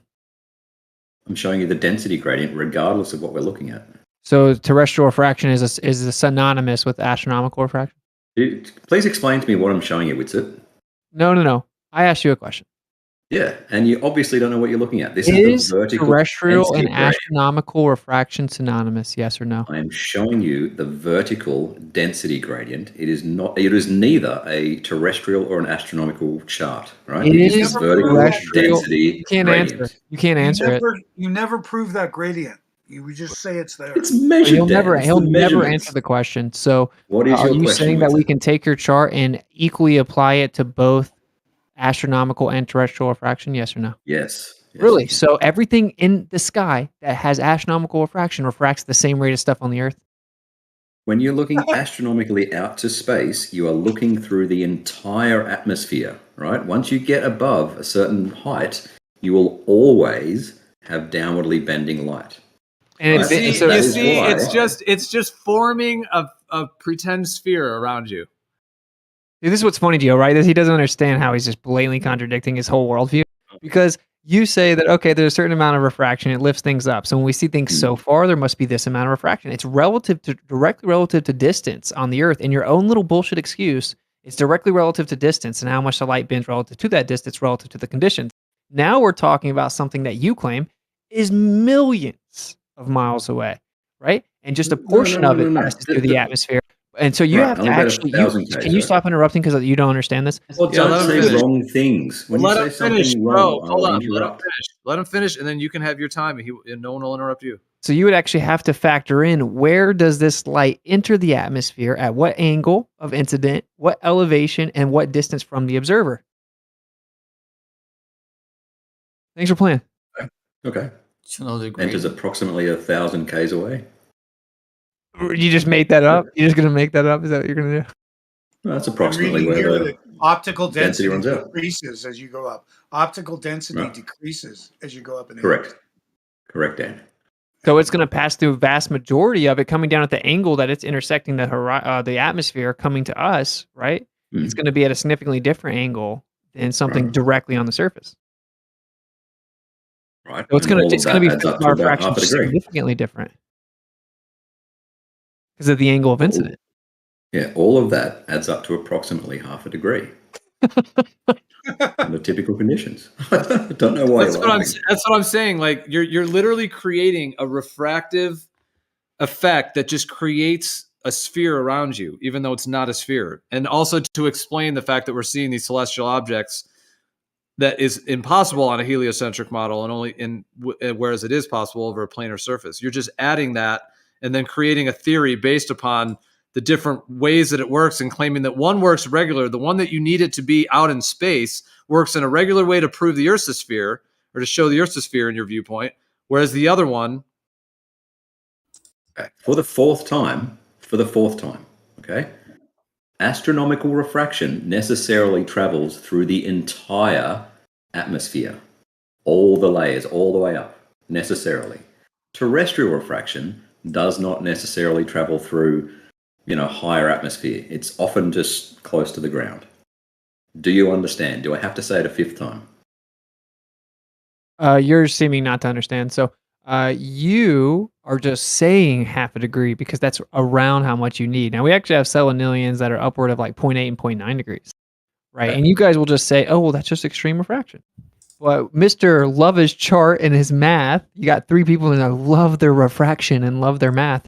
I've been asking for years, and you guys will never show me the actual math with the actual conditions and the data showing me the angle of incident from a certain celestial object, it entering the atmosphere at a certain altitude, then coming down to the observer based on the angle of incident and how much refraction happens relative to those conditions. In fact, they normally do what you're doing, which is say the most ignorant thing in the world and claim that it does the same thing as stuff on the surface. I could, right? But do your own research, champ. There you go. You got nothing. You've never done it. You'll never do it. A Globe will never do it. Actually. I've been asking Globers to do it for 3 years, and it's because they're the ones making the claim. Why don't you wait for the answer? What's it? Are you going to provide the evidence? Streaming right now, dude? It sounds like you're talking to somebody else. Are you going to provide the evidence? Yeah. So when you're on the surface of the Earth and you're looking at something on the horizon, and it happens to be astronomical refraction based, so it means it's outside the atmosphere, you can actually basically calculate how much atmosphere it's going through. It's going to be consistent every time, because you would just determine the height of that atmosphere, and then you would imagine you're at that height in the atmosphere, and find the distance to the horizon from that altitude, and that would basically tell you about how far away that is from you. So, assuming a sphere. Assuming a sphere. He doesn't understand. They don't understand how bad this is for them. They don't. Yeah. Yes, assuming a sphere. It is. It is. Yeah, Keep going. Keep going. It's about 500 miles, and this is going to be consistent if you're at the same altitude each time. So consistently, it's the same amount of atmosphere. Now, the reason why astronomical refraction is going to behave differently than some black swan refraction is because you're not worried about a small local anomalous area of the Earth. You're basically dealing with a long range of the atmosphere, which is more or less going to average out to about the same thing each time. So even though you can get something that's more than half a degree, this is the reason why half a degree is just about consistently what you get each day for the difference in position of the sun because of refraction. So it's not like a miraculous prediction. All you have to do to predict when a solar alien eclipse would occur is find out when the eclipse is going to occur and find out what time that is and where places on Earth are going to be experiencing a sunset or sunrise at that time. Yeah, get up high, so you got more angle to the horizon as well. So they don't know, but I'll explain it. So, what you don't seem to get is that you're going to have different rates of refraction, right? So this is fundamental fact. You're going to have a different rate of refraction with astronomical refraction, terrestrial refraction on the exact same observer location, the exact same time, the exact same day, the exact same conditions. Astronomical refraction and terrestrial refraction are going to be different, and they're going to be traversing different altitudes with different angles of incidence. So how much it bends and how it refracts is going to be different. Now, if you're claiming it's based on a certain amount of conditions and the way that the conditions behave, you should be able to show the data from the conditions. Then you should be able to make observations on the surface and observations of this sun that's supposedly lifted up however many degrees. And you should be able to show that there's a direct relationship with your prediction of refraction, and that so if the sun has to lift up 0.7 degrees, then based on that angle of incident, go change the angle of incident to the surface with the same conditions and the same refractive index, and tell me how far in the distance I should be able to see. That's what you should be able to do, and you'll never do it. You'll never do it. You'll never do it. But it seems like you didn't respond to what I said. I know what you say is that it doesn't matter because what did I just say? Like, can you respond to what I just said? Yeah, I did just respond to what you just said. And when you say yeah at the end of what you're saying, it's when you're like grasping at straws. No, what you just responded to was something totally different than what I said. No, it's not. What I told you was astronomical refraction. I didn't compare it to some terrestrial refraction somewhere else at the same time.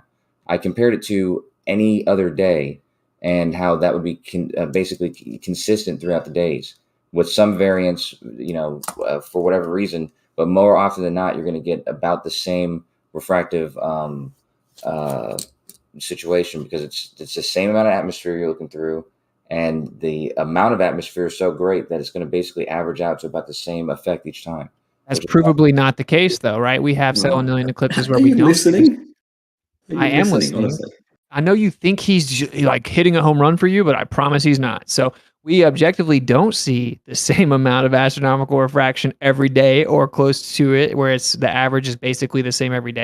We do not see that, right? And in fact, sometimes we don't see the sun above the horizon, which means it's over half a degree displaced from when we do see it. So that means that we can have upward of 0.7, 0.8 degree difference in astronomical refraction. So that directly refutes your claim. And of course, you didn't bring up comparing it to the terrestrial refraction because that just decimates your position. I brought that up as a decimation. That's the point. You can't respond to it because if you're claiming there's a refractive index causing terrestrial refraction, that same refractive index is causing astronomical refraction. You should be able to show a definitive relationship via mathematics and then show us that the observations match that, which means if you think that the sun is being lifted up 0.6 degrees, then you should be able to take that same refractive index, apply it to something on the surface. We should be able to see it that much further than what we normally would on the surface. And those conditions should directly match. Why should you be able to? Yeah, I was going to say, given that I've explained it 5 times, can you explain what the difference between terrestrial refraction and astronomical refraction is?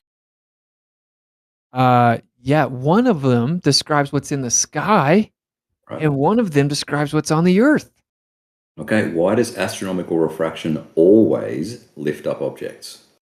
Well, I know that's what you think because there's always a density layer in the atmosphere. Your position is elementary. The fact that you try to say it to me like I don't understand it is ridiculous. Can you respond to what I said, which is Kosho claims astronomical refraction is basically always the same, but that isn't what's observed. No, Kosho, if you're claiming that, then how come we see over a 0.8 degree?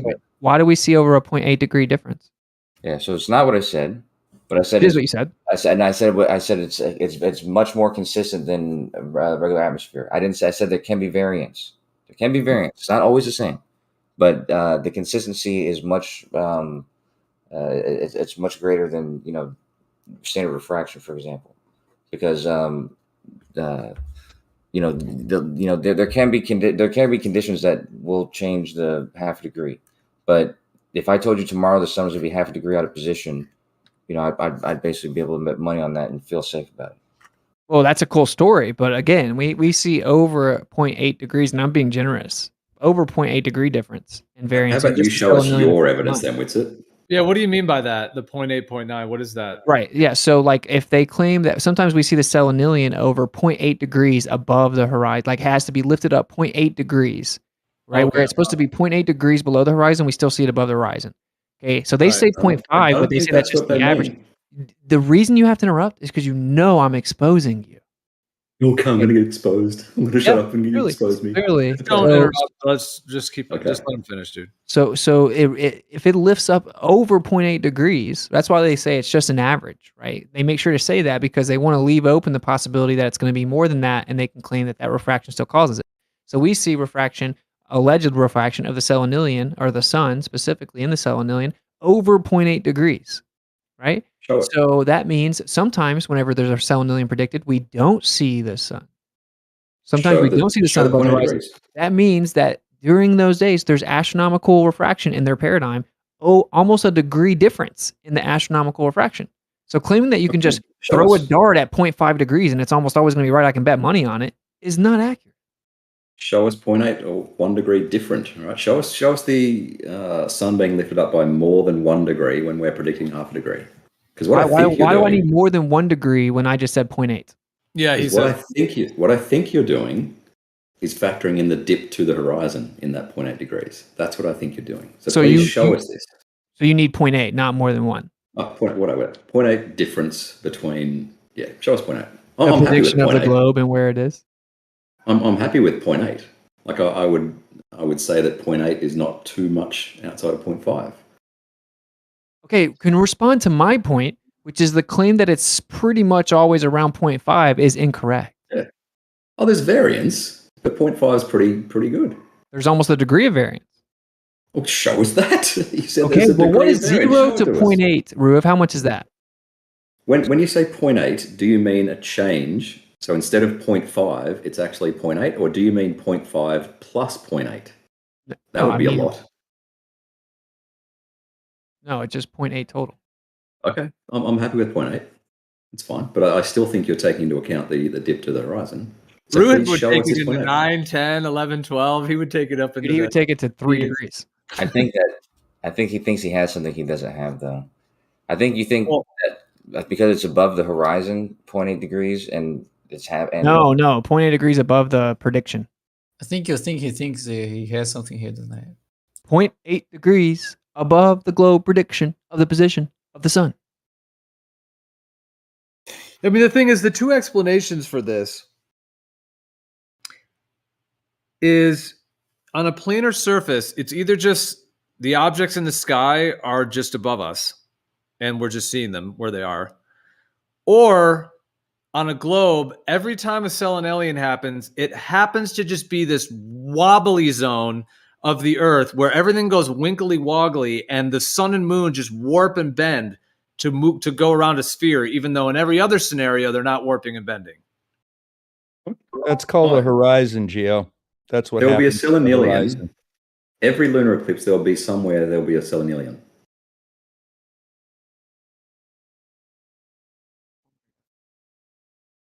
Yeah, because it's like clockwork. It's a position on Earth. It's not due to refractive bending and warping of things out of their position. Oh, okay. Sorry. Well, what's funny is when it's less clear conditions, you don't see the sun at the same time as the moon. When it's way clearer outside, you see the sun and the moon. You guys claim that when it's way clearer on those days that we see the sun and the moon, that's when there's the most refraction. Selenilium or just random anytime? Yeah, the selenilium or just period. That's always your claim. That's your claim even for terrestrial observation. So hang on, say it again. I missed it. When it's clear outside, we can see further, and you guys claim on those days there's the most refraction. Your claim's not entirely false because when you see further, you're obviously seeing through more atmosphere. Can you share where you're getting that from? Yeah, my personal experience, Bacon. I go out into the world and I make observations that when it's clear outside, you can see further. Oh, so not selenium. How many seleniums have you seen? No, it's not. I didn't say I've seen tons of selenilians, Bacon. What does that have to do with anything? You were talking about seleniums, and you said that. How many have you seen, Bacon? Yeah, I have. I'm challenging you. You're saying well, hold on. Let's just go through. You said a lot there. I think we just maybe want clarification. Yeah. What are you saying? Yeah. Just say you're saying like are you bringing in their claim of the way they claim terrestrial refraction is bending shit around a globe? Wait, what? No. Okay. Yeah. So whenever we see too far, for example, when we see the sun and the moon at the same time, they claim that's when there's the most refraction. No, I don't claim that at all. You have to claim that. But it has to because that's when but that's observed though, Ruhiv. Right, but it's not crazy refraction for that to happen. That will happen just with standard refraction. Okay, I said most. I never said the word crazy. Right? You always have to draw them in the position. It will happen with standard refraction. There will be a place on Earth for every lunar eclipse where you'll see a selenilian. And how much does it have to bend, Ruhiv, around the globe? Roughly half a degree. Okay, and then what was the 0.8 you were saying? You're saying that it's been observed on Earth in a way that if calculated on a globe, it would be as high as 0.8? Yeah. I think even like relative to where the sun's supposed to be on the globe, like I've seen 0.97 documented. I'm just trying to find I think that includes the horizon dip. All right, so if you saw those anomalies verified, Ruhiv, then what? Then it's strong refraction. Yay. And how far will you go with it? How many degrees? Don't know. Don't know. Only the future holds. Only the future knows how far Ruhiv will go to take this. So what if we saw the sun 2.5 degrees above the predicted value? Why don't we shoot That'd be huge. That'd be huge. Yes. Okay. Why don't we see what you have, man? Okay, I'm gonna find it.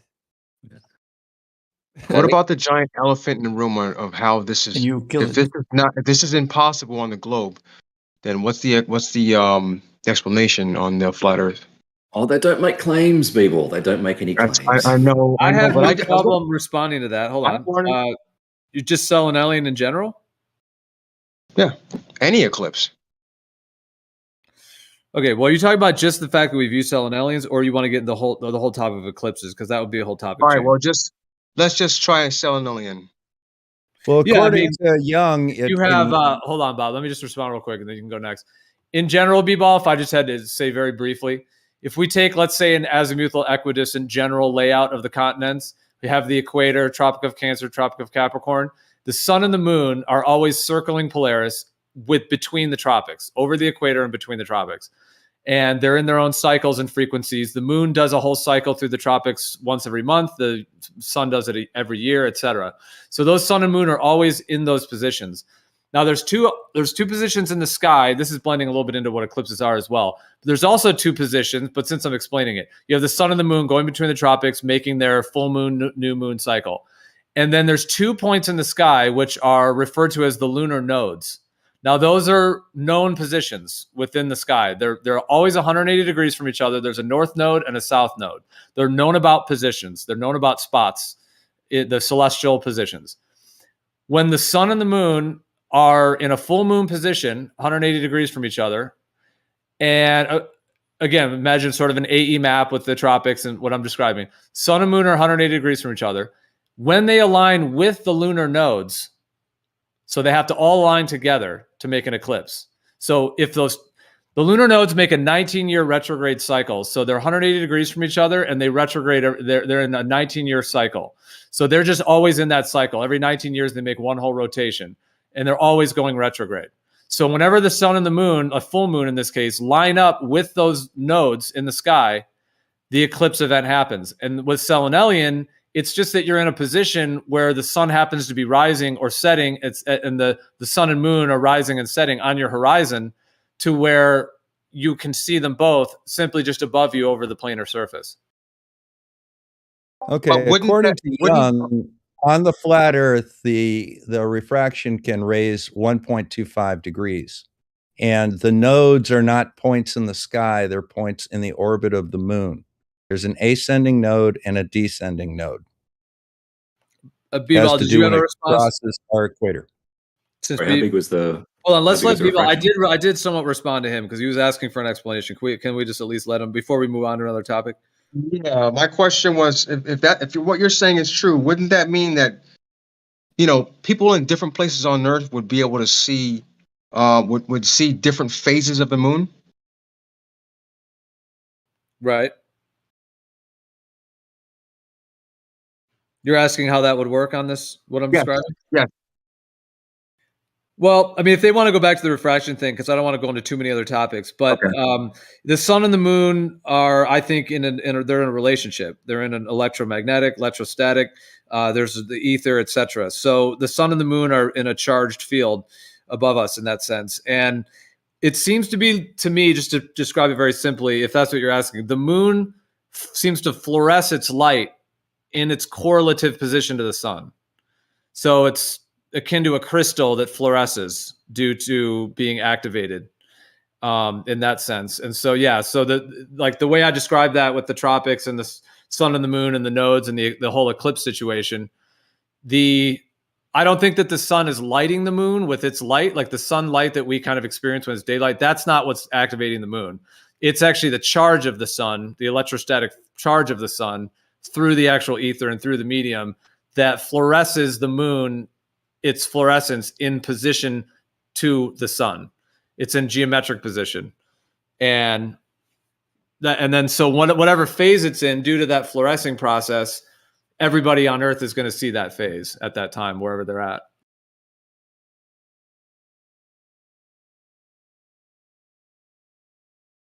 Thanks There's for that. 0.9 documented. There's 0.9 documented. And you know what's funny, dude? I was looking into, when they say they first observed the Selenelian, which the evidence actually debunks this. I just Google has to throw this number everywhere, but they say 1666. And then they say that they first discovered that Mars has ice caps in 1666. Super funny. Where's the 0.9? In the chart. Where's the chart from? What's that? Well, Bob came in and said something about 1.25. So Bob's taking it up beyond the ones there. Yeah, of course. That's refraction on a flat Earth, according to Young. Okay. According to who? Andrew Thomas Young? Oh, well, so yeah, what's that based on? What's he basing that on?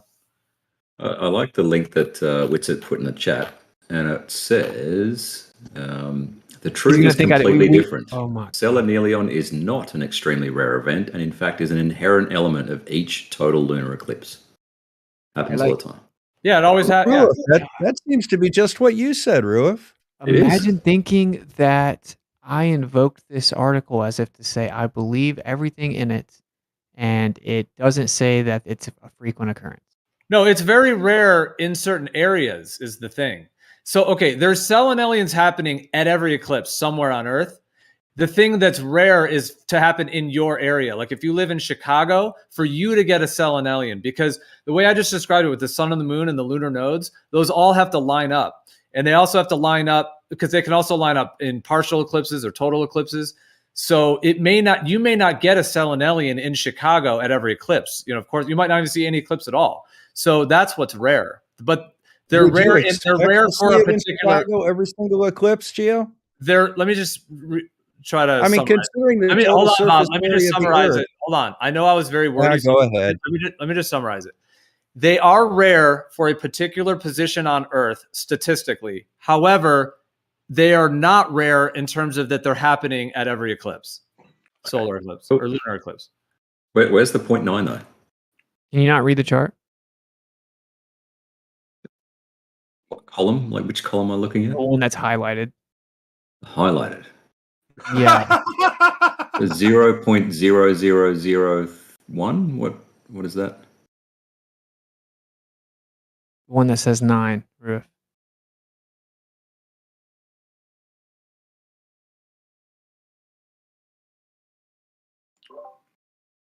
What? I'm not seeing The 9 in yellow highlight. column, right? We're looking at the yellow column. Yeah. It's the one that says 0.000009.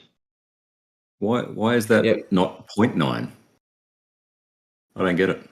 Well, because these aren't selenium eclipses. What are they? These are the list of perfectly aligned total lunar eclipses. Okay, and what's that degree right there? What does that represent? It just says gamma values. What is Did that? you just post something random shit again with it?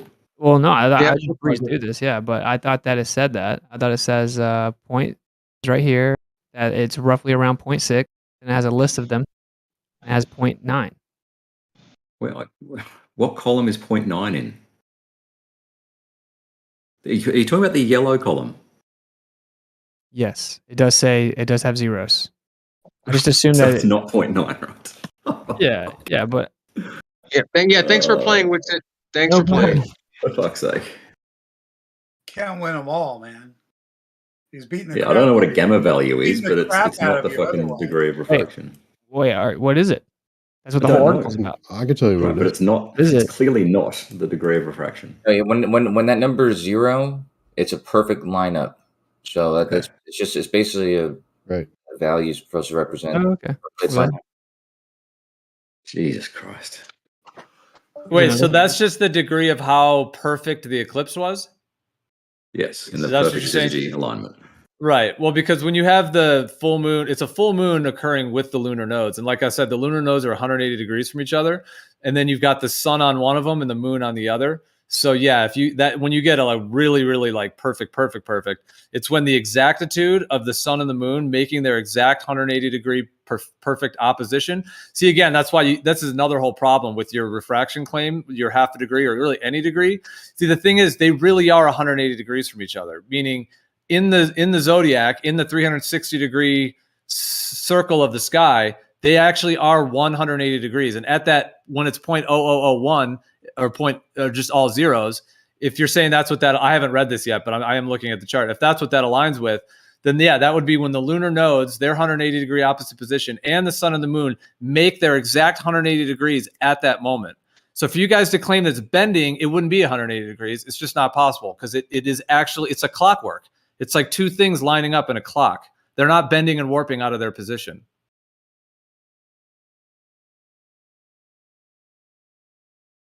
Logic. No math involved. No chart. Just thinking. Good job, Gio. Dude, I've seen it documented somewhere 0.97. Okay, this isn't it, right? No, it's not. Although this website also has the false sunrise. It says 1,5. Is that supposed to be 1.5? What is negative 1,5? That's how they do decimals in other countries. Okay, so they're saying that the sun is clearly seen over 1.5 degrees. The horizon depression is about 1.5 Well, why don't you read what it degrees says on underneath average. it? Yeah, I mean, this actually is a good point because if it's that exact, if it's 0, 0, 0, then that proves that they are 180 degrees. They're not bending and warping. How tall is this mountain? They're talking like 2,318 meters. Well, okay. Now you can say you disagree with what they're saying, but you're just acting like it doesn't say that or something. So. Hang on, Lomnica Peak. How tall is it? 2,634 meters. I wonder what the fucking horizon dip is. 2,634. This link horizon has dip 1.5 degrees. Jesus Christ, people. Fuck. What? The horizon depression is about 1.5 degrees on average because you are at an elevation of 2,634 meters. Okay, they're on that mountain. Yeah, I guess right. It says Lomnica Peak. Yeah. How many meters? It's showing it behind. 2,634. So yes, you do need to be up reasonably high to see a decent selenium. Sorry, see that It again? helps. 2634 Lomnica Peak. Wait, when we get higher, isn't the refraction less? Not by much. You get more kick out of the. You get more out of the. Another the height. contradiction. Basically, refraction is like your Gumby, right? Where whatever needs to happen can happen. We need like a contradiction little jingle that plays. It's not a contradiction. You get more kick out of elevation than you do, like the offset. If you raise by 100 meters, you get a net gain of dip. That's what she said. Yes. Okay, that was well timed.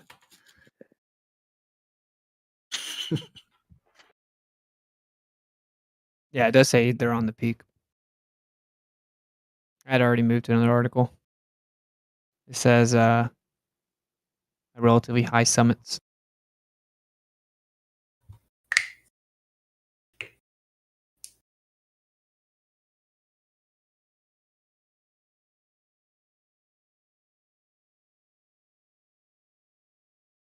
Of course, let's be honest. It's not like there's a bunch of people trying to see how high we can see it. I mean, no one's doing that. Except for like a select group of people. Have you heard about the way that Kosho and I discussed a way to verify this? Kosho, are you still there? Kosho? Dude, we all right, so okay, it might be a separate thing. Did I interrupt? Were you completed with what you were saying? I was going to say the Cahokia Mounds guy, got up as high as he could in his area. All right. Well, what I was going to say is that if you have the sun and the moon that are, like I said, in the zodiac, they're in a position of the 360-degree circle, and so let's say it's at exactly 5 degrees Sagittarius, opposite Gemini at 5 degrees. So they'd both be so the sun. One of them would be at 5 degrees Gemini, the other would be at 5 degrees Sagittarius, and at that point. They're 180. Okay, that just leave that. Just they're 180 degrees from each other. Okay, but those degrees matter. It's okay. There's 12 constellations, 30 degrees each makes a 360-degree circle.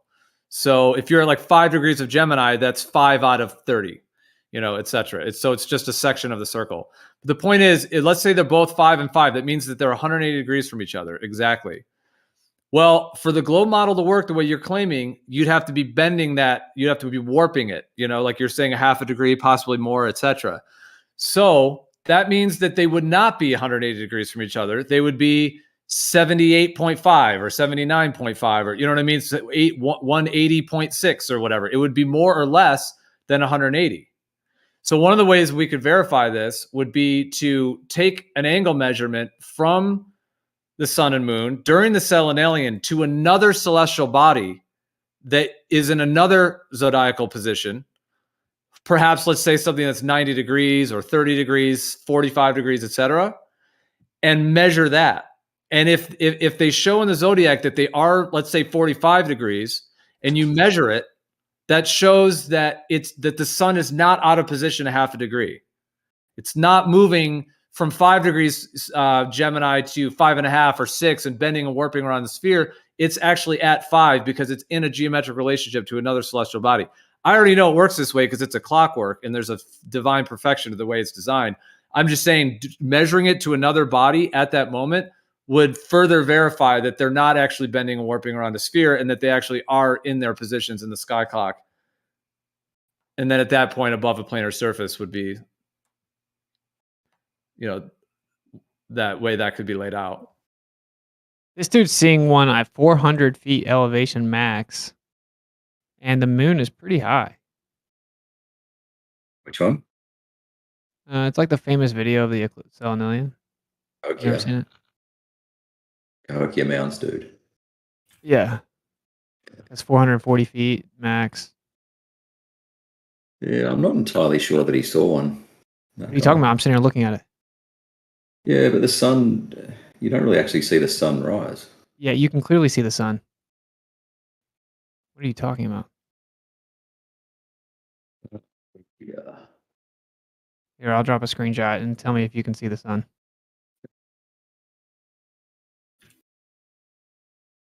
That one you just posted is funny. Who made that? I don't know. That was some website. I thought it was so funny. That is hilarious. Well, that's what I'm saying. See how those are bent out of position? They'd have to move their position in the sky. They'd have to move degrees in the sky. So they're not doing that. The zodiac has those position, like there's something called an ephemeris, which is essentially a book that has all of the precise degree down to the minute and second for the position of all the celestial bodies going back and forward in time, hundreds, some ephemerises go thousands of years. So they're not like if the sun, if you look in an ephemeris at a certain eclipse and it says it's at 5 degrees Gemini, it's not just randomly at 5.5 or 6 because it has to bend around a globe. And it's moving through like clockwork, like gears in a machine through the sky as well and through the degrees. So it's just not bending and warping. They just have to give that explanation for it on the selenal links. That's the only way that it could happen on a sphere, but it's not actually what the sky is showing.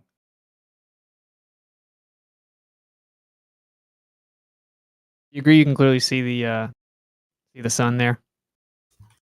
Yeah, why would something like that not be subject to some terrestrial refraction? Look at how close it is to the ground, Rudolph. Oh, he deafened. That was a point I was going to bring up earlier as well. Dude, the moon only astronomical, but it's actually pretty close to the ground as well. The moon's pretty high, and I see it for a second. There it is. Saturated. You can clearly see the sun.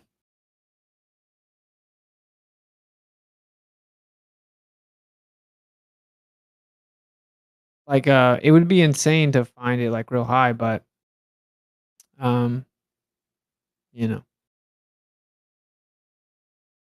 the predictions, like the globe is built around the predictions of how far you can see things. Like literally. Like admittedly and objectively, right? Like that's how they came up with the globe. They're like, how far can we see things? Yeah, pretty much. Exactly. Yeah. How far can we see things and how can we just reverse engineer this into a sphere model? Yeah.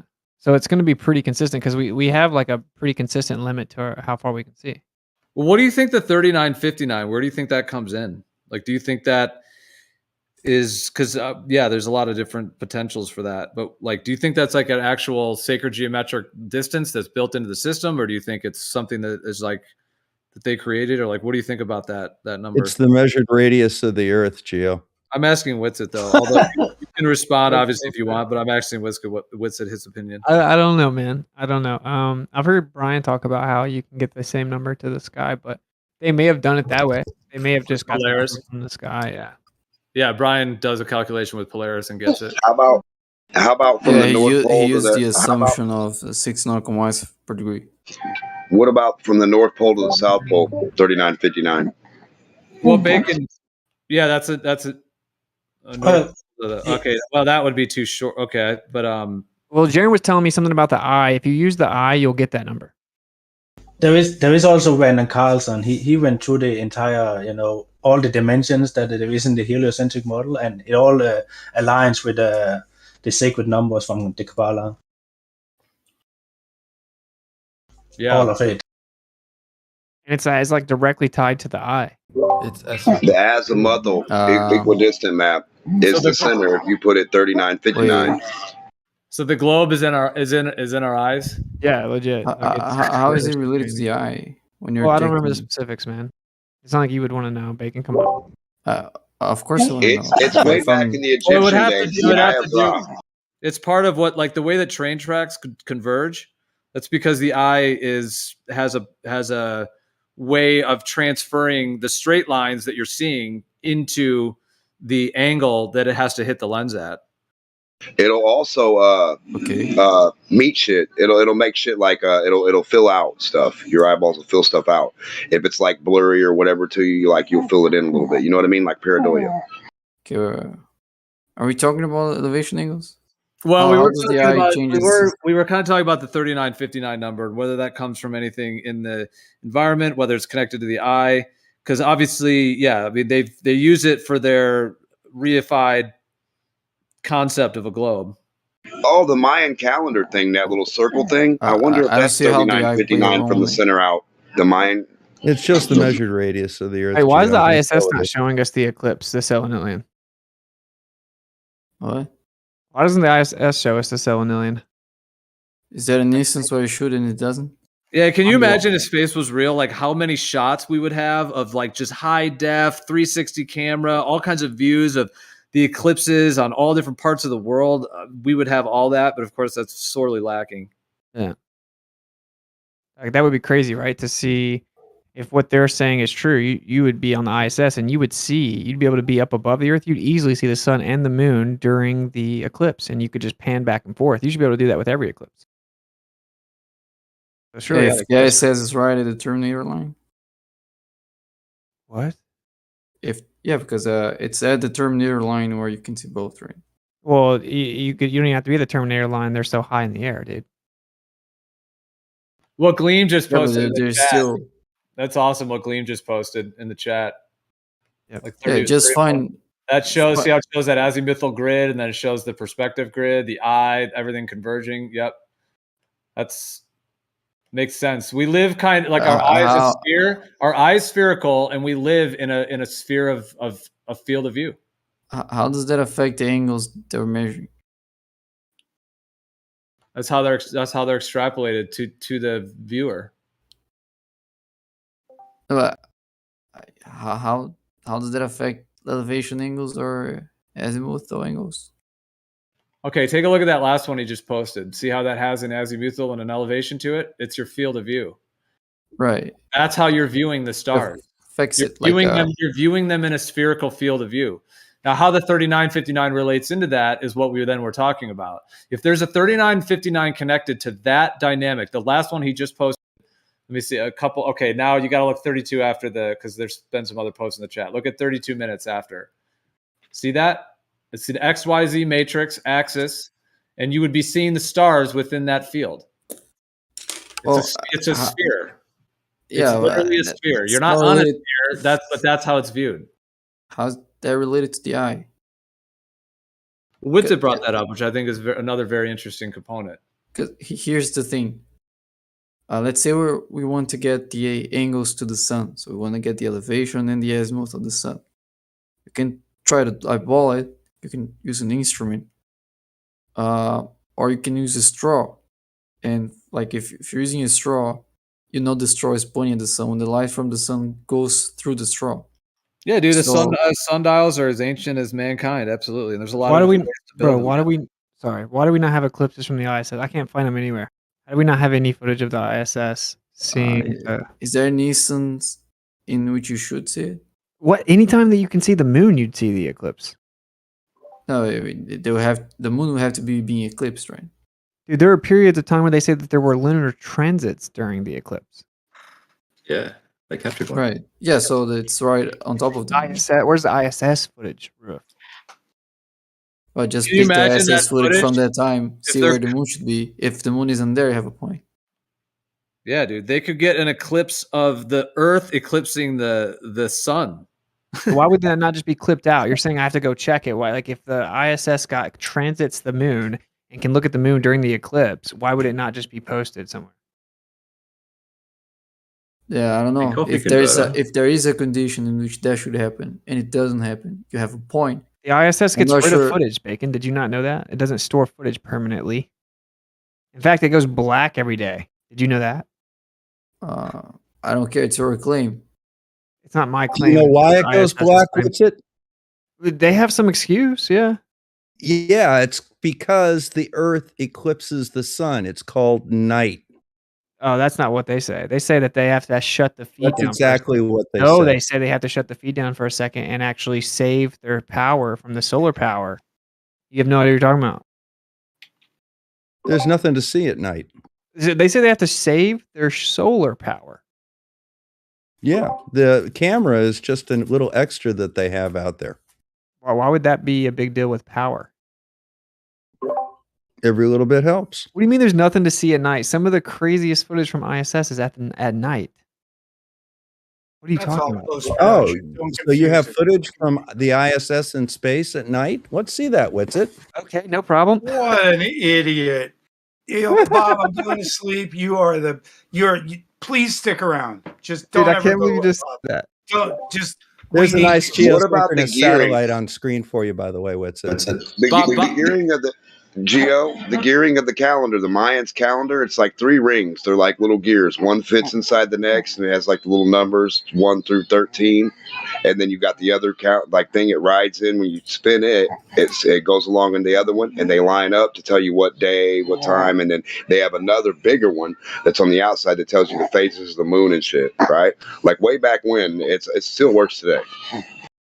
But that reminds me of the 3959. It has to be a certain amount of teeth. It has to be a certain size gearing to fit inside the other thing for it all to work. Yeah. Like this reminds me of the Antikythera. Mayan calendar. Yeah. For sure. Well, reminds me of the Antikytherian device. But yeah, how that you're saying the 3959 relates right in. Yes. You're saying it somehow does relate into that? Yes. Yeah, I think that's why they used it for the sun and for the shadows, because it refers to time in the calendar. But like the gear of a calendar, a flat gearing, or like a cog wheel, right? Not a sphere. Yeah. How many people think this stuff is real, dude? Yeah. Watching this video. Austin, I'm showing you satellites right now, live. Watching this video is so funny, dude. Oh my god, bro! It looks so stupid. I guess it looks cool in a way. Oh, the one you posted? Bro, it's wild. Some of that footage is so funny looking to me.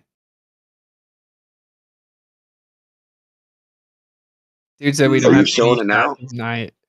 Yeah, Oh this my looks God. like low. Like okay, if this was in like a movie, it would be considered like a low quality movie. Like, oh, who made that in their garage somewhere? Like, come on, like that's some amateur CGI. Yeah, for real, dude. And how come the footage is so slow when they claim that they go around the whole Earth in 90 minutes? Oh, dude, these Northern Lights. This is incredibly fake. Dude, it's hilarious. Yo, Richard, have you seen this one? Oh, let me look.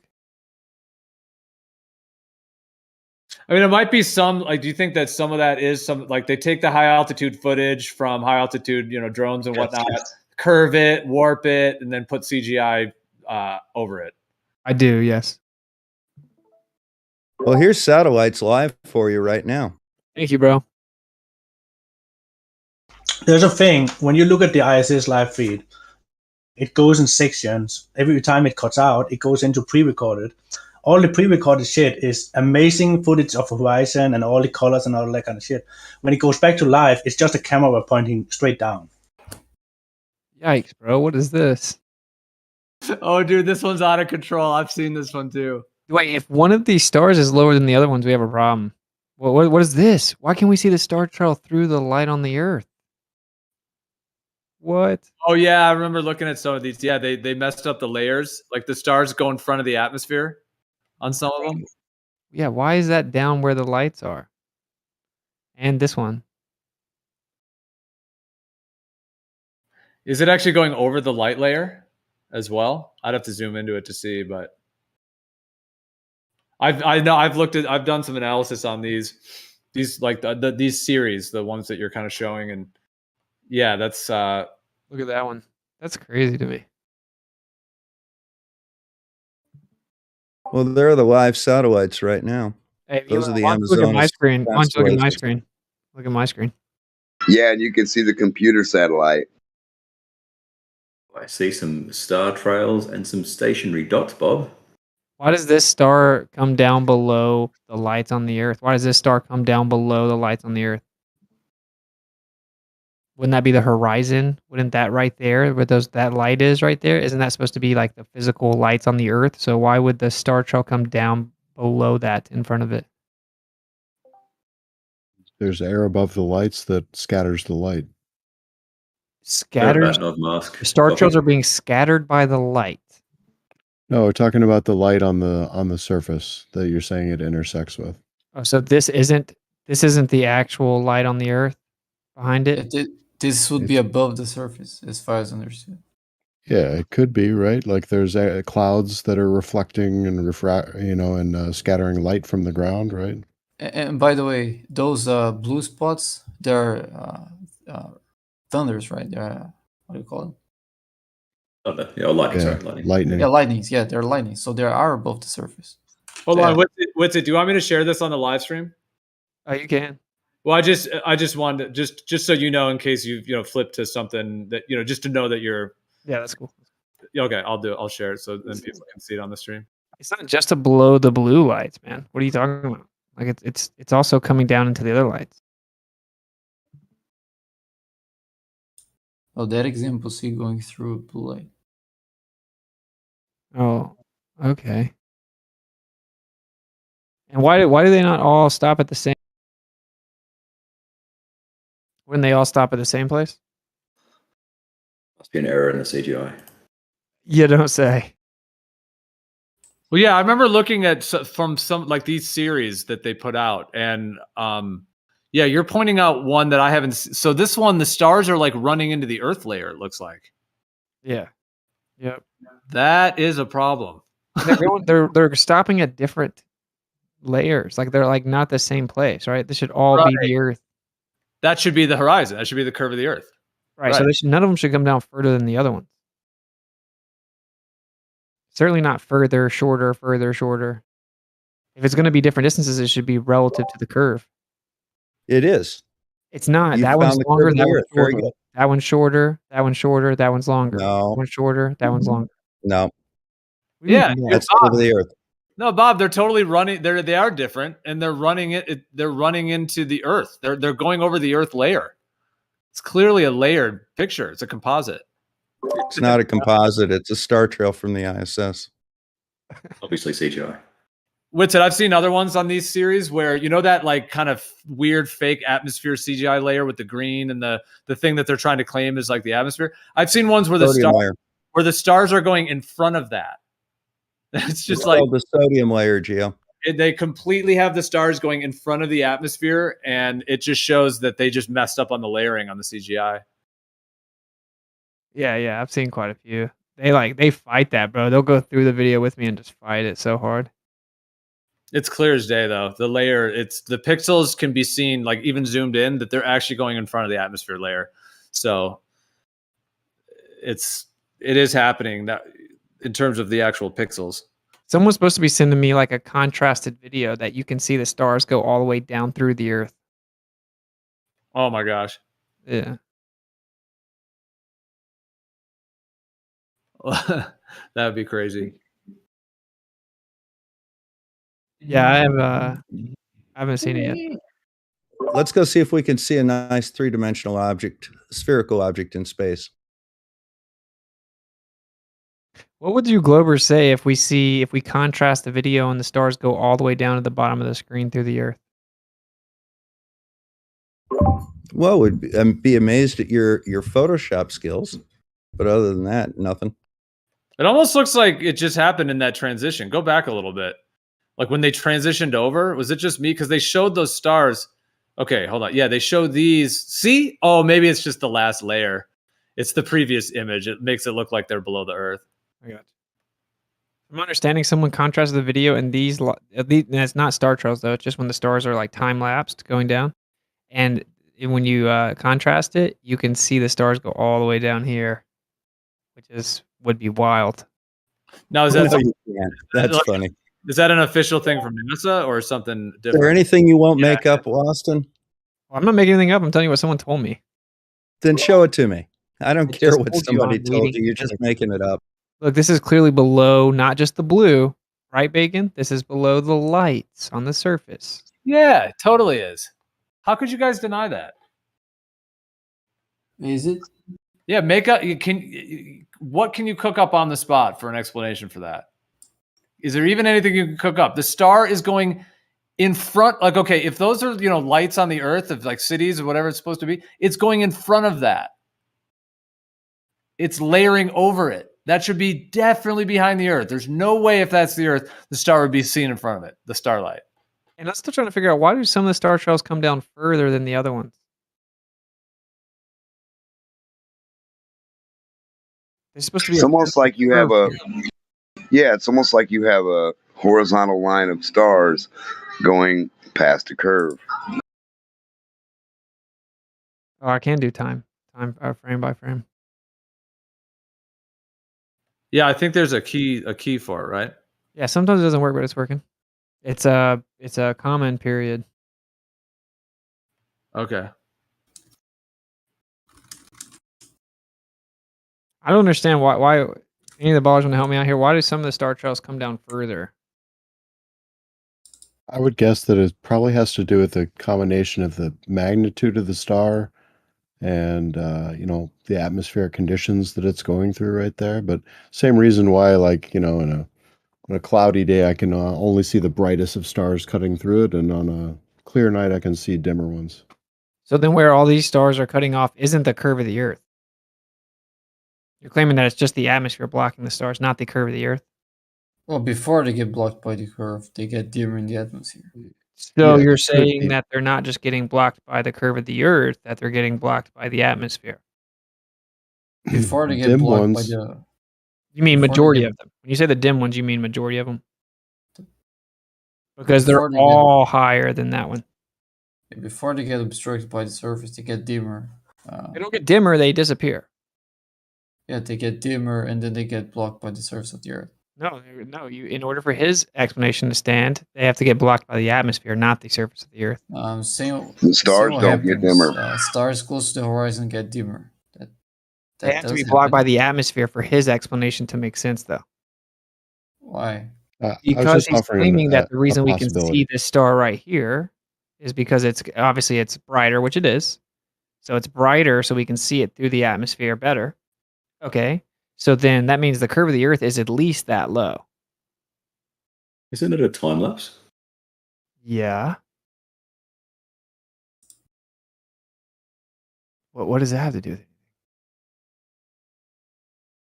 It's going to try to say. What do you it's an think it has to overlay. do with it? What's it? What happens It's when going you to think do a it's an time lapse? overlay. It overlaps itself. Is what he's going to say. What? Yeah, but even if it's a time lapse, I understand the idea. You're getting much more concentrated lights, etc., because it's multiple. It's just the way time lapses work, and the way No, that you get blurring, Gio. Blurring. Right, but the problem that I see with this, and I would have to zoom into it and get a closer look because I'm only looking at it on this. But it looks like it's going in front of the Earth layer. That's the problem. Whether it's a time lapse or not, the light should not be doing that. Well, if you see, without being a time lapse, you can see that the light from the surface lighten up the atmosphere. So that light is going higher than the surface. The stars do this on the time lapse that's not star trails as well. Yeah, what if the alignment, like the understand orientation of the station changed by like a fucking 100th of a degree during But the it time does this whenever it's not star trails. lapse? Okay. Okay. If you say so. No, I don't lie. Okay. You're Okay. saying the stars do come down past what looks like the horizon, even without star trails. Okay. If you Okay, say so. we can look at that in a second if you want. Yeah, I mean, I've definitely seen that. I was here the other night when we were looking at the live footage. But what I thought was most interesting is looking at what looked like the city surface lights and seeing how those kind of curve into a certain point. That's kind of the best guess at the horizon I could get. It was kind of clear in one of the videos. Wow, look at that one. Look at the gap there. It's on that one too, on the right, like between the. Yeah. But in the next one that it just transitioned to, the gap was even bigger. So now we're getting different curvature rates and different atmospheric, like the. Oh yeah, right there. Like, what is that? Look at the big gap over on the right. Like that yellow is supposed to be like what, the Rayleigh scattering in the atmosphere, and then. I love it when you guys argue about photos from space, yet claim space isn't real. That's probably superconduction. Yeah. So you think we're saying that they look real? Yeah, I'm pointing out how it looks to be a CGI composite, Bob. Of course, it's not real. This is like of no value. Oh, that's got to be Antarctica. It's pure white. You know, Is it's that really a cool about CGI the, composite? you know, it's really cool about these star trails from the ISS is it's not the North Pole that they're looking at the rotation around. It's not Polaris. It's a different point. What the hell is that? They're going the opposite way. Yeah, look at that one, bro. That one is hella full. Oh yeah, that one slipped through the cracks for sure. What's the link of that video? Tim dropped it. Who dropped it? I'll drop it. All right. I did. It's 38 after the hour. Right. Okay. Can you find that moment where the star goes way deeper inside of the? Yikes, bro. There's been a bunch of them. Like this whole string, I've seen at least 20 that are. Oh, look at it right there. Yeah, the stars are literally going beyond the Earth, beyond the horizon, the curvature. They're coming into the Earth layer. But what's weird is that they're all different distances, and that if it's a CGI, if it's a CGI layer, and then it's like some of them poke a little further through the layer than others. Yeah, well, this has to be Photoshop. It has to be because, like, I mean, the ISS allegedly is orbiting, so it would always be in motion, which would make star trails pretty much impossible. What they say they are doing when they're doing this is that every time they have made a rotation, they take a new picture, a new picture, a new picture, and then they are layering it up. 201.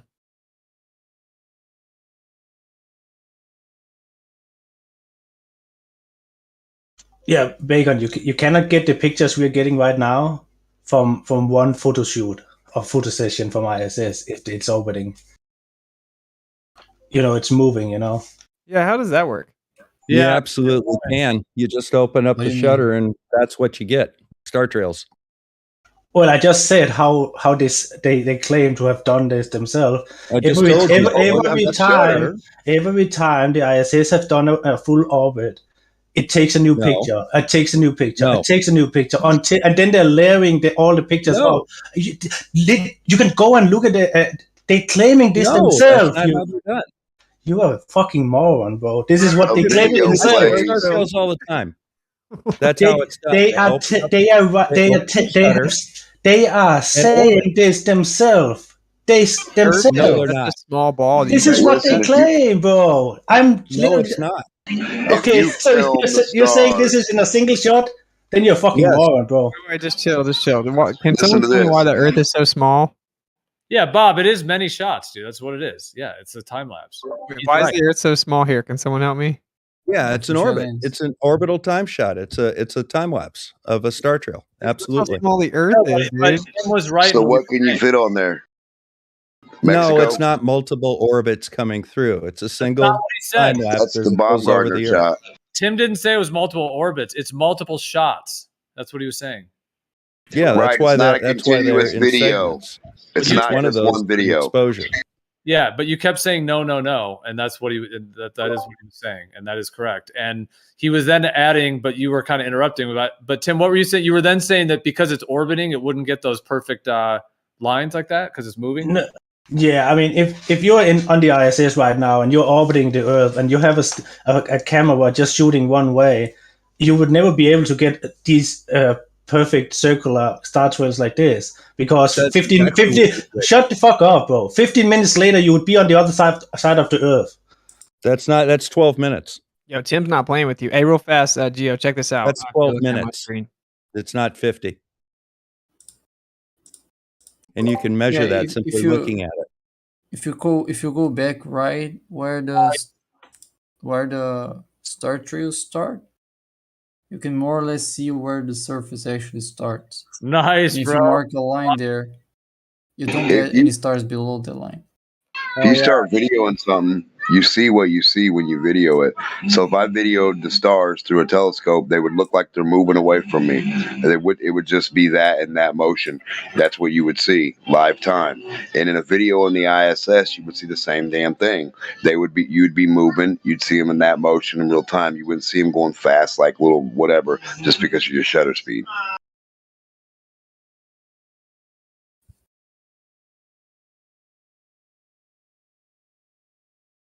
Hey, do you Globers like my website?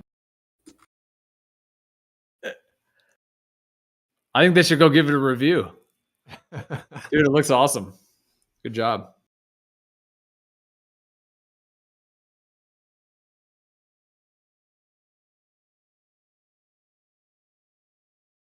I mean, I'm still making it. But you guys can sign up to help us audit NASA. You can apply now. What you using? You gonna sell T-shirts? No. What you using for maybe. the website? Let's just GoDaddy. I made the video and stuff, you know. You guys like my picture here? Hashtag audit NASA. Is NASA actually going to space? Nice. That's great. Pretty funny. Look, this has got an astronaut holding a model satellite. Oh man.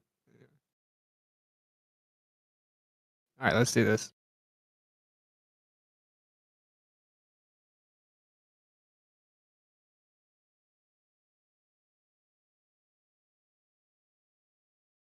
What? Well, I mean, in a way, these guys have been playing their own role in auditing NASA for years. Well, what was that? Did you see that? Yo, look in this area. Oh, is this the one where this? Yeah, there's. Let's see which one. This one. Something just pops up right here. Goes through the earth.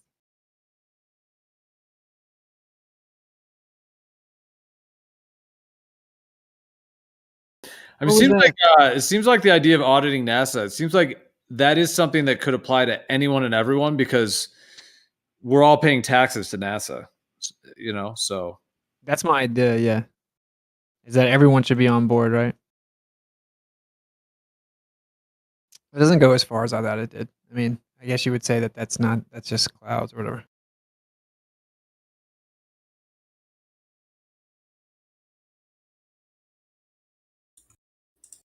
It's funny how the stars never are seen that low when it's going the other way. Huh. Wonder why that is. Hey, still there, Kosho? I was gonna say, of all the things, like in terms of auditing, like I feel like humans, like we do kind of check a lot of different industries, but somehow space just goes unchecked. Like people just swallow it all. It's just, oh, look at like whatever they put on like social media, like, oh, some like new picture from a black hole or space or whatever. Is people are so likely just to be like, wow, it's amazing. And I guess it makes sense because they can't go to space, so it's all just something that's outside of their realm, you know. So I guess it does make sense why it's a little more likely that they're just going to accept it. Right. So right here, I was like, it has become far too accepted that federal agencies operate under a protective layer of deception, and we strive to demand accountability and transparency from NASA as they work for the people. And people don't even think about like, other than us, right? Like challenging anything they do. It's insane. And I put right here, like, we demand an exceptional level of professionalism to be a part of our team because the worst thing we could have is people being like douchebags. Yeah. So hopefully it works. We'll see. Yeah, if you keep it professional, that would be because like people are already going to be triggered by that. Like, you know, people like new people that come along, there's probably going to be various triggerings. So if it's professional, then yeah, at least has that foundation. Because without that, people could think it's just a joke or trolling or just won't have any reputability with the shit shows and all that kind of chaos stuff that can come with some of these people and their attacks. Like when the stars are coming down towards the earth, you see them go through the earth all the time. But whenever the stars are going the other way, you never see it till it's up behind what looks like the horizon. That makes no sense. According to you guys, it should happen all the time.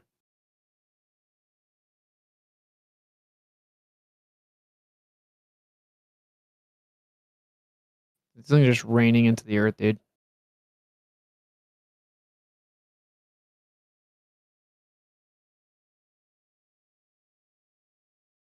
Why can't we get shots like this when they're out in space then?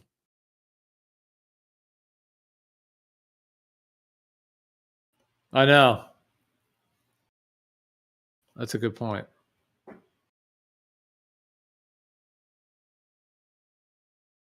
Right, you see how okay, now they say they can't see it because of exposure, right? So you should be able to go quite a far away from the Earth. You should be able to go as further away from the Earth than the moon is, and still block the sun, right?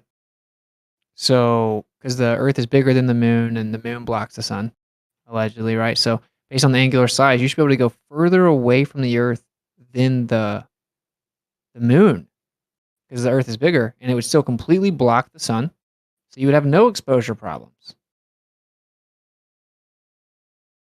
And you should be able to get full shots of stars. Their exposure excuse is a joke. You'll never hear a rebuttal for that one, by the way.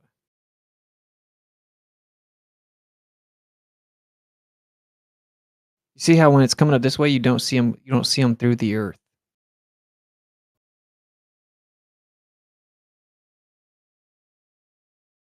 Oh yeah, you're saying because the layers are actually right on that one, perhaps. Yeah, like it's actually layered behind. I think that it would be tricky to try to layer it right when it's coming down, because you have to say that you can see it through the top layer of the Atmos. So it's like not just like a behind and a before. You kind of have to it'd be tricky to layer it, to be honest. So like if it's in the back, all I know is their excuse doesn't make sense.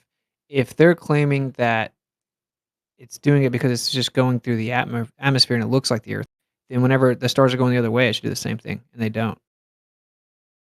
See, you'll never see stars down in here in the Earth.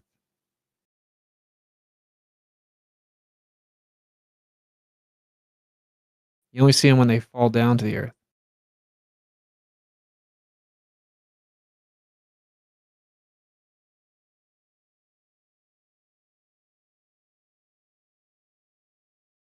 Yeah, totally. Well, this is definitely a different layered system too. That other one was like time lapse, whereas this one is like a different setup.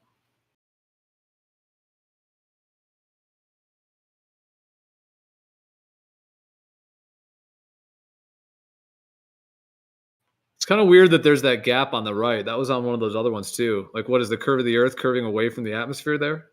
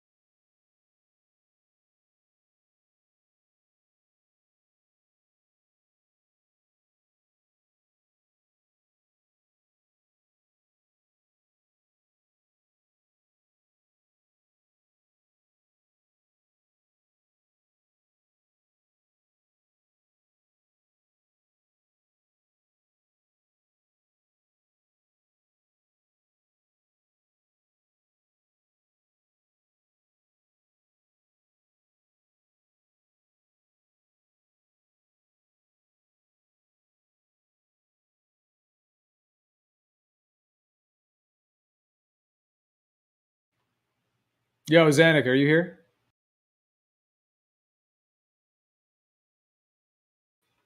Zanuck. I had a question for him.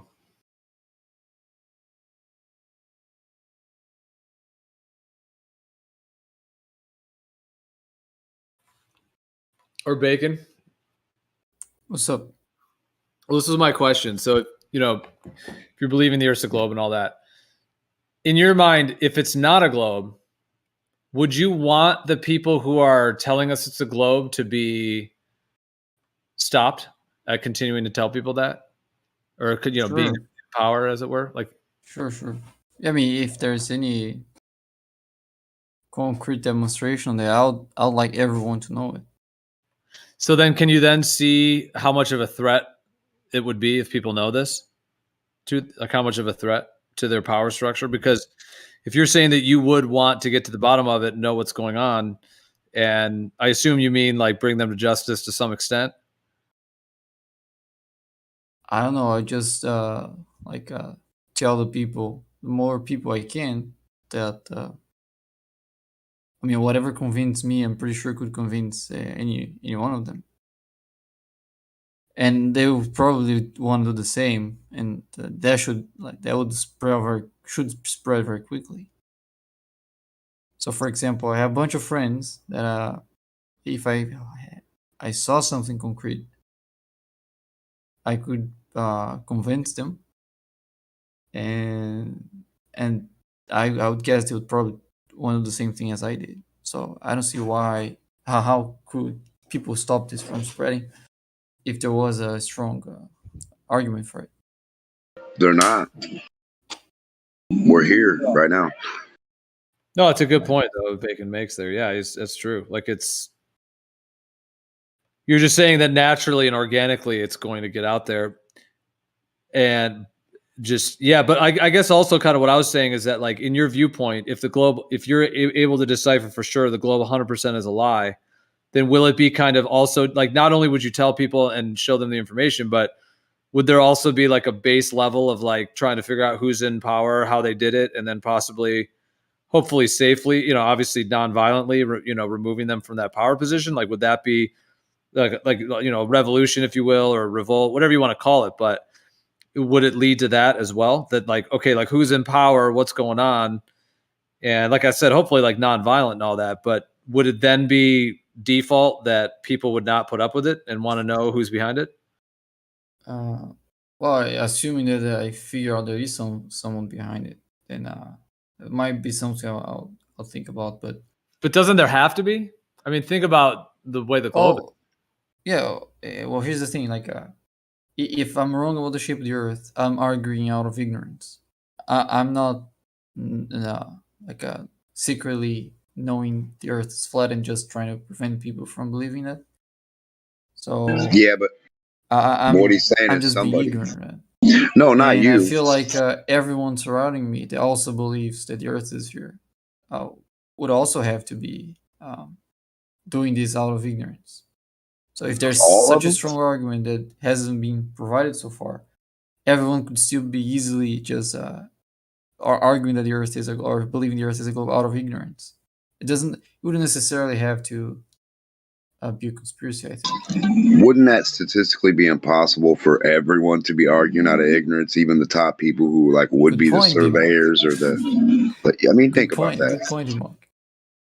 Yeah, that is a good point. That was kind of Yeah, that's why I don't think this is. This is why I don't think we could be wrong on it. I mean, everyone that has a job that is impacted by the shape of the Earth have to be pretty incompetent, right? Which is weird because no, not necessarily. They could just be getting their data from certain sources that they're not able to. Well, it depends on what field you're talking about. There's a lot of different fields. They could feel super confident when they get raises and bonuses and prizes and things. And oh man, look, Bob solved this problem that nobody could solve for 10 years. You know, I mean, that I'd feel pretty good whether it was real. I mean, you know, you understand whether it went for something like I'd still feel good. So either way, they wouldn't know what they could be the masters of whatever and still be really good at it. I mean, and not be, you know, and really be on point with everything they do, except the knowledge that it's not real. So yeah, I mean, they don't have to be bad or anything like that or incompetent, I don't think. No, but I know what kind of you're alluding to, Bacon. Like, how could this deception be pulled off and everyone on Earth who are working in certain fields that are related to the Earth? Now we can get, I mean, the whole astronomy thing with the sky, that's kind of, you know, you can get into that whole deal and what, you know, because obviously the people on Earth are not going to the sky. I mean, Neil deGrasse Tyson is an expert in a place he's never been.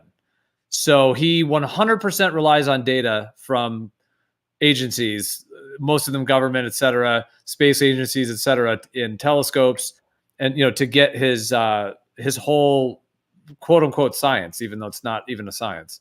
So and think about that. But then on the other hand, there are actual like people doing geology and things on the Earth as well, weather and seismology and these kinds of things as well that are on the Earth. Think about what you said, Gio. That was super key. So the astronomers that do astronomy, the main dudes or the dudes that do it are on Earth and don't go to space. And then the dudes that go to space are astronauts, but not astronomers. Shouldn't it be the other way around? Shouldn't the people who study the stars be going to space to study the stars from space? Or the galaxies or the nebulas with their telescopes and their observatories on the ISS? And like, wouldn't you think that astronomy would be like the key thing there up there? Yeah, that's why we put telescopes up there.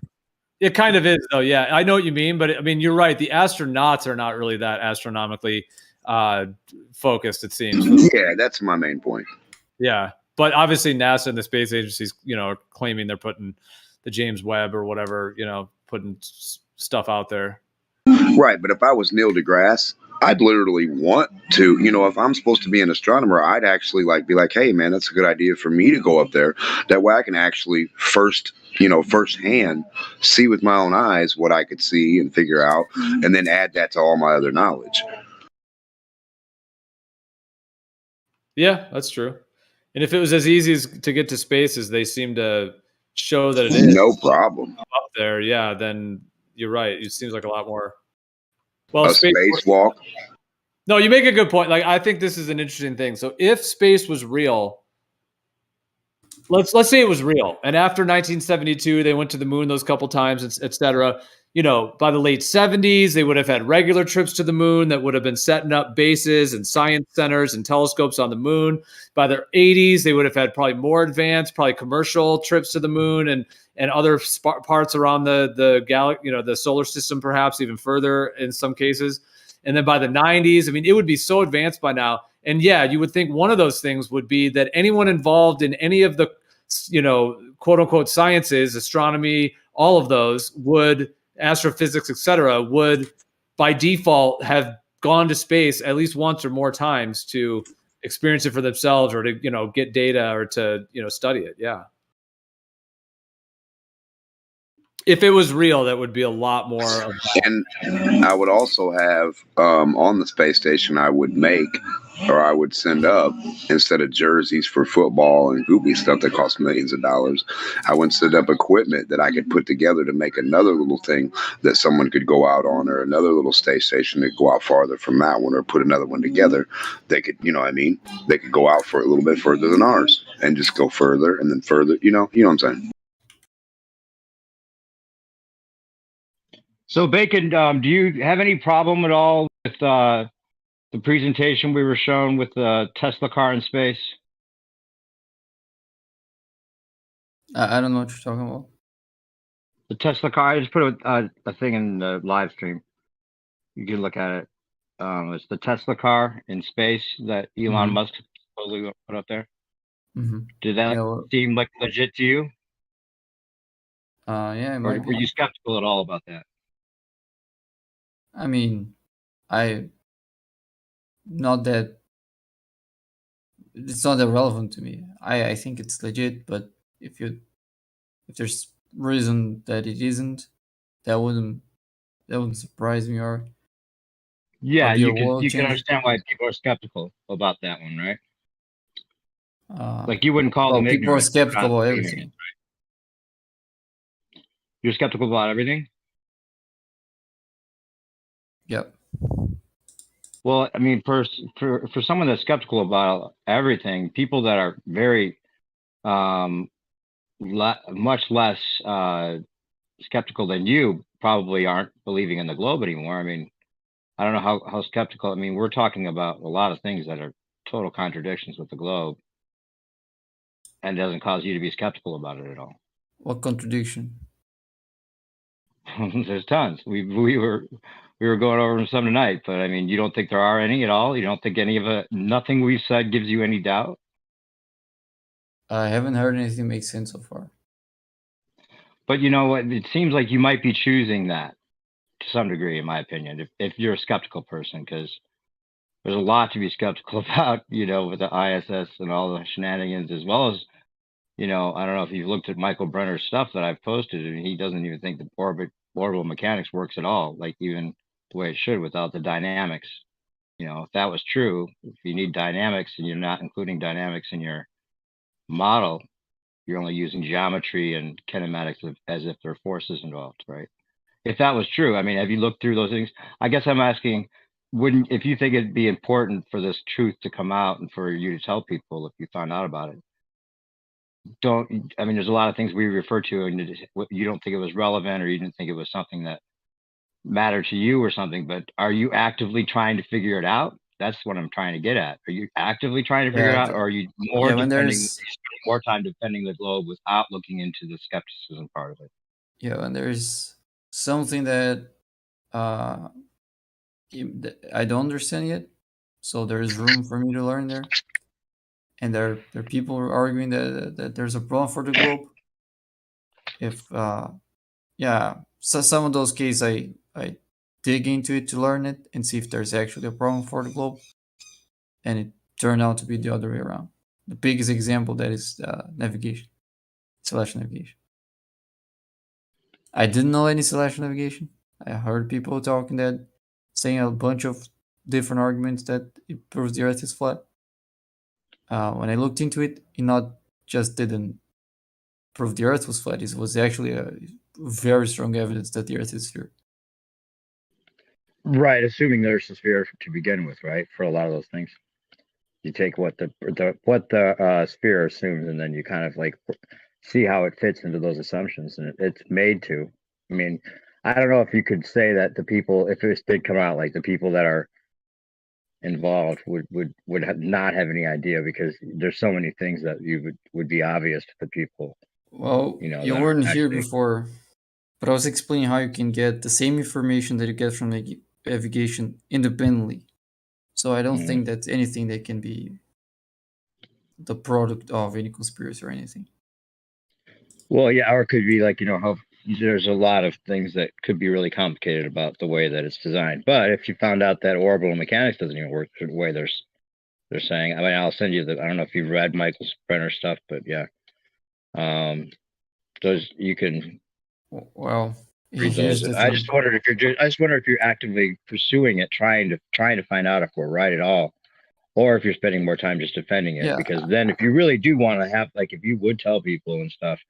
Not that I think that's really a solution, because overthrowing a government is really not going to be. That's probably what they want us to try to do, honestly. But well, if you can convince me, I definitely can convince all my friends about it. Well, if either works or it doesn't work, right? It's not about being convinced. Either orbital mechanics works the way they say, or it doesn't, right? If it's shown that it really couldn't even work that way, then it wouldn't be much else to say. Here's the thing, new perspective. One of the easiest simulations you can write is a in-body simulation for Newtonian mechanics. And if you input the masses and distances and big G there, you actually get the same thing as like the way it works on that simulation is how they're saying it works. It would work in real life. So you're saying it wouldn't work, but I wrote simulations, and in the simulations it did work. So, I mean, I don't see how you can get an argument there. The computer model might not deal with forces either. I don't know if it uses dynamics, or if it's just using geometry and kinematics as if forces are involved in the same way that Brenner talks about.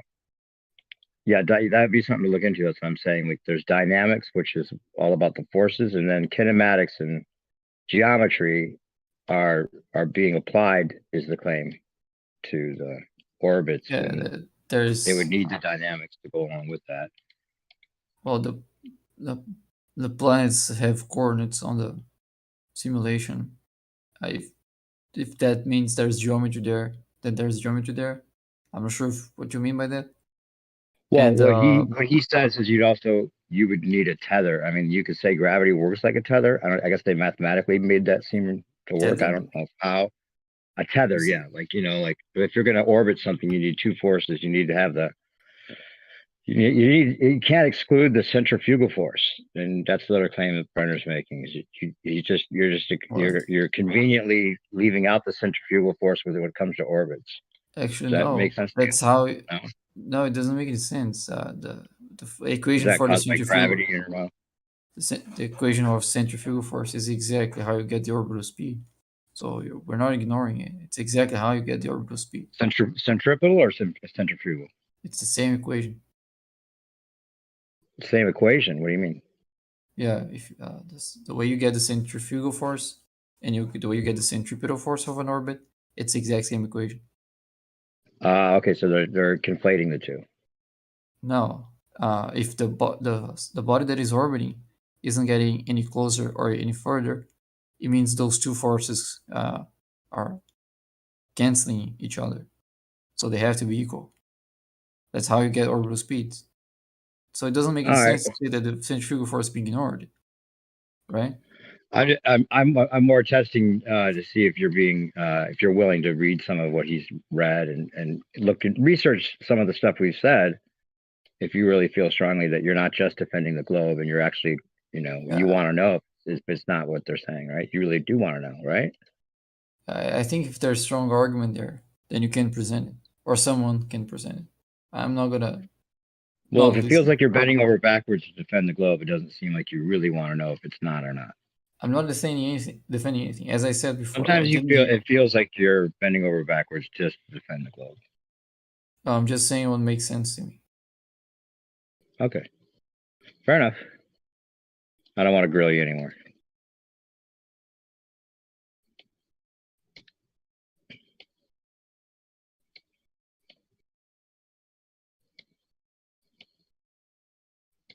But yeah, look at that Brenner section in this Chan. Check out some of those papers. He'll probably hit on some points that if you disagree, it'll give you food for thought. And if you agree, then you can start telling your friends about it. And I was also thinking the azimuthal equidistant map from the center out would match like 3959. It seems like, not thickness. Don't think thick. Don't think center out. Think from the center out of a flat circle, like a dartboard or the azimuthal equidistant map. From the very center, just put a dot in the center, and then go from out everywhere. 3959. That's what matches.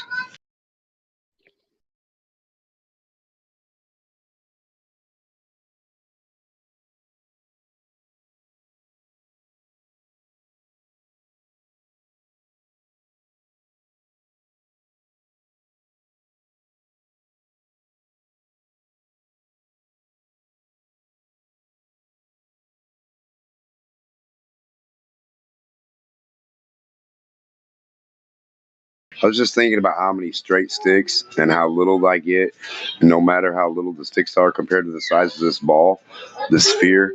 I can't get the edges of the stick to touch the sphere. I can only touch one edge of the stick to the sphere at a time, ever, in physics. Or a cube can never touch the corners. Could only touch one. The other three corners would levitate off of the sphere. Same with this flat stick. One side's going to hover off the sphere and one side would touch. If no sides touch, the center is going to be posted like a teeter-totter, like a water totter.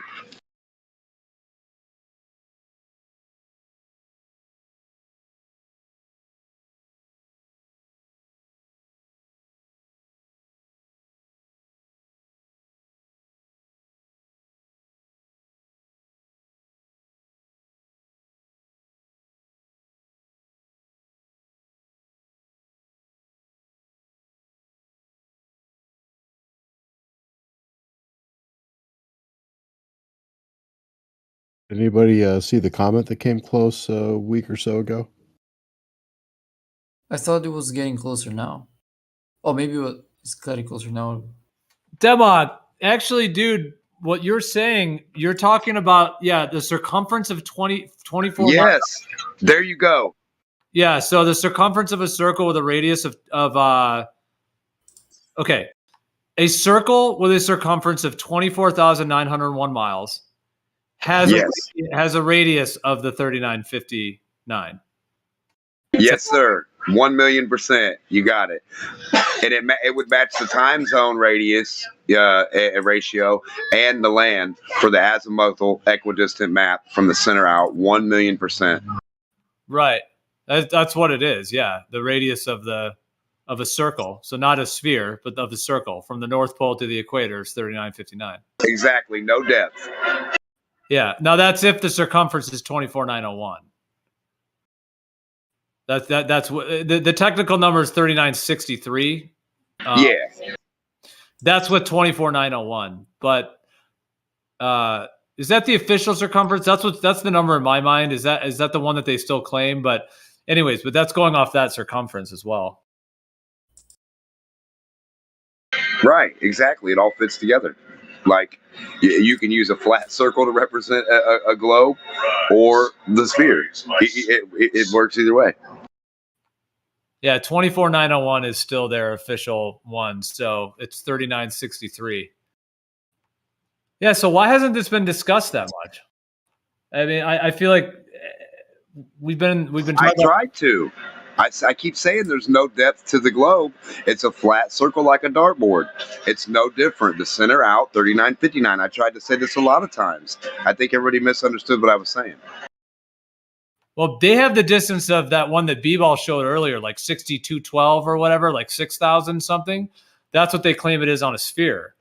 But you're right that the radius of a 24,901 circle is 3959. Yes. It's the radius they claim the Earth is from Polaris to the equator. And we see Polaris, we see the equator, the sun at the equinox is on the equator, 3959. That's the radius of the actual Earth. From the center. There you have it. From the North Pole to the equator. Now that's going off that circumference though. So I mean that's going off that 24,901. But I mean that's gotta be in the, I mean, whether that's exact or but it makes sense just the general size of the Earth and the way the sun moves and 15 degrees an hour, times 24 hours. Yes. Factors. In the little sections, and they go from the center out and they get wider going out, and then they supposedly converge going back to the north, but never back to the south. They get wide, yeah.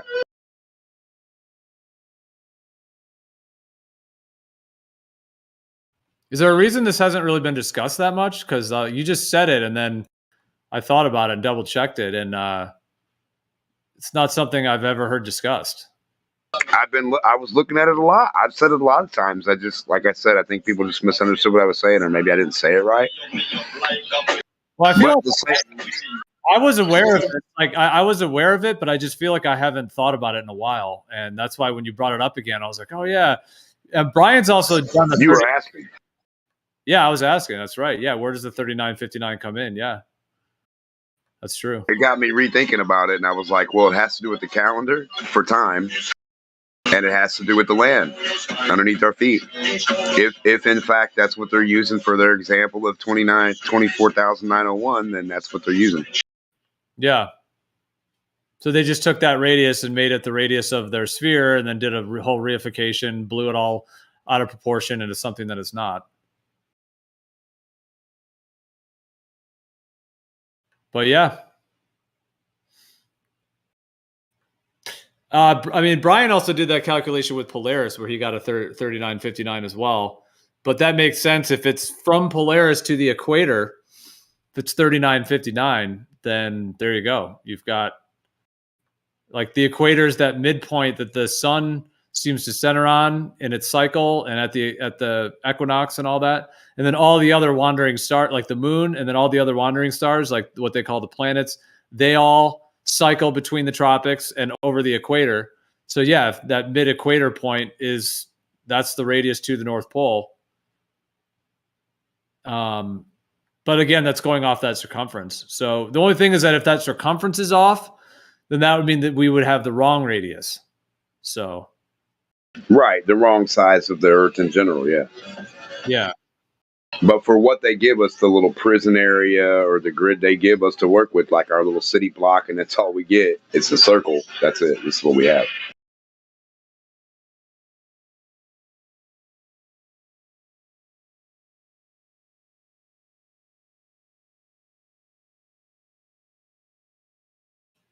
Right. Then makes you think about like Aristarchus and these different ways they claim they get the radius, you know? So, you know, it's like. Right. That's why there's some truth in there bound in with the deception, you know? They got to put some truth in it.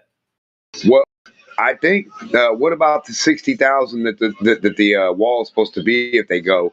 That's what they were claiming, right? So, like, in the idea that might be, you know, we don't know if that's 60,000 or not, right? It could be the 24,901 in their estimation. That could just be where the oceans are at, you know, and then beyond that, whatever. Well, I just posted an AE map thing here that shows, that one says 24,864. But so yeah, that would be roughly that 3959 to the center pole, the North Pole on that one. And then that one has a 49, almost a 50,000 Antarctic. But you're right. There were the reports of like Captain Cook and others that were reporting like 60,000 miles or even more in terms of that. So is that what you're saying? Like, cause that would be a whole nother radius going on. Yeah. Before traversing it or before they went, it's 24,901. It would be the 20. Yeah. And then after they went, supposedly they went 60,000. Now, if I don't know if they went inward or did some other shit and then came back around, you know, I mean, who knows? I don't know what they actually traversed, right?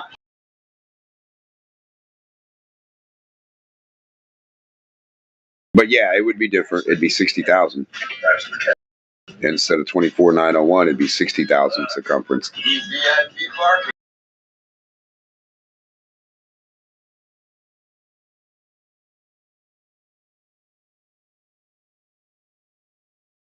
But 60,000 is a lot more than, you know what I mean? And then there's a whole portion of the ocean we don't even travel. Like, we don't even go over that part, right? So if you think about it, if you added the part that we don't go over, maybe it is 60,000.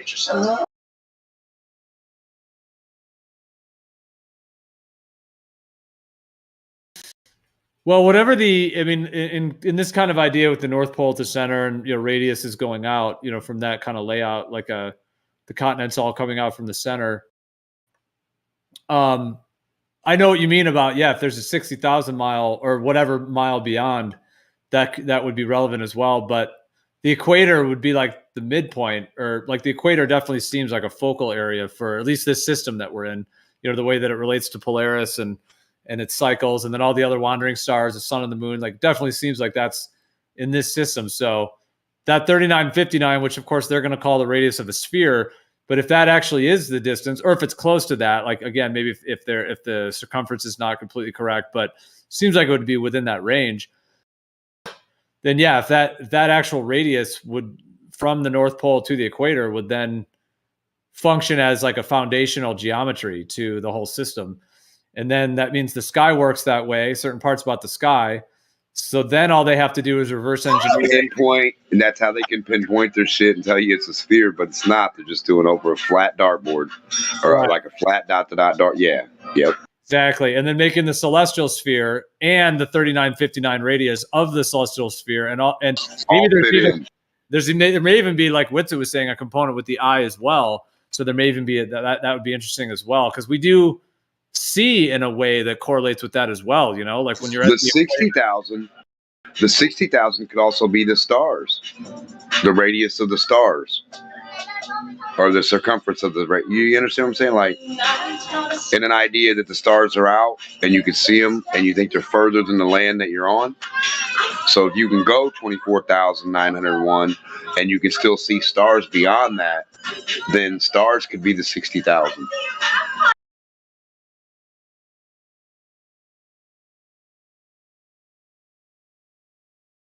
just above the flat plate.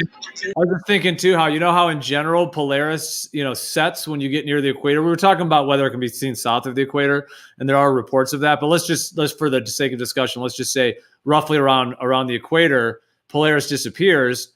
Well, if that's 3959, then does that mean our eye can only see 3959, and after that it sets and we can no longer see it? That's what I think so. When you build in the eye of Ra, the structure, the pi, and all that, and the Fibonacci, all that, I think that's all that has to do with sight. I think also. Exactly. Well, some people might argue, obviously, it's because you're too far away. But ironically, if it happens to be 3959, the stars are Polaris in that case. Like if Polaris is 3959 from the equator to Polaris, and you're on the equator and Polaris is disappearing for you right around there as you go south, then that means that perspective and how far you can see, so the human eye and perspective, are all set within that 3959 ratio. And once you get beyond that, you can't see Polaris anymore. It's too far away. It's completely vanished. Same with the sun. Same with the moon. Yeah, well, that's what we've talked about. Like, because if you do a 4,000 mile, how far you can see the sun, and you go 4,000 to the east, 4,000 to the west, it actually fits pretty well. Like on an AE map with the 24901, like you have like roughly $8,000 mile section that is essentially the. I mean, it's going to change throughout different times of the year, and there's the different components. So it's going to right, depending on your visibility. Yes, top visibility probably 3959 maybe. But yeah, like that makes sense. Like yeah, I mean, like if you're in like California and the sun is setting, that's your 360 of view for when you spin. Yeah, so that would be super wild if we see within a 3959 mile and the distance from Polaris to the equator is 3959. That is, of course, it would vary with the sun though, because sometimes the sun sets in different, right, and not on land. We wouldn't be able to see the land objects at 3959. Just something in the sky above the land. Yeah, that too. Yeah. Exactly, because you're not gonna be able to, like, if there was a dude at the North Pole, you're not gonna be able to see him when you're at the equator, like Right.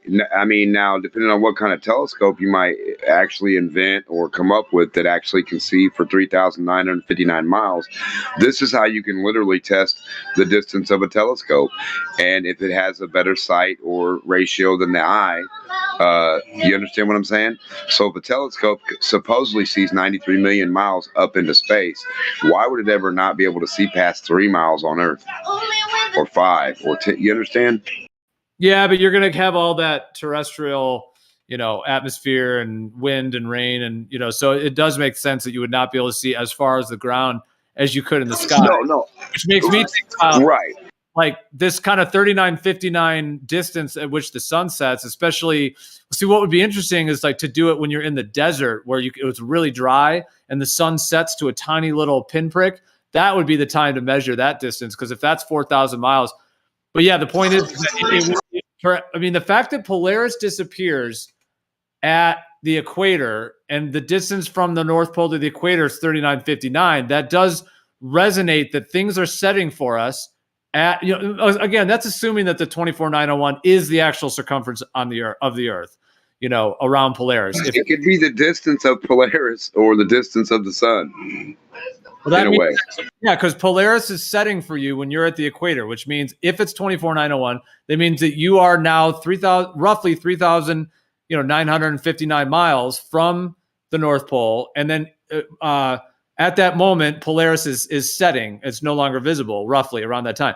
So that would then make also sense that the sun would be setting at that, at the 4,000 mile. But whether that's a 4,000 mile max or whether it would be less than that, obviously it would be less than that in certain conditions. Like if it's really, the way that the sun sets, it seems like it's setting a lot closer. When there's magnification or depending on the atmosphere. and the conditions, it's going to be possibly closer than that 3959. But ISS. that would be a Check max. this out, Gio. The ISS can only see 3959. If it's up there, you're saying. Right. When we see the view and it looks down, what do we see? The circumference of the edge of the fucking circle. So the ISS can see the 3959 only. Well, leaving the ISS out of it because that's all up for contention. But what you're right. But I just wanted to throw that in there. Yeah, let's just say like, okay, so you're saying a high altitude balloon, 120,000. Yes. 120,000 feet. If the sun is in good position, you're suggesting that perhaps you're only getting a 3959 radius of vision. Yes. Yes, sir. From wherever that balloon is to out beyond it. Yes, sir. Every object. Every fucking one. Perhaps 3959 max. Well, then, do you think that's an absolute max, or I mean, I don't know. That's what I'm thinking. I think it's the sight max, no matter what you use. That's pretty interesting. So that the eye functions as like a 3959, radius machine or whatever, or like a field of view. Because when you go up to that really high altitude, we see, the black sky and the ground, and we, does look like a level horizontal horizon. And I know when you spin, you're the center. Yeah, see, I thought about the sun having like setting at like they're saying this 3959, and at one point I was like, okay, well then does that mean the sun itself is 39? Could be 3,959 miles up in the air or kilometers. Yes, sir. Well, yes, fucking sir. I mean, it could be. Problem with that's what I was saying. I was thinking about that at one point, but the problem with that is that if it was, then when you were right under it, it would be at 3959. And then as it went away, you'd be seeing it further because it's setting. So it would have to, I don't think it could quite be that. And then why not? I mean, why not? Because it's above you. What do you mean? Like what makes you think that if it's above you 4,000 miles, that it, I mean, I don't know. What are you saying again? Well, have you also heard the idea that the sun changes in altitude as well? Yeah. I've heard it can go up or down or in and out. Yeah, but no, I think I was thinking of something else. I was mistaken on the last thing I said because when I thought, the sun being 3959. Well, let me think. You and I looking straight up at it. It's not really burning us. It's the hottest point in the day, but it's not burning us the most yet. It can, but then when it moves a little bit and hits at that angle, that's usually when we get sunburnt the most, right? But like when it's up above us at the, it's the brightest time, and it's a hot time. But like at high noon is the brightest, where it's supposedly above us. Now you're thinking that for some reason it can't be 4,000, or you think that's still possible? Like just imagine looking up high noon, 4,000 miles away, up in the air, the sun. Just an imagine process, and then as it goes at 2 o'clock, 3 o'clock, 4 o'clock. You can get burnt still really bad until like about 6 or 5 or whatever, when it's like further enough away at an angle where it won't burn you. But like when you're right under the focus is the time you're going to get burnt, like a magnifying glass. So it might be the best time is when you're right under it. I don't know. I'm just saying, like whenever the magnifying glass focuses on you, that's when that light will hit and burn whatever. Anything around it, near it, above it, that magnifying glass is cold. But where you focus the light at an angle, when it comes through that light at an angle down there, both of the angles meet, the little mouse or the ant or the leaf or the rock, whatever you're trying to burn, I don't know. Yeah. So right above you. Yeah. Well, that's where Brian. I think that's where Brian was getting a 3959 height of Polaris. So now we're almost okay. Let's say, just for the sake of discussion, what if all the celestial bodies are 3959? Now, I'm not saying they are. Yeah. I'm thinking it for a moment, because what's wild about that with the sun is that okay, so we're kind of talking about multiple things, but let's just say that you can only see 39. I think the sun would be 60. And I mean, not the sun. I'm sorry. The stars would be 60,000. Could be 60,000. That radius of 60,000 still away, and then the sun and moon would be the 40, the 4,000, the 3959, and then the stars. I think because I think they're a reflection slightly above the sun and moon.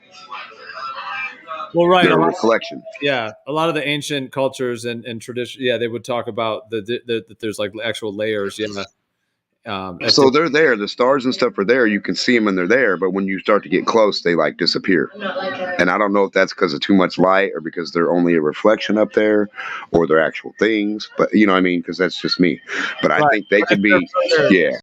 Well, the sun could, okay, let's say the sun is at 4,000. Let's say if the stars are higher, then the sun could since the sun is lower than the stars, it would be activating the blue sky with its electric charge to the point to where it just makes the stars disappear. Exactly. That's why I think they're a little bit higher.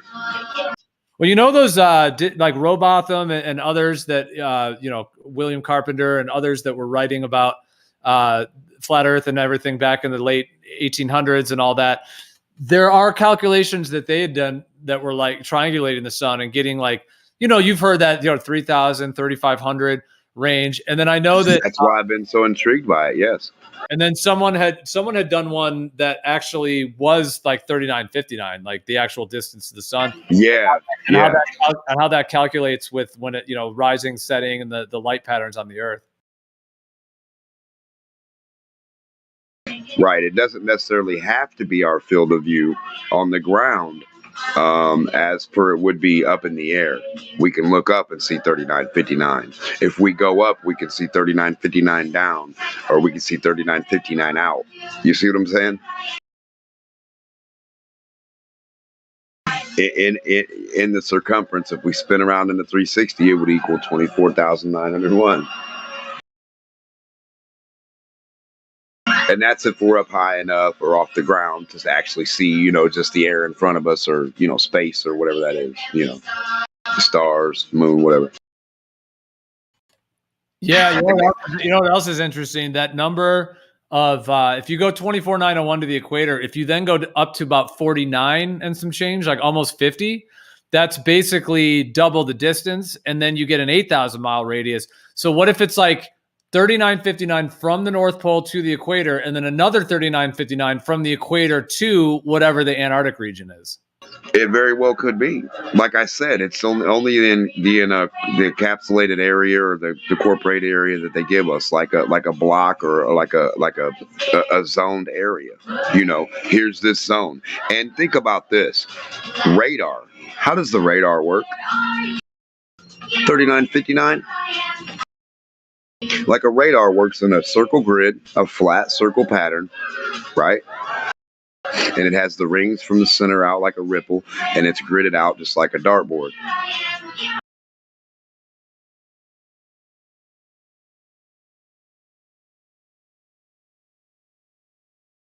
I just find it weird, you know what I mean? The radar even fits that idea. Like when you're going out to look for things or see things to come into your pattern or into your distance. I mean, I'm not sure they can go 3959. I'm just saying. It just reminds me of the dartboard idea on the radar, and they can send out the radar, and it goes around in a circle, or it sends from the center out, and it picks up whatever. You see what I'm saying? I wonder about that too, the radar, how far it goes out from the center.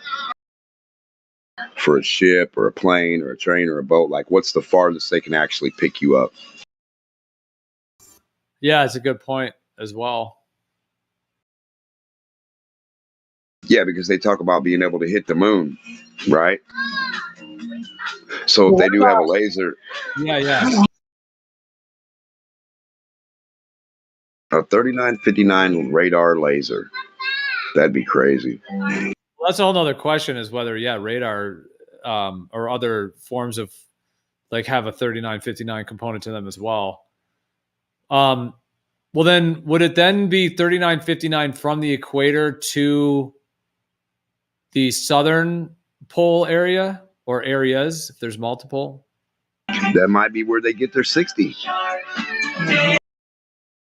It might be. Hold on. It might be okay to the outside. It's like 50. It's like 49 and change. It's like 50,000 to double the radius to make it 8,000 from the center instead of 4. So if you're going from the 4,000, if you're going from Polaris to the equator, that's 4, and then the equator out, and you do another 4, then would that then you hit land and then you cross land and it equals the 60? That's the other 10. Like Antarctica has to be a width to it. There has to be an exist. Sorry, well, I'm just saying if we view Polaris 39, like if we're at the equator and Polaris is 39.59 from us, when you then start going south, you see the southern pole rotation. And what I'm saying is that would it then be that if you were to go another 4,000 miles from the equator, would you then potentially be, if you could go that far, which would technically be the South Pole on their globe model, but if you could go there, would you then be under whatever that rotation is? I don't know. I think you'd still see the same things. I don't know. I think you'd still see the same sky. Maybe you'd get further away from the sun and moon or closer to where the edge of them are. Like, okay, think of it like this. Okay, so the center, then the equator, and then you go a little further, and then you have the ring, the ice wall, right? Supposedly. So you have an ice wall or a border beyond that.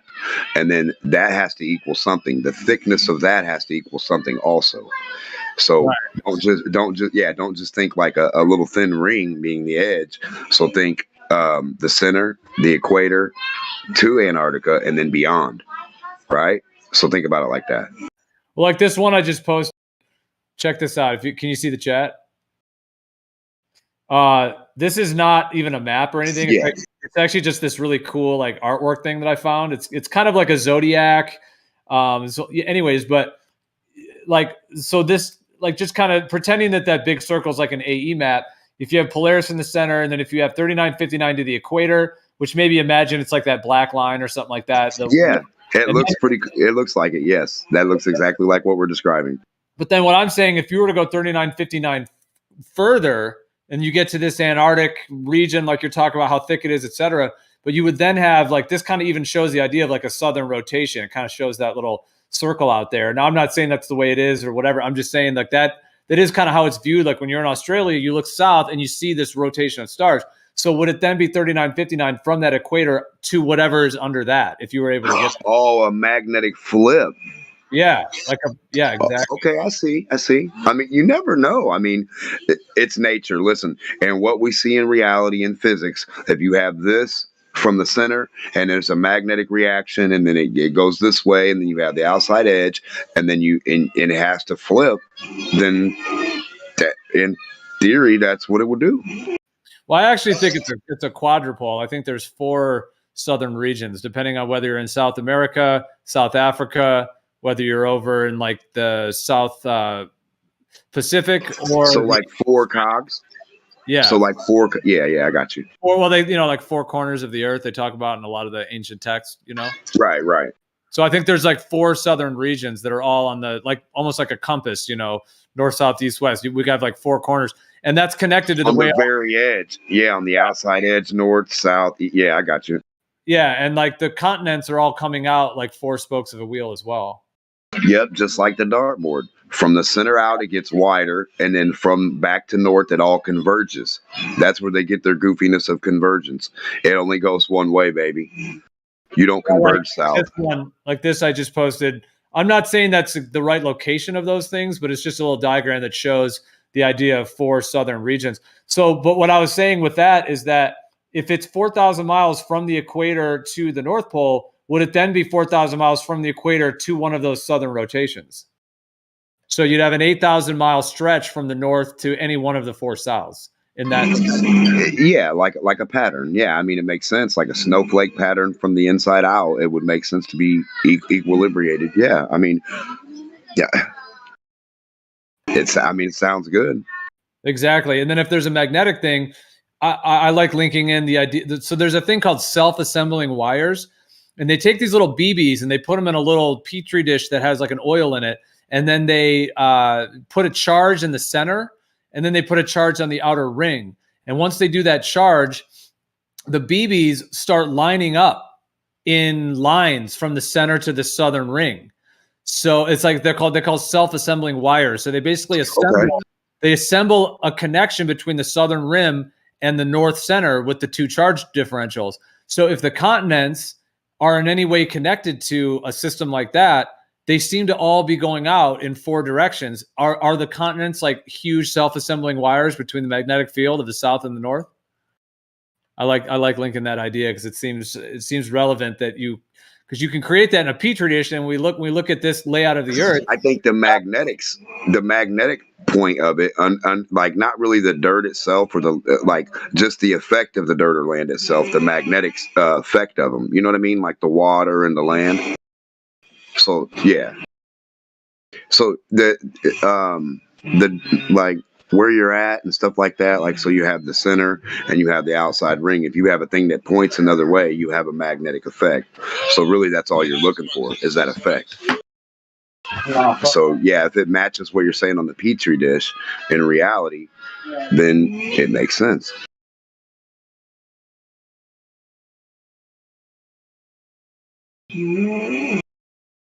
But I don't think any land masses or anything are necessarily moving or anything like that. I think that wherever you go, you're going to get an action or a reaction towards a magnetic flux, right? And then if you go further away from that, you might get a different reaction, and it might go the other way for something that we don't know. Like you're saying, there might be a whole nother like pole somewhere. Yeah, I mean, I'm not saying that necessarily that the continents are moving like the self-assembling wires, like the little BBs that make wires.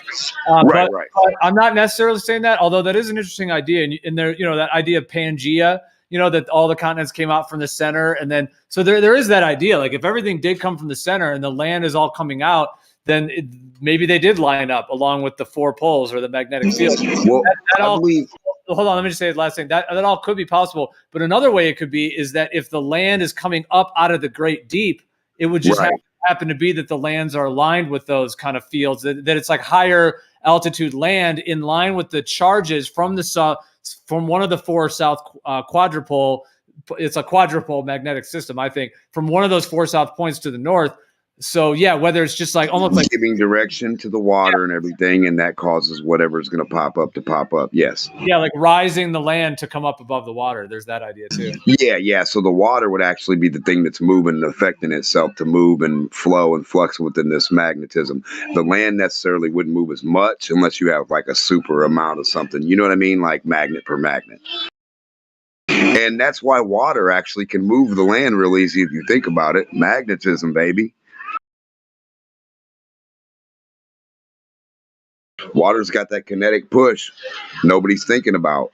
So if you think about water building up a charge, right, and becoming electrical, this is a little bit besides the point we're talking, I'm sorry.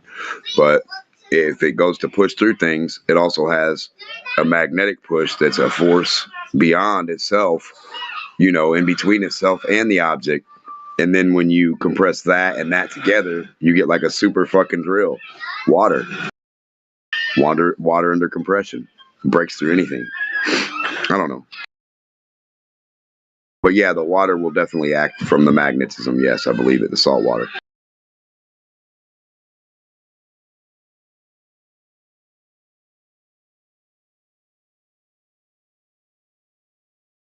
Remember, scientists don't know what water is. They say it's three things. It's electricity, and it's magnetism, and it's the reaction of that little force, right, in front of itself, like a magnet has to another magnet, to certain materials.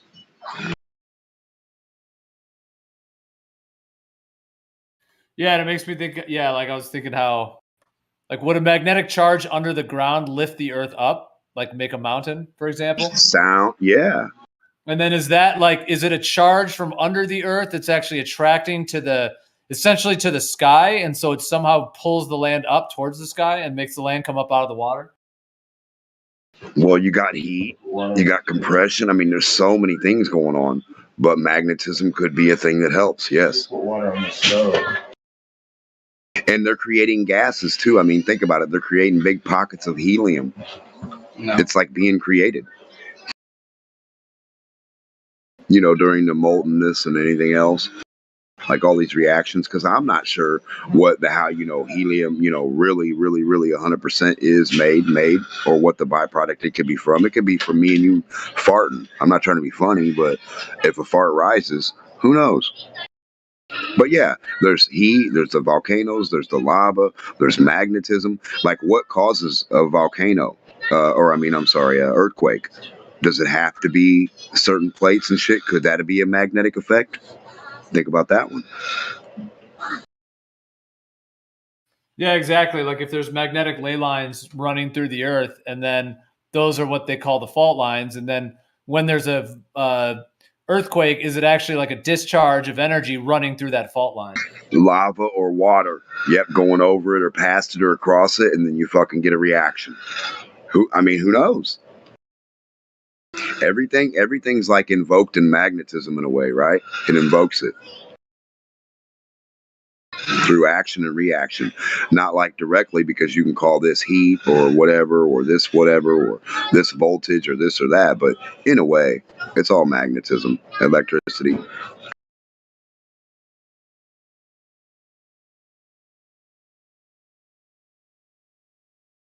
Yeah, I just know a lot of people like to separate everything into its own little fucking thing, but really sometimes you can't do that.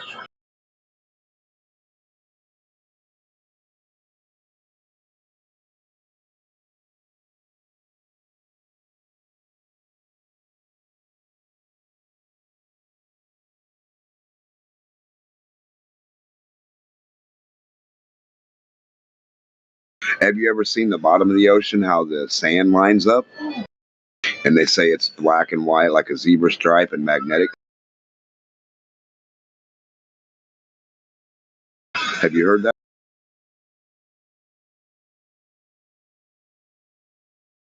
Yeah, no, I know what you mean. Yeah, it's like a ripple. There's like a ripple effect. It almost looks like a sonic wave or like a sound wave. Yeah, I've seen the ocean.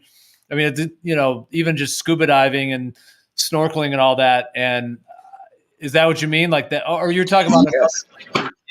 Down at the bottom of the ocean, yeah, they say the little ripples or the departures in the sand that deviate from the little the different colors that they show it like black and white on TV to try to give you a better example and everything.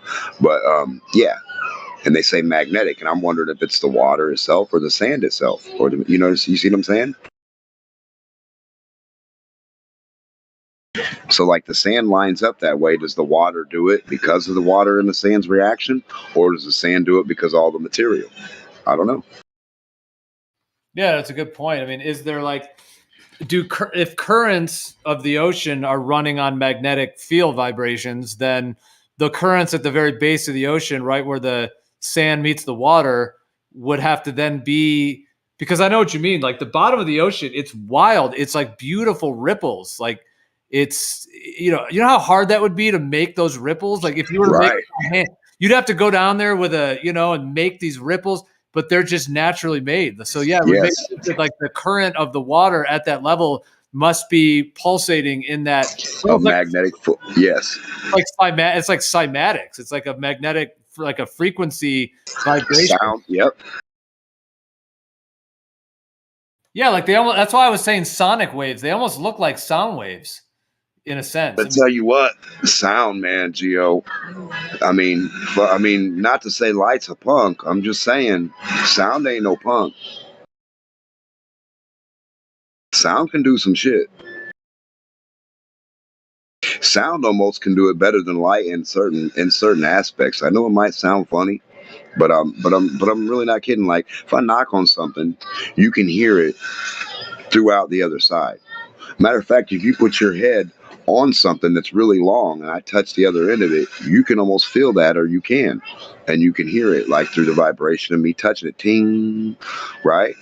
Now I shine a light on that same metal. You can't see it through the other side unless I intensify this fucking light so much that it becomes an X-ray to the object. Correct? So light can be blocked a lot easier than sound. So there is a lot to be said about the power of sound. And I don't think sound has a slow speed like they say. Not at all. I think it's the reaction time of certain shit in the medium that they're calculating. like the air itself. Resistance time. In fact, not sound time itself. Just think about it. I mean, you might think I'm stupid, but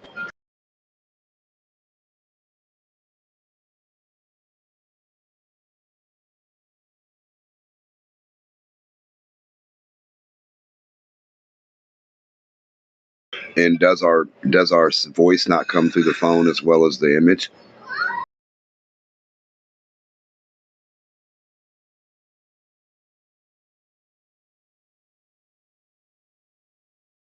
And I've been thinking about bats too.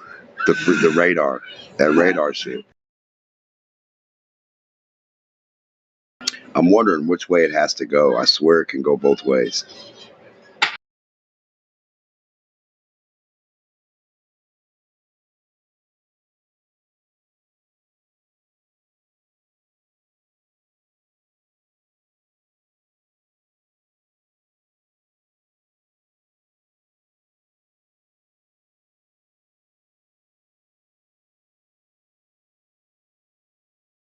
Yeah, so radar, sound, 3959, light, sound, who knows? It might be our whole fucking 360 of comprehension. 3959.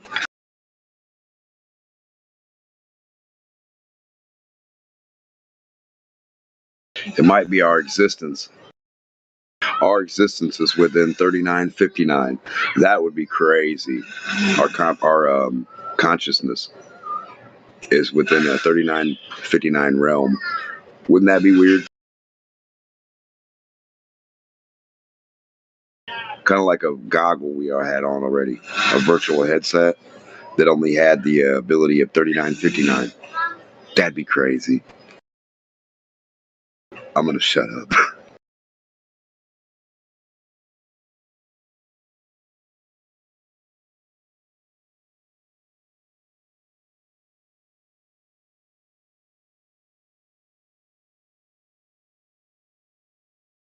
What is the true vision, right?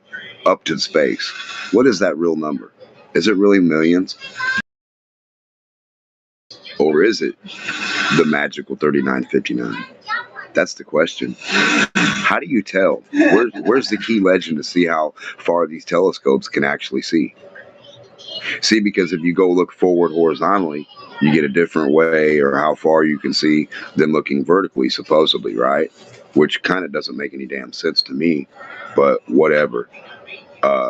So how do you judge how far or what distance an optical object actually can see? Like the total depth of it, not like what it can see that you know, what beyond what you can make out. Like the P900, beyond what it can bring back to your view, how far can that thing actually see? Because if it can only bring a boat into your view at a certain range, what does that say? And what does that say about telescopes and observatories? You go to a really huge telescope, you think you're looking 93 million miles or 240 billion light years or whatever into space, and you're not. You're only looking 3959 or 60,000. Like, what the fuck? Or, that's crazy to think about. I always wonder about Galileo's little $20 telescope or little piece of shit toilet paper roll compared to today's things, and he's the one that discovered space and stuff. Like, what?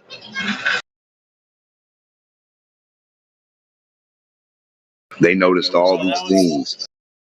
That was epic, dude. You're talking about all the 3959. You're like, well, what if our consciousness is just in a 3959 realm? Like, yeah, like it's like it's the distance between Polaris and the equator. It's how far we can see, distance to the sun. Like, it's like all we can take in is like this 3959 sphere of experience. Metabunk. If you're in Metabunk and you got that headset on, what if it's 3959?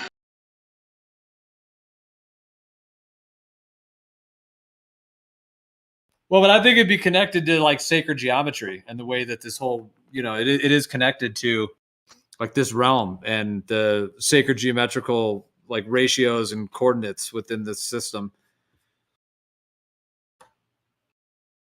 I mean, I'd like to see it verified, like the distance from the equator to the North Pole before, you know what I mean? Like, because what if the circumference is off, or, it would be cool to verify that in some way. 100 million%. I'd like to get verified how far we can really see with these telescopes. I mean, what do you think? What do you think about that? Just, Right, because like, let's just say the sun is 3959 and then when it's setting, that's a limit you can see. So it almost could be said that that's the furthest you can see is when the sun sets, because the sun's in the sky and it's well, then but if the stars are further, that's another question. But let's just say for the moment, if that is the furthest, then that would then mean, well, that would be a question. Like, can you see further than that at all? Like, are the stars also at that similar distance, or are they any further than that?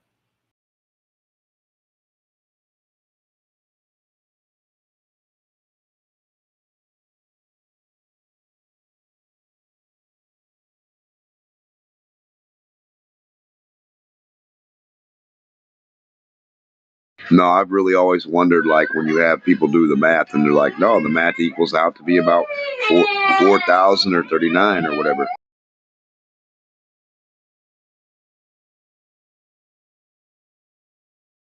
Oh, for sure. Yeah, they're always using that in their globe calculations, and refraction. All of that fits into that. And what would that say about all the stuff so far that we thought we knew about space and depth and farness and all this other shit? Like, think about that.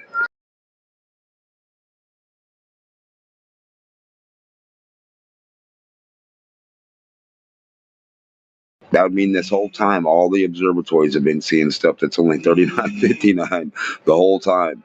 There's never been any nebulas, any far off anything.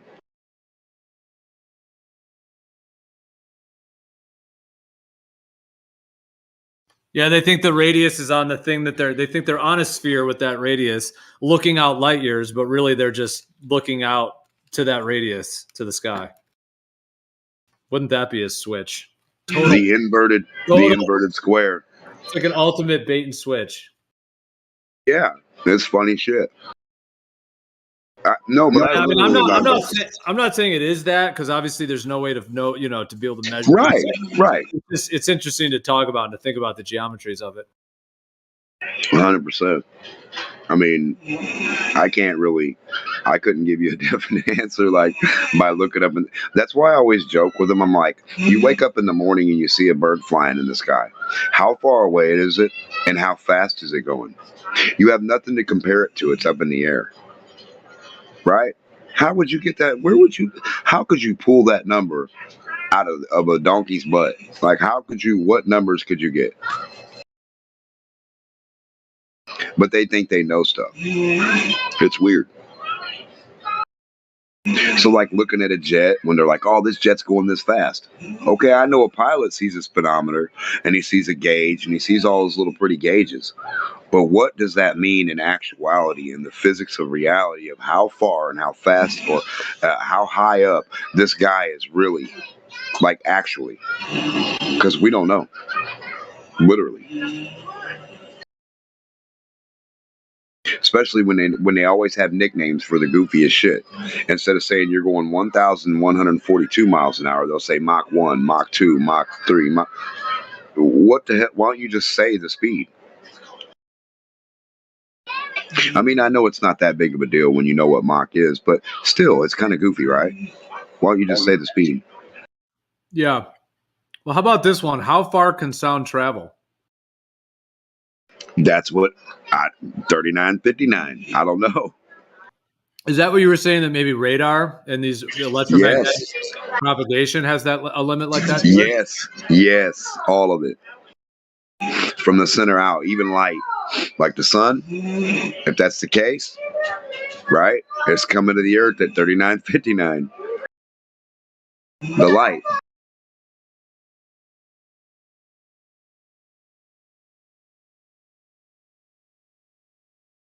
I mean, the fact that it rises and sets within roughly an 8,000 mile section does lend to that idea.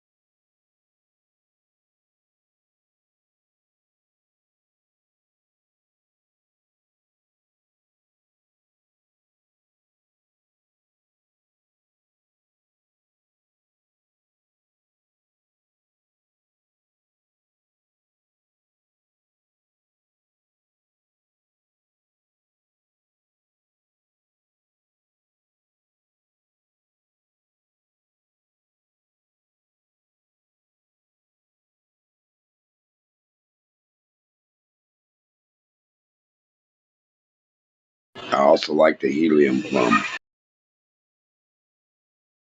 The helium plum is just so awesome.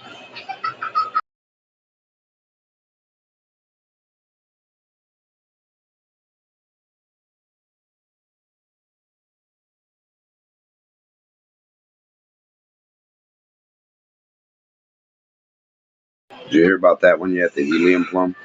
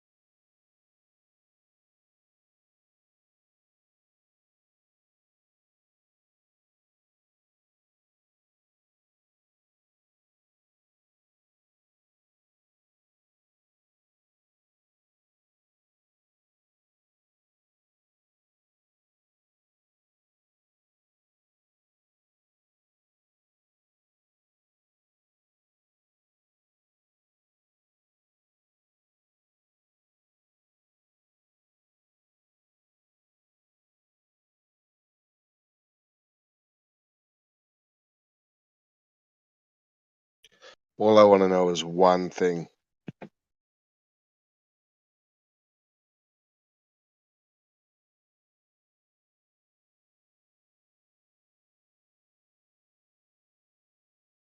Mic check.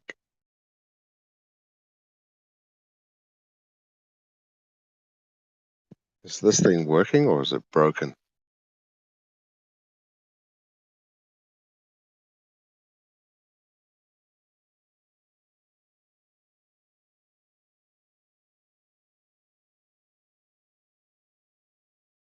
Pretty quiet.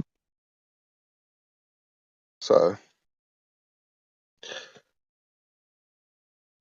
what I was thinking is, how do they separate the atmosphere and the wind as not being one and the same thing?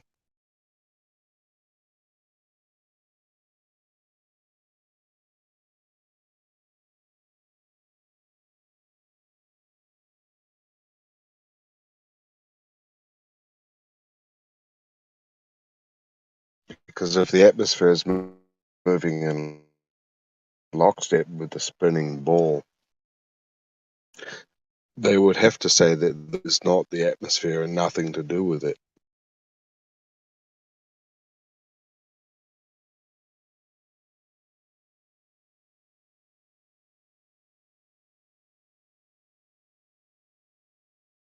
And if the atmosphere is moving in lockstep, well, wouldn't that include clouds?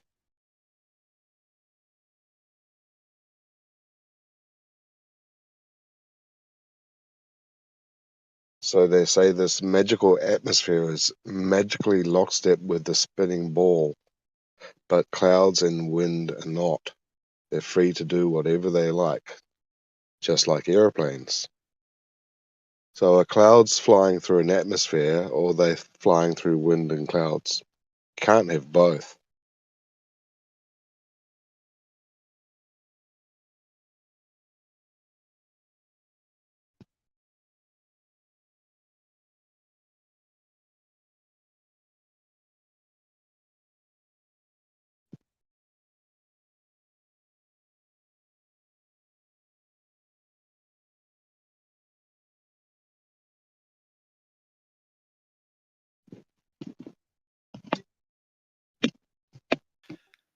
Yo, Carlos, sorry, what did you just say? I got the end of it. Something to do with the atmosphere. I said, I said, we're going to get the cyclone before you, so I'll tell you all about it. But as far as the ball Earth model goes, they say that the atmosphere is in lockstep with the spinning ball, and that's why we have Coriolis, because of the different latitudes. Yeah. Mm-hmm. So I want to know how the wind and the clouds are somehow separated from the atmosphere, and I would consider that the wind and the atmosphere are one and the same thing. They are. So when there's a fucking big cyclone that's blowing 140 miles an hour, shouldn't that be in lockstep with the Earth as well? Well, yeah, it is, but because of the Coriolis effect, that's why you guys will get it in the north, and it'll hit the top of the South Island, and we'll get the dregs of it, but we won't get nowhere near as bad as what you guys will get in the north.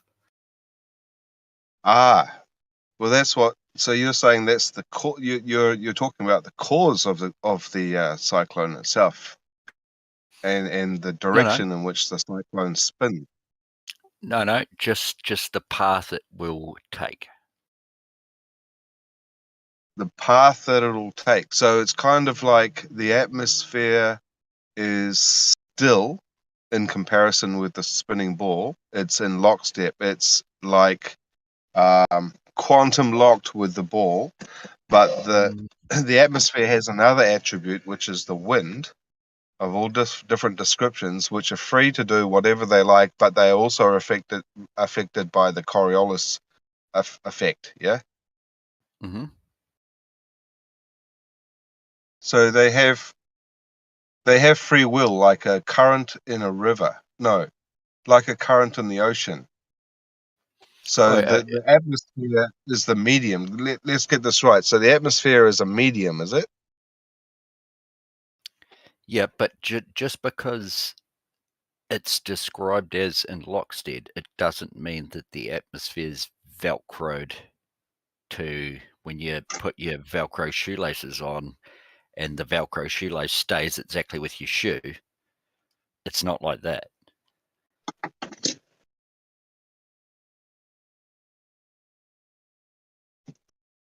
all relative. I think it's getting a bit loud for me to hear, actually, because I think the cyclone's just starting to kick in up here. I'm sitting outside, you see. Have you got thunder and lightning and shit? Yeah, and rain is starting to get heavy right now. Yeah. Oh, well, if you need to go, man, batten down the hatches. It's after. If my roof comes off, it comes off, man. Yeah. Probably be more concerned about like my dog outside because we don't want him to be together with the other dog because the other dog's got its own room with 9 puppies and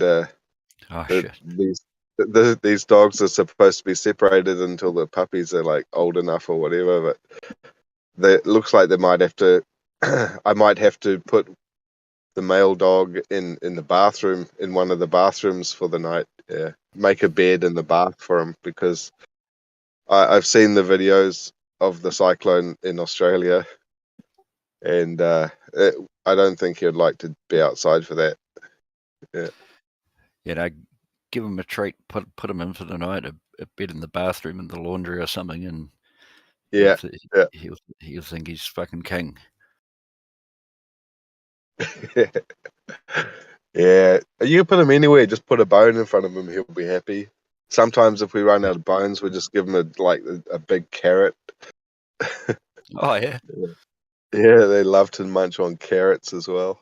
Yeah, the dogs. Anything that's crunchy. Yeah, like if you don't have bones, just chuck them a big carrot and they'll munch on that. Yeah. Holy shit. Anything crunchy.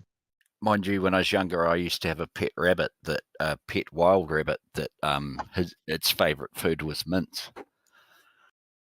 What? Yeah. Like beef mince. Yeah, yeah. Wow. Yeah, fucking crazy. Yeah, far out. Oh, it was just a passing spell of rain. It's gone now. That's good. So, what are you doing up at this time of night? I heard the storm's not going to be getting down your way until maybe end of tomorrow. Yeah, we'll get the dregs of it as it goes back out west. I think it's going to go, but okay. We might get a wee bit of rain, bit windy, but that's about it. I remember my granddad told me a story, and he had a newspaper article to prove it, that once in Auckland back in the day, this is when he was younger, in Auckland, it rained mashed potatoes. Apparently they used to have a big factory for export making potato flakes, the stuff that you just mix with water and you can get mashed potatoes. And on one particular day, the potato flakes were going up the chimney, and they I don't know what the word is. They went into the clouds, and when it rained, down came mashed potatoes everywhere. All over one suburb, it was covered in mashed potatoes. These flakes are super light, so they went up into the warm atmosphere and came down with the rain. Yeah, yeah. I've never heard that, but that's believable for sure. Yeah. It's snowing, Dad. Look. Yeah. Where's the tomato sauce? Yeah, yeah. Where's the Waddies? I think for flat earthers, this this idea of a spinning ball and an airplane and tangential speeds is a really difficult one to come to grips with and to understand. I know kind of a little bit of the theory is kind of like being on a fly in a bus while the bus is moving and the fly can still move around. Yeah, kind of like that. But the thing is, flat earthers see the bus as an enclosed system, whereas we're not in one. But the main thing to understand is just because you don't understand something doesn't make it false. Because if you have to understand every single thing in your life, then you're not going to get anything done. There is a point where you have to trust that people have done some shit. It's not that kind of understanding. It's the disbelief that other people think that they've worked it out, and when you look at their explanations of what they think they've worked out, they don't ring true. Yeah, but do they not ring true because you don't understand it? So therefore, what I just said, not making it true? Is that a fair comment? I don't know if it comes down to just defying logic alone, but also too many anomalies and too many different explanations for the same thing and contradictions. Like you have to have a container to have gas pressure is one of them. Well, see, that's like the biggest one in flat Earth. You have to have a container to contain gas pressure of every other gas within the atmosphere that's not the atmosphere. Of course you got to have a container because it will disperse into the atmosphere. But the atmosphere, and my good friend down there calls it the atmos because he hates the word sphere. But that's the thing is you can measure the atmosphere in gas pressure, but that's inaccurate because it's barometric pressure or atmospheric pressure. And you need a container. The only time you need a container to hold a gas within the atmosphere is if you're holding a gas under pressure within the atmosphere. Of course you need a container. Why wouldn't you? Okay, so if you had like a tank with different gases and you had it at an extremely low pressure, for example, you were able to have an oversized tank and then just put a minute amount of different gas into that container and kept it at a low PSA, like 14.7, then rather than being under pressure like you'd normally do with any type of gas to contain it, you would eventually see some layering of the gases and they would settle, and the lightest gases would be at the top and the heaviest gases would be at the bottom. Is that what you're thinking? No, and this is why it gets confused, because any gas in a container under gas pressure within the atmosphere is exerting the same amount of force on the top, bottom, left, right, sides, everywhere. That's what makes it under pressure, which you can use the whole thing until it gets to a lower pressure that you can't get any more out of it. But that's within the atmosphere. I was just thinking of having a non-pressurized cylinder where you could put in some of this gas and some of that gas and have it at such a non-pressurized environment where you could observe these gases naturally forming into their layers. I don't know, but I'm guessing that would form like a density column of gases, but then the difficulty is you can't really color the gases to say that they're not intermingling within that cylinder, if you like. You can with, oil and fuel and jet fuel and... Well, I know that there are some gases that you can't put together because you might have some bad results, but if you... There must be some way, rather than looking at the atomic structure of these gases, to safely, analyze them in a non-pressurized container, and see how they, like a column you're talking about. Yeah, to yeah, see. yeah. All I'm saying, like you have at your home, you have those big cylindrical gas bottles that have got LPG in them. Well, it's liquid, isn't it? It's not gas. Yeah, but what I'm saying is, if you put layers of gas in there at atmospheric pressure, then they would form layers depending on their atomic weights. So there would be a gradient, but it's hard to tell because you can't really color the gases to see like you can with liquids. Like in a density gradient, the tube thing.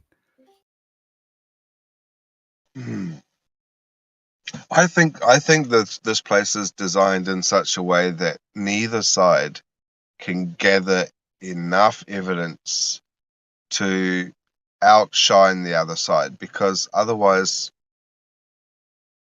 if you leave NASA out of it and all of their explanations, and just pretend that we never even dreamt of going to the moon, so we don't even have that argument. That argument's not even there.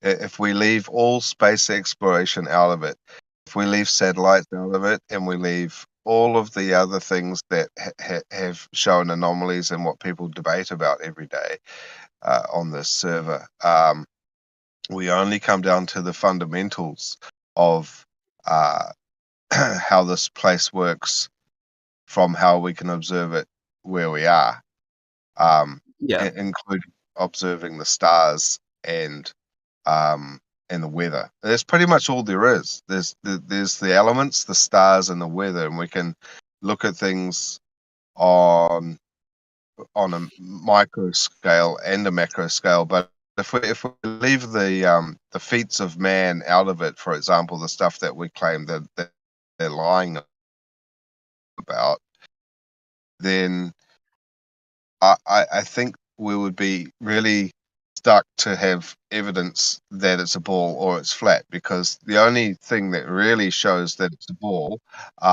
is the fake evidence of viewing the Earth from God's perspective. It's either a geocentric model or a heliocentric model, and it connect all not just scientists, or all people of that caliber would agree that it could be either. No, well, Carlos, here's the thing. Like, you guys have done So my discussion really lies on, when it comes to space travel, when it comes to looking at the world from God's eye perspective, that's when the disbelief comes in, and that's why you have to wonder, why are they lying? Because that's where all the lies stem from. Well, that's the thing also, Carlos, is that you can't lie about something this big, because you guys, who was it the other day saying that there's 35 documents that the Federal Aviation Administration point out that the Earth is flat, which are a complete load of bullshit. They're just interpreted the wrong way. And if that's true, if you work for the FAA and you saw those documents and you knew the Earth was flat, you wouldn't be.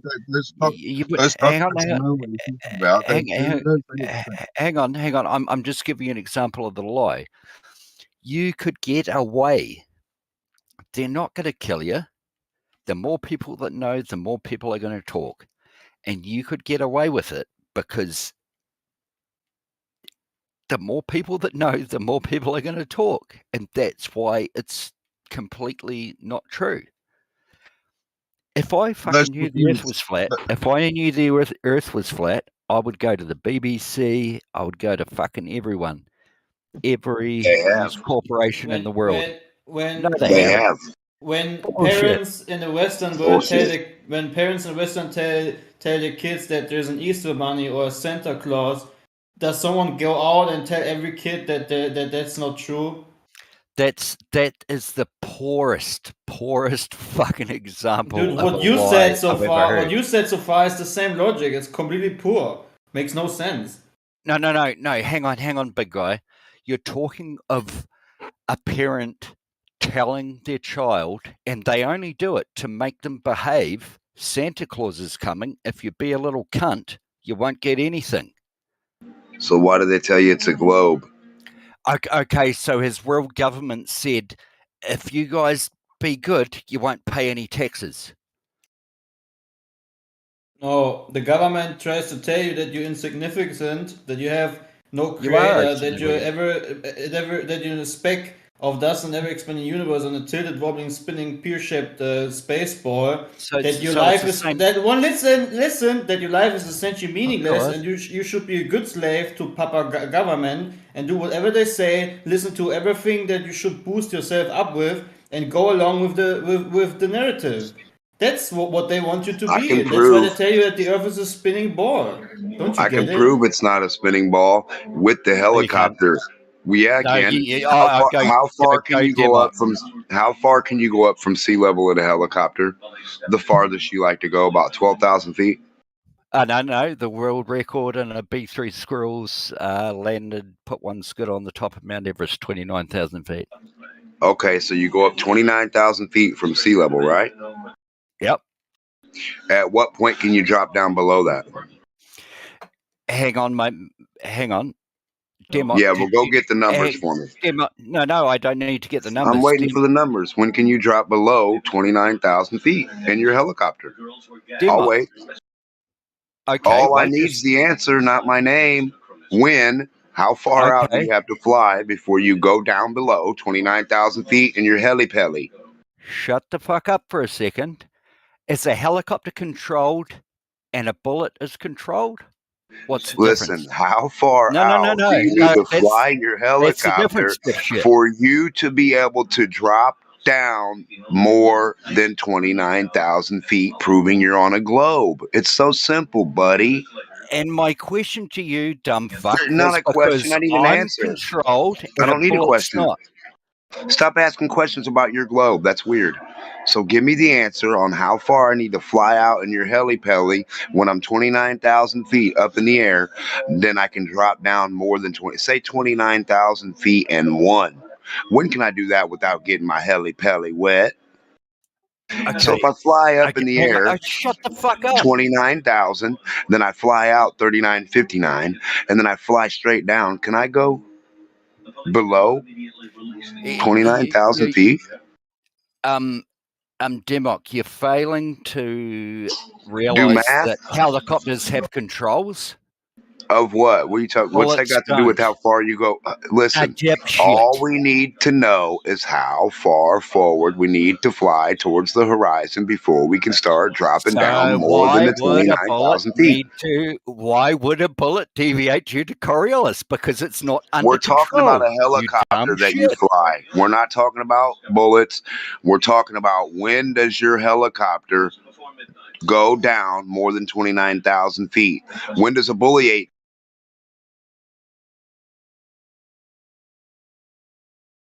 Who muted Demok? I don't know. We just let him rampage all over the. Huh? Do we just let him rampage all over the chat and shit all over the chat, or do we let him keep I going? mean, they had a discussion. What I find quite interesting is that Demok didn't insult yet, but Jezza did a lot, which is kind of interesting because normally I know Demok being very fast at escalating, but this time he was very civil actually. The only one who was He not was talking civilized all was over Jezza. him. Democ was talking all over him, dude. You want to have a shit show? Should I unmute him and let him have a shit show? Is that what you want? I don't know, man. I mean, I just want to answer Jazz's question. Pretty simple, right? How many flat earthers have gotten the how many flat earthers have gotten the jab, man? And how many globers just played along with the whole story? That's the difference, see? I have yet to come about a flat earther who buys the mainstream, who buys the narrative, who has the same kind of arguments and repetitive information that is the same, aligning with TV and other things. I have yet to come. I've yet to meet such a flat earther because they don't exist. But all the globers, for some reason, if you ask them about, the current thing, about genders or whatnot, they all almost have the same narrative that they're gonna parrot because they're programmable. They're not independent thinkers. And that's why the Earth is a globe for these people. I mean, you can, if you want to, you can unmute them. I mean, it's pretty unfair. He cannot say anything against it, but I guess there's not much to say against it because it's actually true.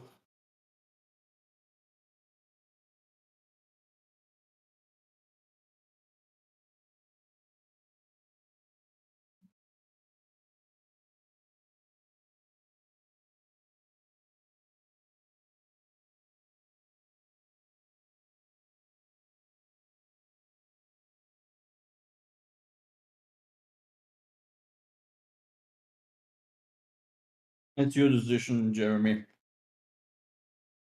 What's up? It's your decision. Maybe if you maybe I can moderate if you want to. Yeah, we need more mods, bro. Definitely. What? I said we need more mods. The problem is though, there's no modding. These guys have given a warning. Yeah, I just verbally told them hundreds of times. I just don't understand the insulting, That's pretty unnecessary. I always get so emotional. The insulting, the over talking. Democ just shotgun shit and shit's all over the chat.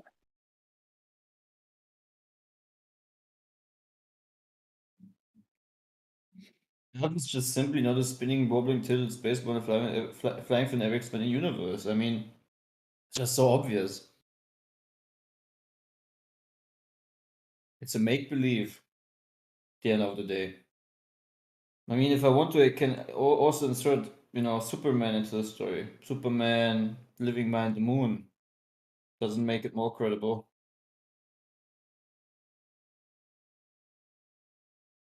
Hey, Danny, you should write that into your book.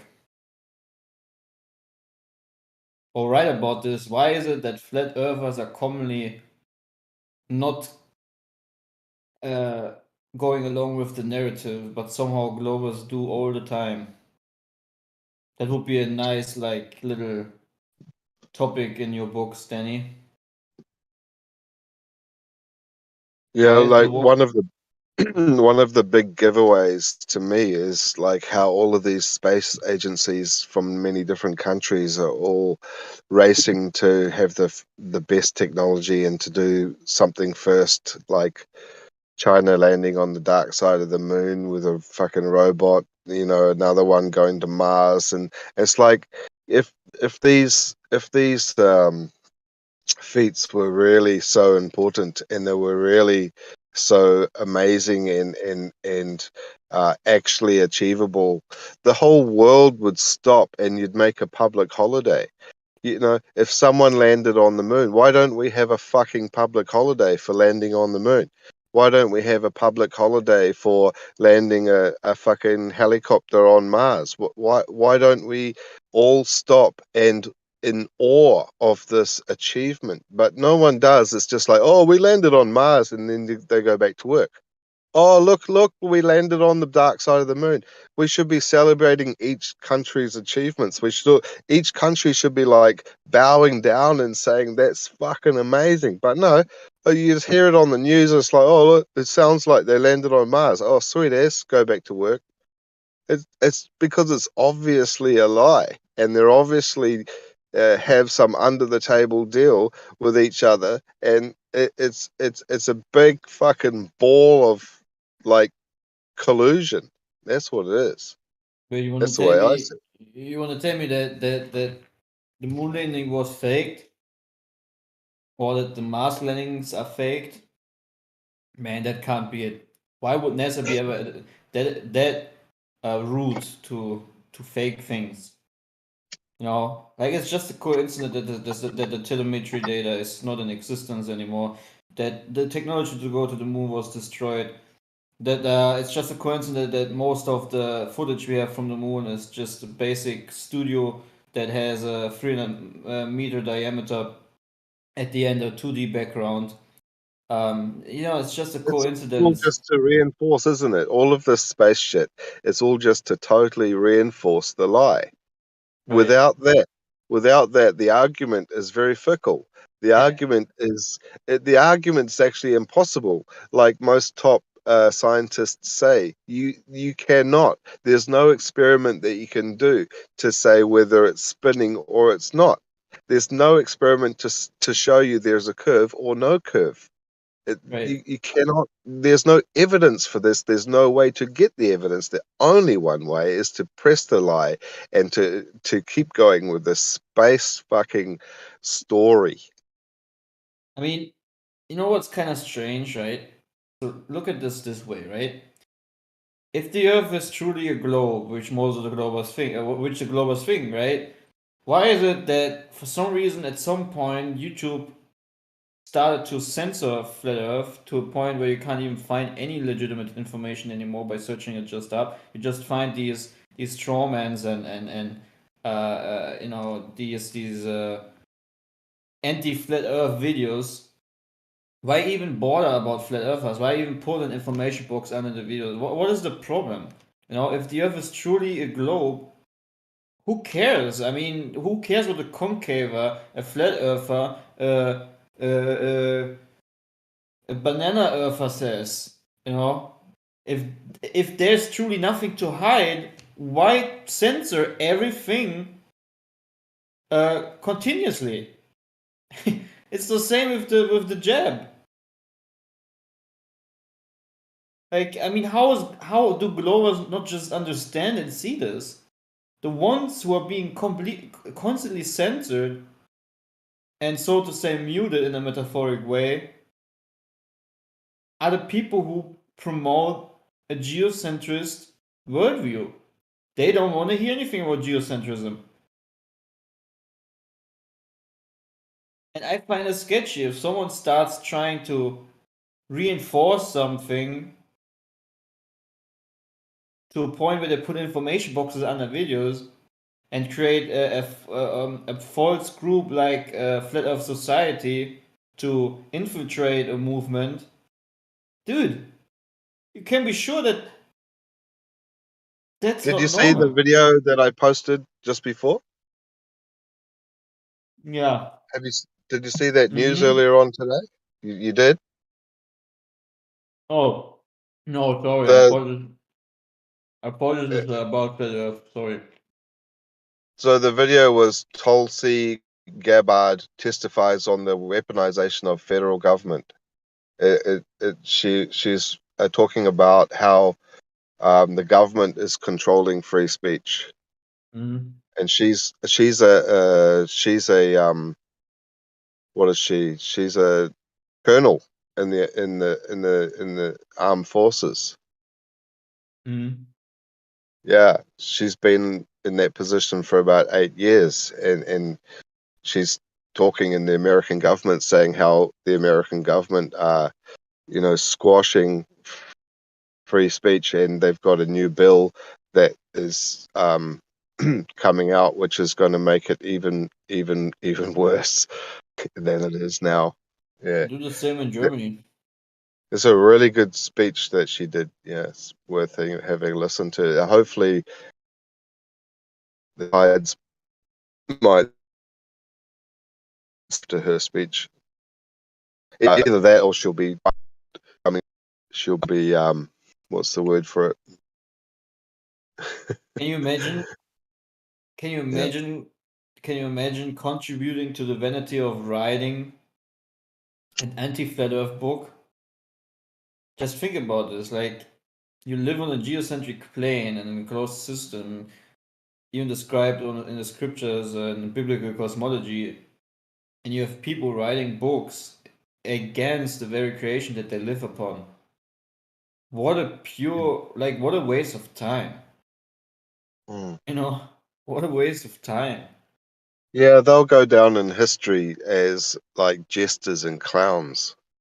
Yes.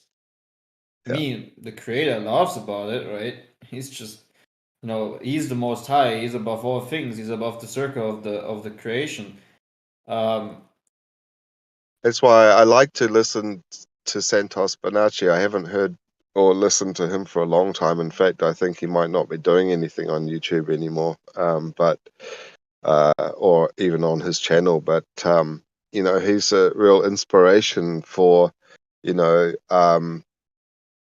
what comes around goes around, and they'll all be laughed at.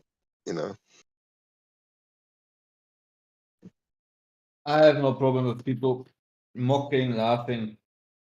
I really don't mind. No, I mean the ones that support the globe, and that they'll be the ones that they'll be the ones that are. At this point for me, this is all entertainment. If there's Yeah. like all these anti-flat earthers in chat sometimes, I don't know where they come from. I don't mind, man. I really don't mind. I know the truth. I stand behind it. I stand for the truth that we don't live on a spinning, wobbling, tilted space by flying for never expanding universe. It doesn't exist. It is a fairy tale. It does not exist. It cannot exist because it goes against the very foundations of physical law and the things that we observe. You cannot have gas pressure right next to a vacuum. You cannot have simultaneously gas rising up and falling due to gravitational forces. What they want to claim. They want to claim that the gas that is being created on the ground, right? The air is created on the ground. It rises for some reason. Some air particles rising up to a certain degree. But for some other reason, the same particles also fall down to create a pressure gradient, and then without a container form the pressurized system. Absolutely mental. Absolutely insane. Absolutely pseudoscience. Can you imagine that gravity is so magical that for some reason it lets certain air push up or go up, and at some point the air decides to go down simultaneously? How can you believe this? How depraved does your mind need to be to believe this? How far gone must one man's mind be to not understand the fundamental simplifications of gas pressure requiring a container? Everything in your life that you have touched that has pressurization in it, it is in a containment. It is, and it will always be.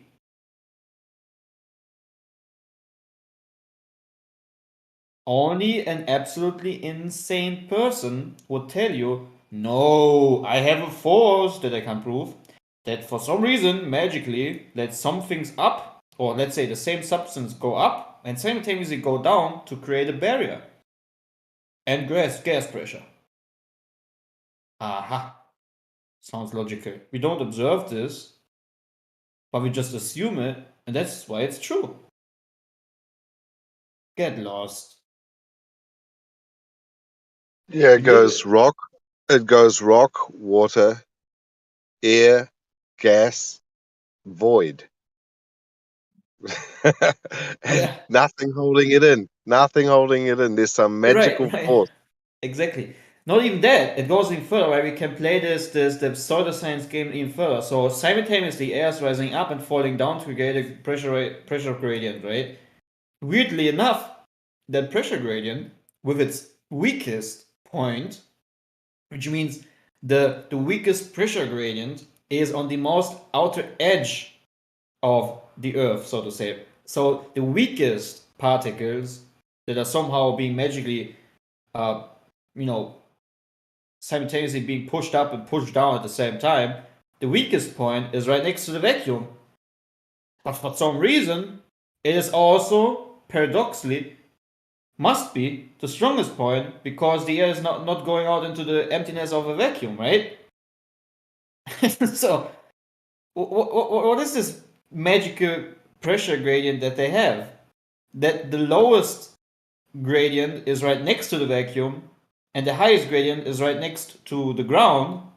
Simultaneously, the gradient is only being created by the gravitational force that somehow lets the same air go up and simultaneously fall down by the rate of gravitational force. And without a containment, you have containment. I mean, how insane is it to believe this? I just can't get into the mind of someone who believes this, actually. Yeah, yeah, it's the perfect lie. It's the perfect. I don't know. I've got to go and I've got to go and check my dogs. I'll be back shortly. If But you're still bro, here. at this point, it's not a lie anymore. It's just pure pseudoscience insanity. It is not even pseudoscience. It's just insanity. It's insane to think such a thing. You might as well just think that Superman is creating making a cow farm on the moon. Whatever, man. It's just the same. It's just made up stories that have no scientific fact. It's retarded. I'm sorry for these people who are lost in this pseudoscience insanity, but they're lost. Anyways, man, have fun. Yeah, I'll be back. I'll be back.